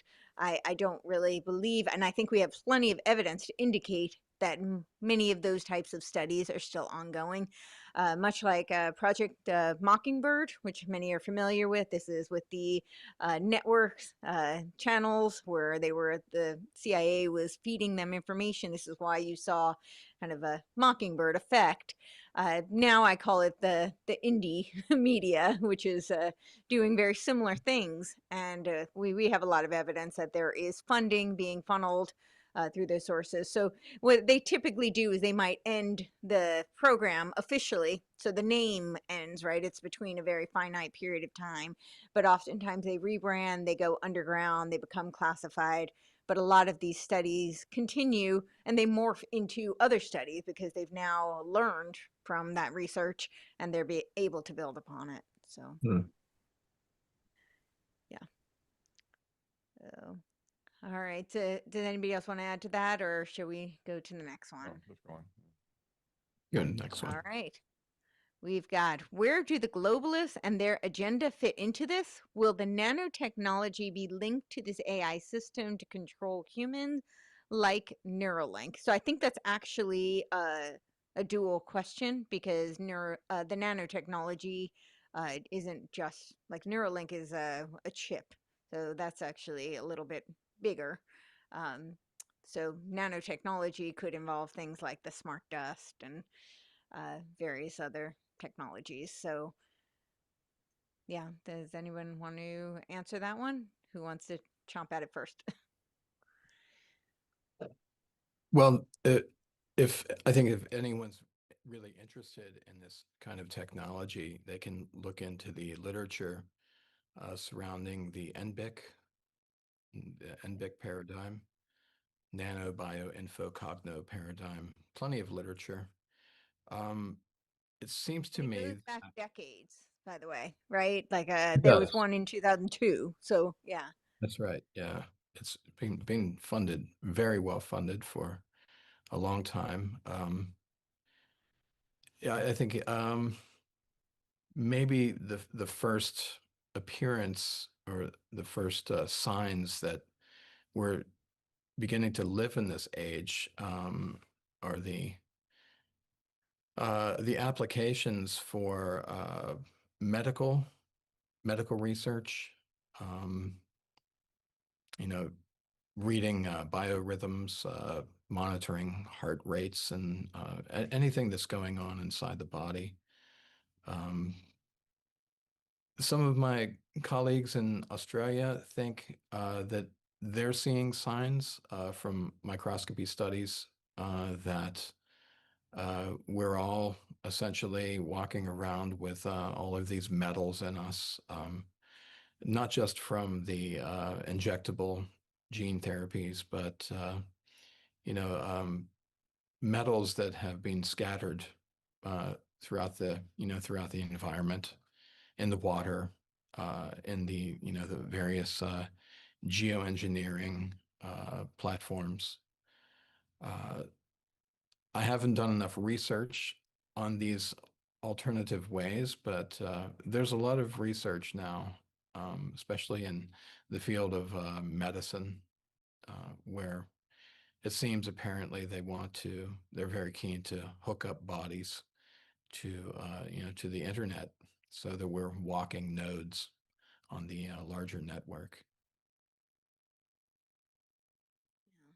On the geoengineering, Ilana Freeland is a great resource. She's written pretty extensively. She has a whole book on that. The Ionized Skies, I believe, is the title. Mm-hmm. Yeah. Yeah, I'd refer the person who asked the question back to the previous symposium, actually. Battle for the Brain.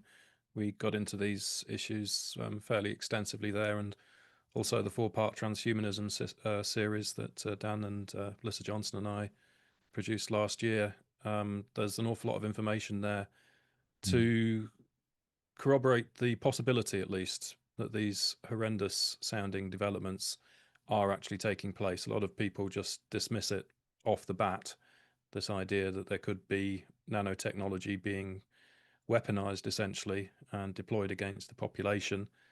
It is the stuff of nightmares. However, we do know that the relevant technologies have been extensively funded. They have the backing of international organizations and very powerful foundations. It all makes sense from a military perspective. It's a very coherent picture, unfortunately, when you build it up, but there's an awful lot of material to look at. Yeah, and there's also around the world, they're training people in, the field of nanobiology, right? The synergistic biology. So that doesn't necessarily mean they've deployed it on the masses and on civilians, but I think it's worth questioning, why are they grooming a whole generation of professionals in this industry? So that there's definitely a lot of information there to look into. It's interesting to me to see the attitude and the mindset and the worldview of the technocrat class, who apparently at this point think that we're just resources to be managed on the face of the planet. We're just like the cattle in the field for them. They don't see humans, they just see resources on the planet. So they didn't have any problem somehow injecting 72% of the world population with this concoction we know is based on DNA, or excuse me, mRNA, but also contain in some batches nanotechnology as well.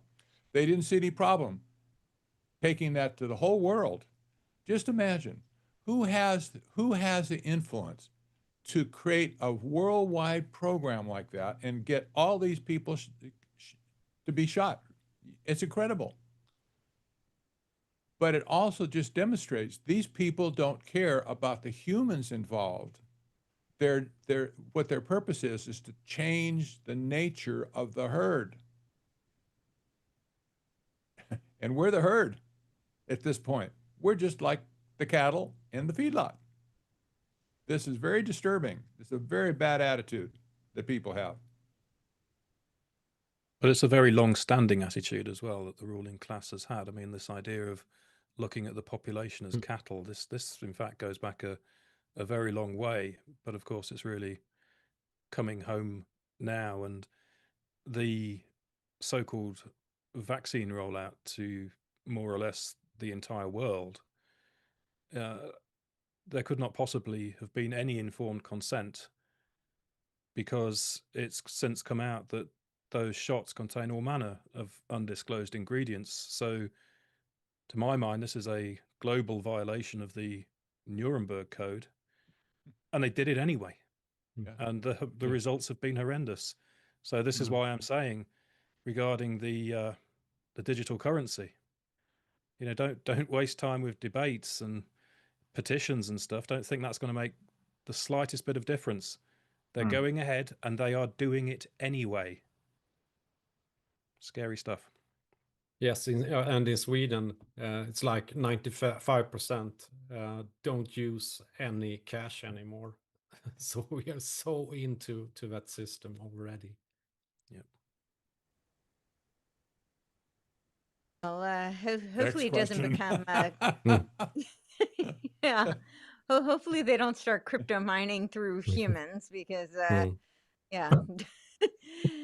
So they also did a symposium. Wasn't it with the World Economic Forum? I think the drug was Abilify, which is a pretty common drug, and it was I always mispronounce his name, but a Pfizer Alboro.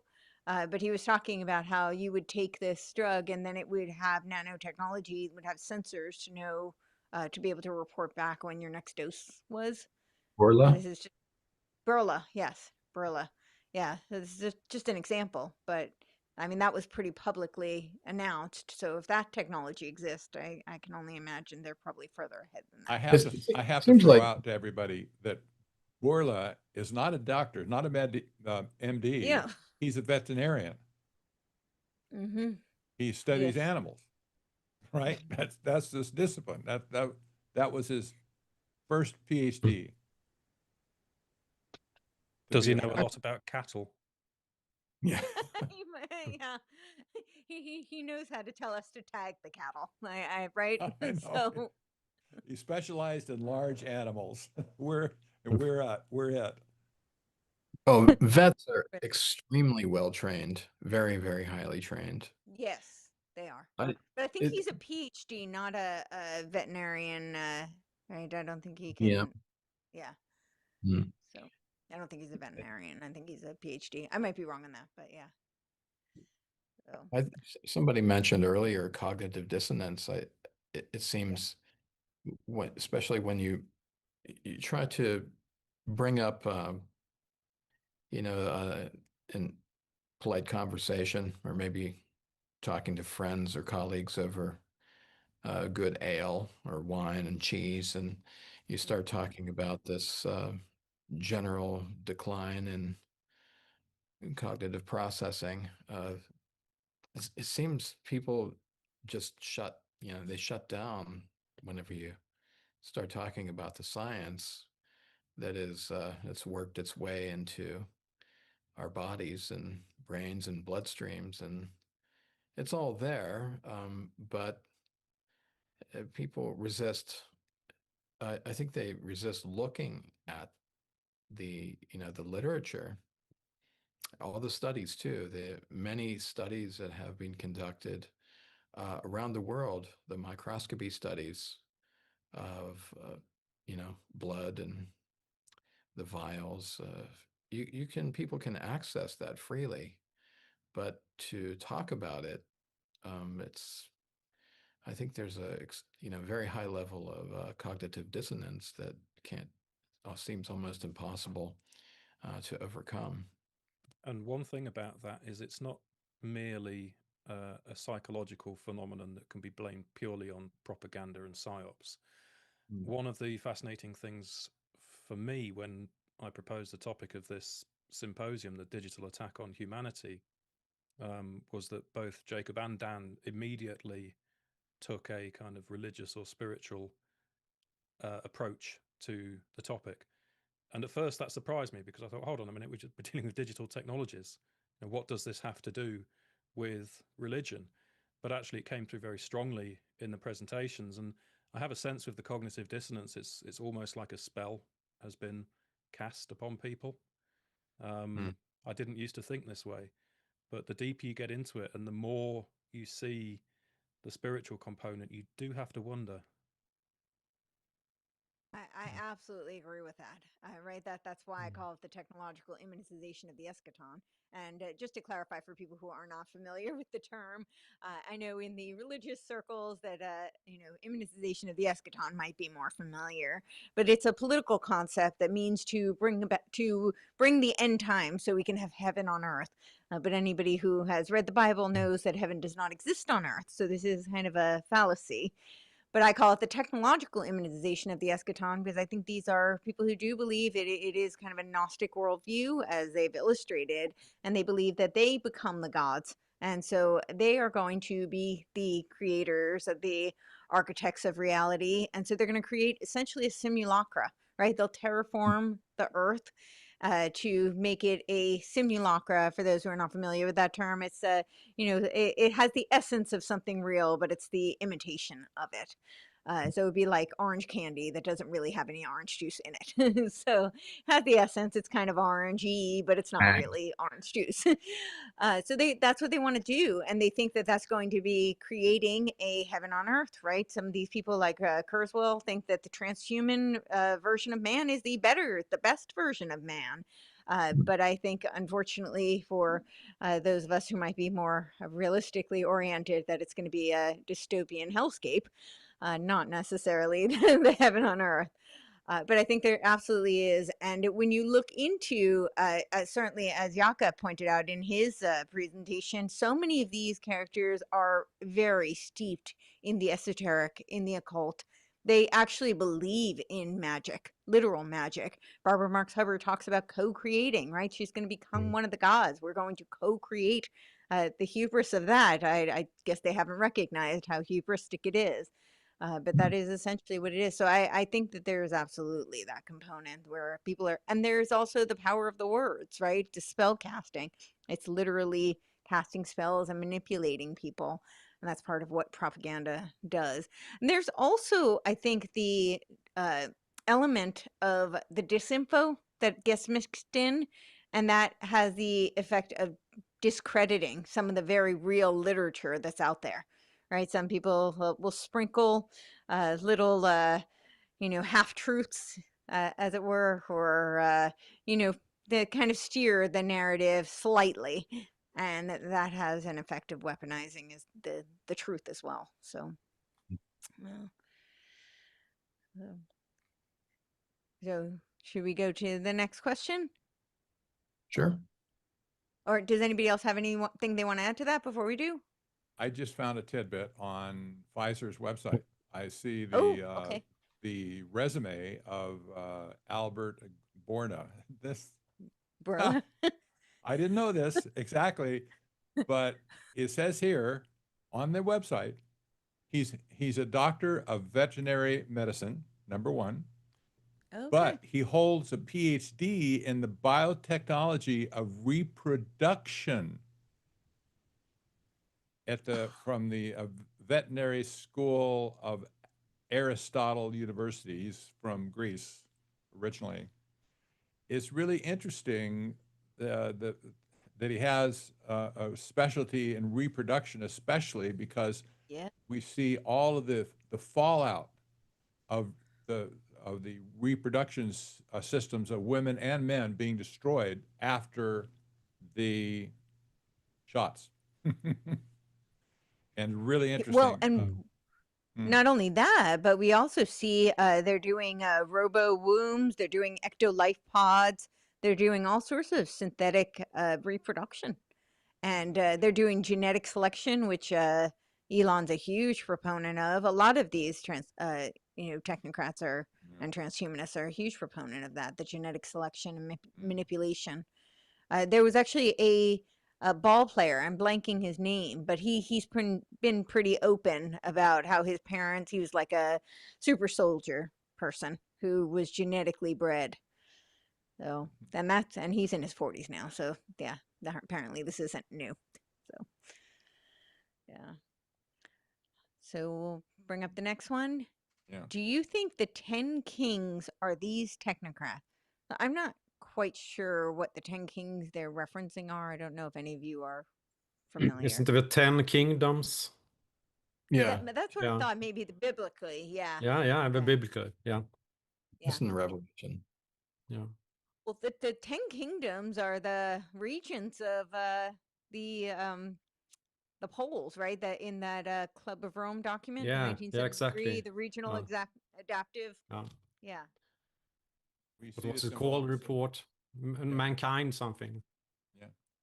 Turning point for mankind. This was proposed by Henry Kissinger as well. These the idea of setting up 10 kingdoms or regions of the world. It's in literature, and you can see maps of it on YouTube even, or Google. And this parallels, of course, this plays into the Christian doctrine of the end times, that there will be 10 kingdoms set up on earth that'll answer to the Antichrist. They'll be destroyed in the end, but nevertheless, they will be the ones that answer to the Antichrist. And at that point, it looks like there will not be any nation states per se. It's based on 10 kingdoms. This dovetails into Curtis Yarvin's idea of setting up sovereign corporations. He calls them Sovcorps, where he says they'll be based on regions. He doesn't explicitly say, well, 10 regions, but he talks about the Sovcorp owning everything in that region outright. And it'll be managed by one CEO, and that's basically the king at that point. So you can see, yes, there's a play at this point, a play into Bible prophecy for sure. Yeah, and I think Yes. European Union will be one of those regions, maybe, and a lot of planners for the future.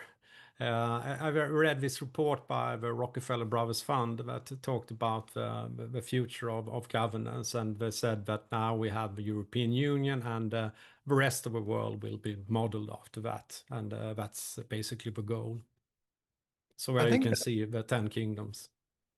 I think the person who posed the question might be alluding to President Trump's early talk after his inauguration to buy Canada and South America. Well, And that would be the region of the Technate, and that was one of the 10 of the Club of Yeah. Rome's in their 1973 yeah, document. It was one of the that's what I regions, was. yeah. That's what I was thinking.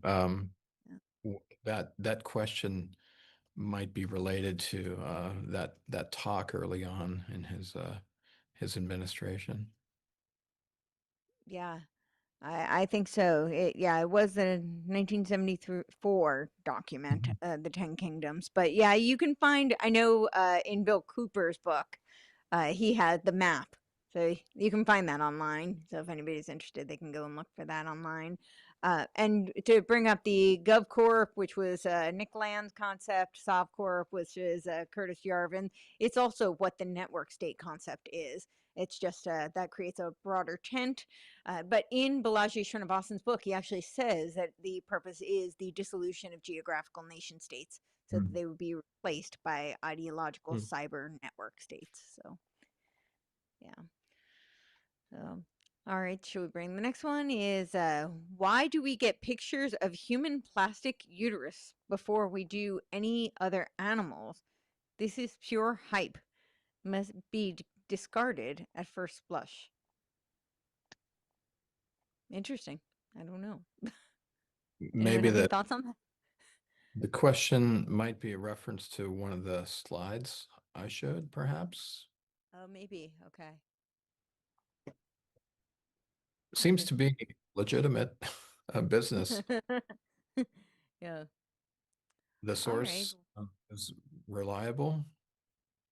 You can, go to these sites and read about the artificial wombs. MIT Review has also done not research.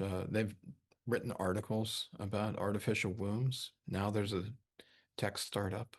So Yeah, the robo wombs are there's the ectolife pods, which are outside, right? And then there's actually the robo wombs, and I've looked into them. They're actually cheaper than IVF, which is kind of concerning. Yeah. So yeah, that does seem to be where they're trying to go. Is yeah. So all right. Moving on, the next one is what written work, what author has described our solutions to this technological nightmare? Well, I think technological is not the same as technocratic, right? We're using technology currently to do this, which is incredible. I think this is amazing that we can have these incredible, brilliant minds from all over the world, and we're convening on a screen, and we can disseminate this all over the world. So that's incredible. That's not a problem. It's the technocracy that's a problem. Transhumanism is a problem. It's not devices. Like I personally am hearing impaired. I wear hearing aids. I'm so grateful for the technology that has enabled me to hear. I don't think this makes me transhuman. This is I'm very grateful for the wonderful, brilliant minds that have put these things in my ears. So yeah, I do want to make that distinction, and I also want to, bring up Pat's point again that it's incumbent upon us, right? I know everybody wants to outsource these solutions, and I think that that's part of how we got to this problem is that we have outsourced so many of our problems. I know here in the United States, our government was structured as an experiment of self-governance, and most people did not take on that responsibility. And then they complain that they've usurped all these powers. Well, when did we redress our grievances? right? We did that in the revolution, and have we done that since? So, but I'm sure that many of you can speak to all of you have done great work in this regard. So if you want to talk about that, we can. But I think those were points worth making. So. Patrick Wood has written extensively about this for many, Yes. many. I'm sure he For knows. sure. When he unmute his mic and weigh in. And then, oh yeah, you muted. Well, unmute him. I took care to add a section in all of my books about solutions. Maybe some of them were half baked, but you got to try, right? So I offered whatever was on my mind at the time. It hasn't really changed. At this point, the change is not going to be dependent on me, especially, like in particular, but all the people who take charge and take the challenge to do something in their community.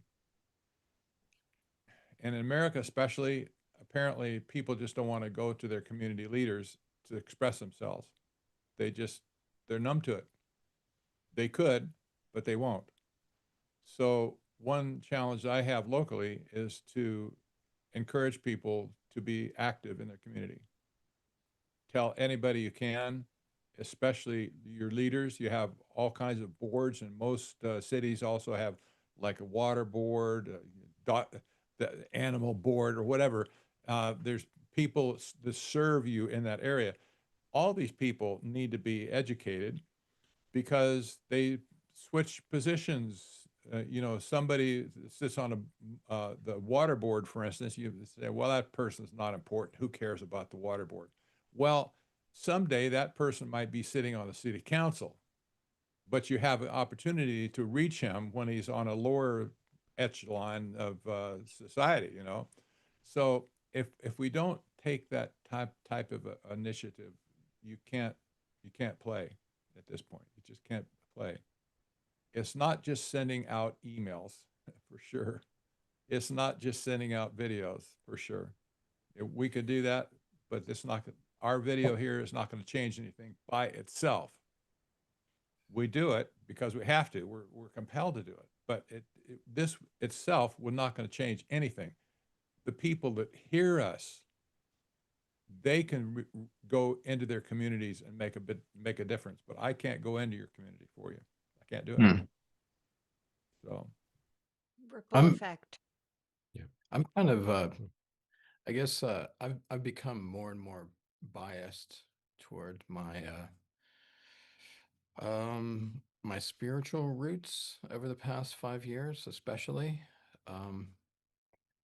I have always been fascinated by human beings generally. My dad used to call me a social butterfly. I didn't hit the books as hard as I should have when I was in college. I was more interested in attending good parties and mixing and making friends and developing social networks, because I always found human beings so amazing. And I think this natural love for human beings, it really intersects with my religious beliefs, especially the command to love your neighbor as yourself. And I think if people who hold to that belief, that that's a very serious thing, even to love your enemy. That's a command as well. If you can maintain that, and you can see also the problems that are beset, that societies are beset with these sorts of problems, then I think you can really get through to people in your circles, in your social circles, or at the community level.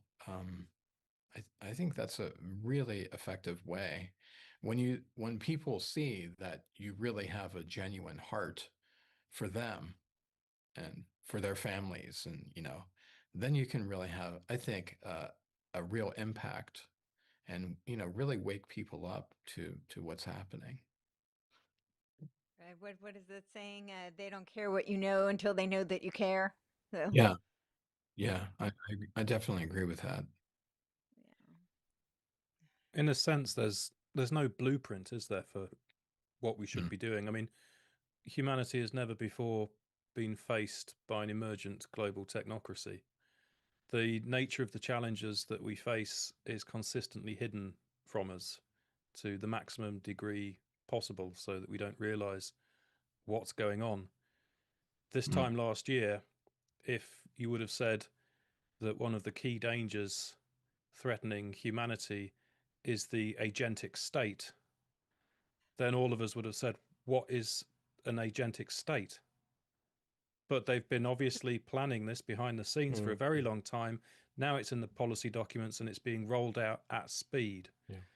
And so it's very difficult, coming back to the original question, to say, well, here's a book that you should read and it will give you the answers that you need. It will give you the solutions and it will tell us exactly what we need to do. Because the problems are unrolling faster and faster. And more is coming out that's evidently been in the pipeline for quite a long time. And we've never had to deal with a situation before where every government on earth essentially is ignoring the will of the people and implementing the will of transnational technocrats. This is a historically novel situation that we face. What we do know, though, is it's going to need all of us to do something. It's going to need all of us to take action. And of course, there are various things that you can recommend. As Dan says, it's very important to start with the heart, or with God, or with your conscience, and to look inside yourself and ask what it is that you can do. There are various kind of practical measures that you could take. I list a lot of them at the end of my report for Soleri, Omniwar, exposing and ending the invisible attack on humanity. But ultimately, I think that everybody needs to really, rather than looking for a kind of a set list of what to do, to kind of focus on the desired outcome. And what's missing at the moment, in my opinion, is a positive image of the future. We need a positive vision. We are drowning in these dystopian World Economic Forum, technocratic, hellish 2030 visions. And we're kind of mired in them. And that in itself is a form of control through narrative.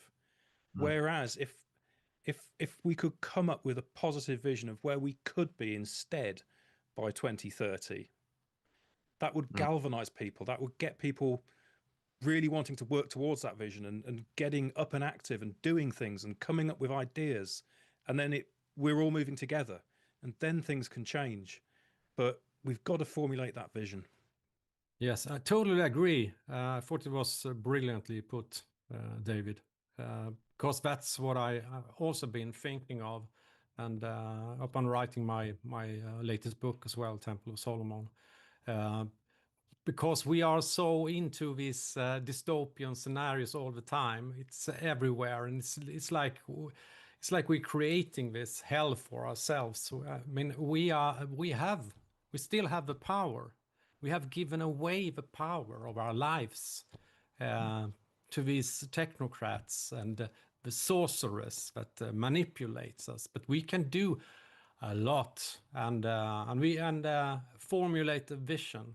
So that's actually what I wanted to, my next project actually, to write about what's a good human society, what's good for us people, and sell a better vision for the world than they are giving us all the time, because their vision is a lie.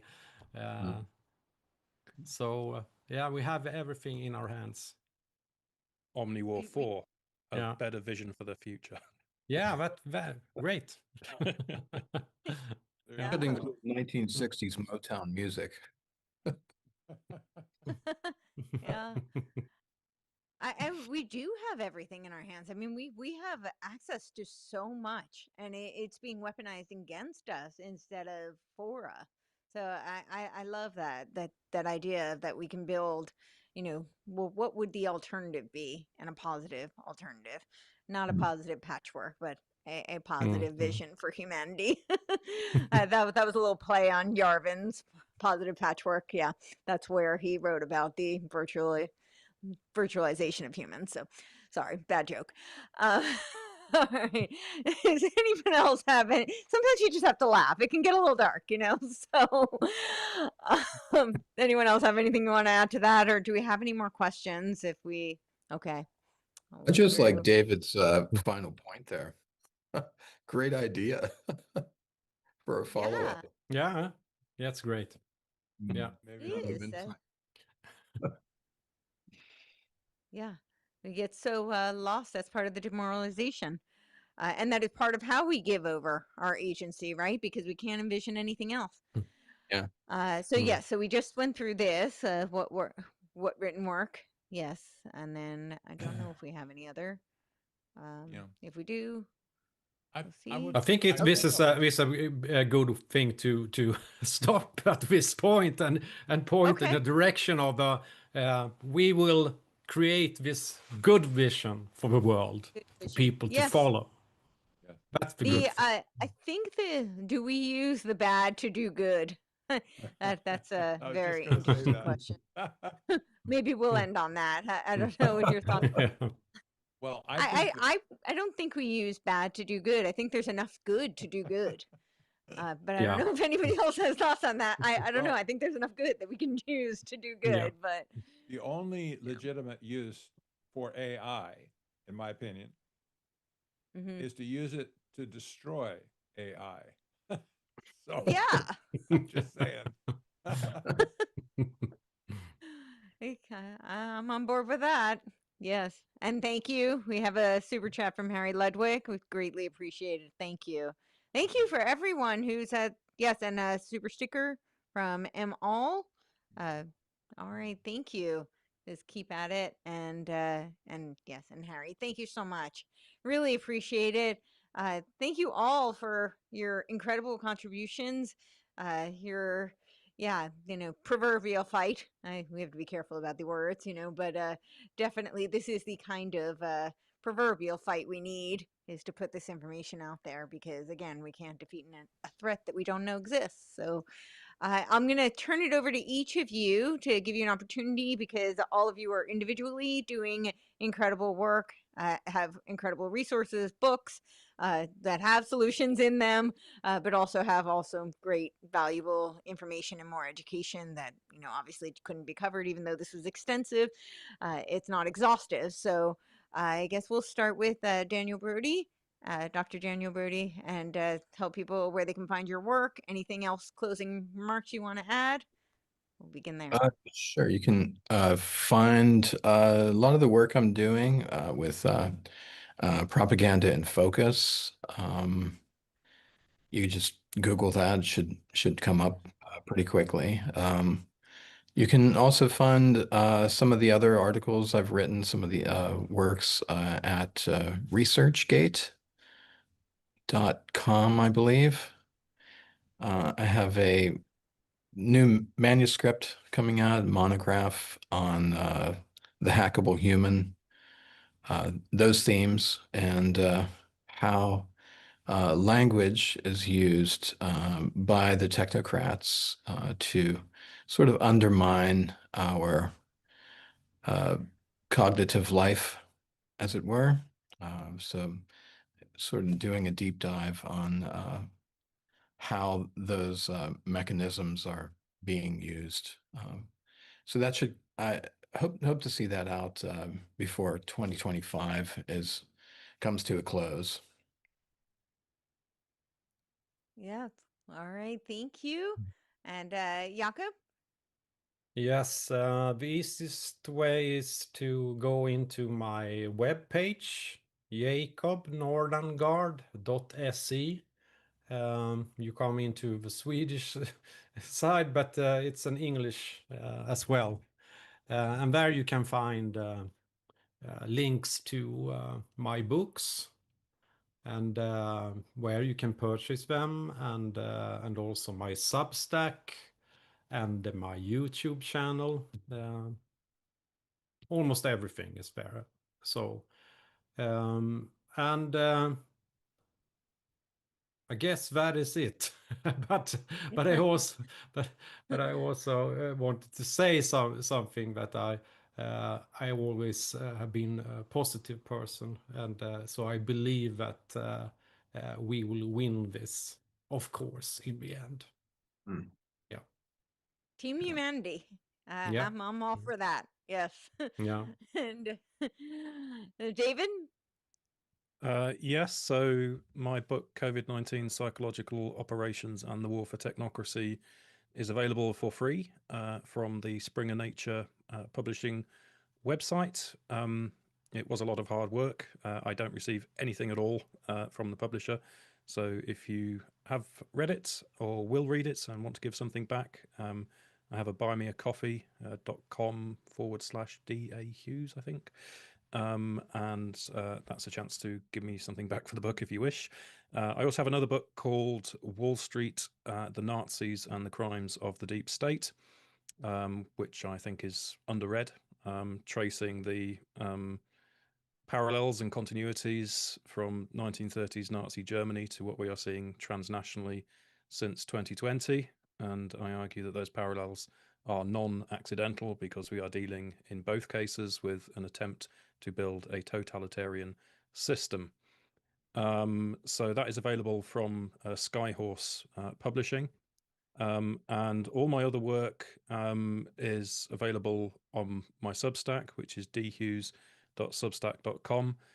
There's a wealth of material on there now, countless articles and interviews and presentations about a range of topics from forced flag terrorism to transhumanism, technocracy, and much else besides. So please check that out. And as I said at the end of my presentation, if you want to support my work, please consider taking a paid Substack subscription, or other methods are available at davidahughes.net/support. Wonderful. Thank you. And of course, Patrick, thank you so much for putting this all together. You put this whole team together. So thank you for making it happen, and tell everybody where they can find the incredible body of work that you've done. Yeah. It really is amazing. And if you don't get anything out of this symposium, for sure, understand the international flavor that we're presenting. Everything you saw along the way, we're not the same people. We're from different cultures, perhaps, and steeped in different things. But you'll see this common thread between every presentation, that technocracy is the clear and present danger to the world. It's not socialism, it's not communism, it's not fascism, although there's some overlap probably. But technocracy is a new thing on the face of the planet, and people around the world are recognizing this. Our colleague in Australia couldn't be with us on this symposium. She would have liked to. She has other obligations. But Dr. Lissa Johnson, she's from Australia. She says the same things that we're saying. So this is a global issue at this point. I encourage you to go to technocracy.news for sure. That's where I keep all my material, and probably it's not going to be there forever. I've been so censored by Google. You can't, in fact, if you go to Google, search for the word technocracy, you won't see technocracy.news until you got like page 12. So they buried me deep in their algorithm. You know why? Because I've been nailing these people for so long. They just don't, I'm sure they hate me, but they just don't want anything to do with what I have to say about technocracy. Now all of you can be censored as well. All of my colleagues can be censored now themselves. And you know what?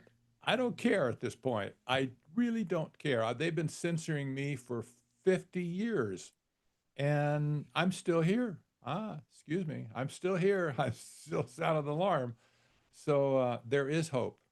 I have to say, you know, even if we don't get along with this world, we still can have hope in our spiritual roots, our hope in the Bible, the hope in God, etc. That's another subject, I realize, but we have to move forward with some measure of hope. Otherwise, we lose heart and we just wither and die. That's not acceptable to me on any front. So, having said that, I want to just commend all of my colleagues here. Great job, including you, Courtenay. I can't be prouder of this whole group at this point. We've sounded the alarm, we've said our piece, and now it has to be responded to. That's not our problem. That's your problem now. So how will people respond to us? I don't know, but we've said our piece, and this has been an academic exercise from the get-go. These are not wingnuts. These are not people that are spewing conspiracy theories, right? We're talking about certified academics at this point who've reasoned through the whole thing. They reasoned through the literature. They understand how to think critically about an issue, and they're coming to you to give their findings. This is so critical. Even if we seem a little bit dry, you know, we don't get on a rant and we don't shake our fist and, you know, get all emotional and stuff. Maybe we're just a little dry once in a while, but this is what you need to hear. Nevertheless, we'll say it very slowly for you. Wake up.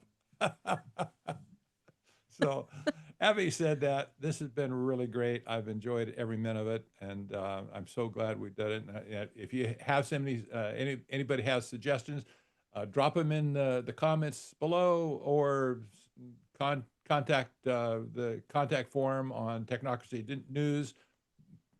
Give your 2 cents, please, and we'll consider where we go from here. Absolutely. And again, just a reminder to please share this with everybody. And thank you, everybody, for your contributions, the presentations, and for everybody who is part of the chat and joined in. Yeah, and it's been an honor, really, truly an honor to be a part of this group. So thank you. Thank you, Courtenay. Thank you, Courtenay. Thank you. Thank you.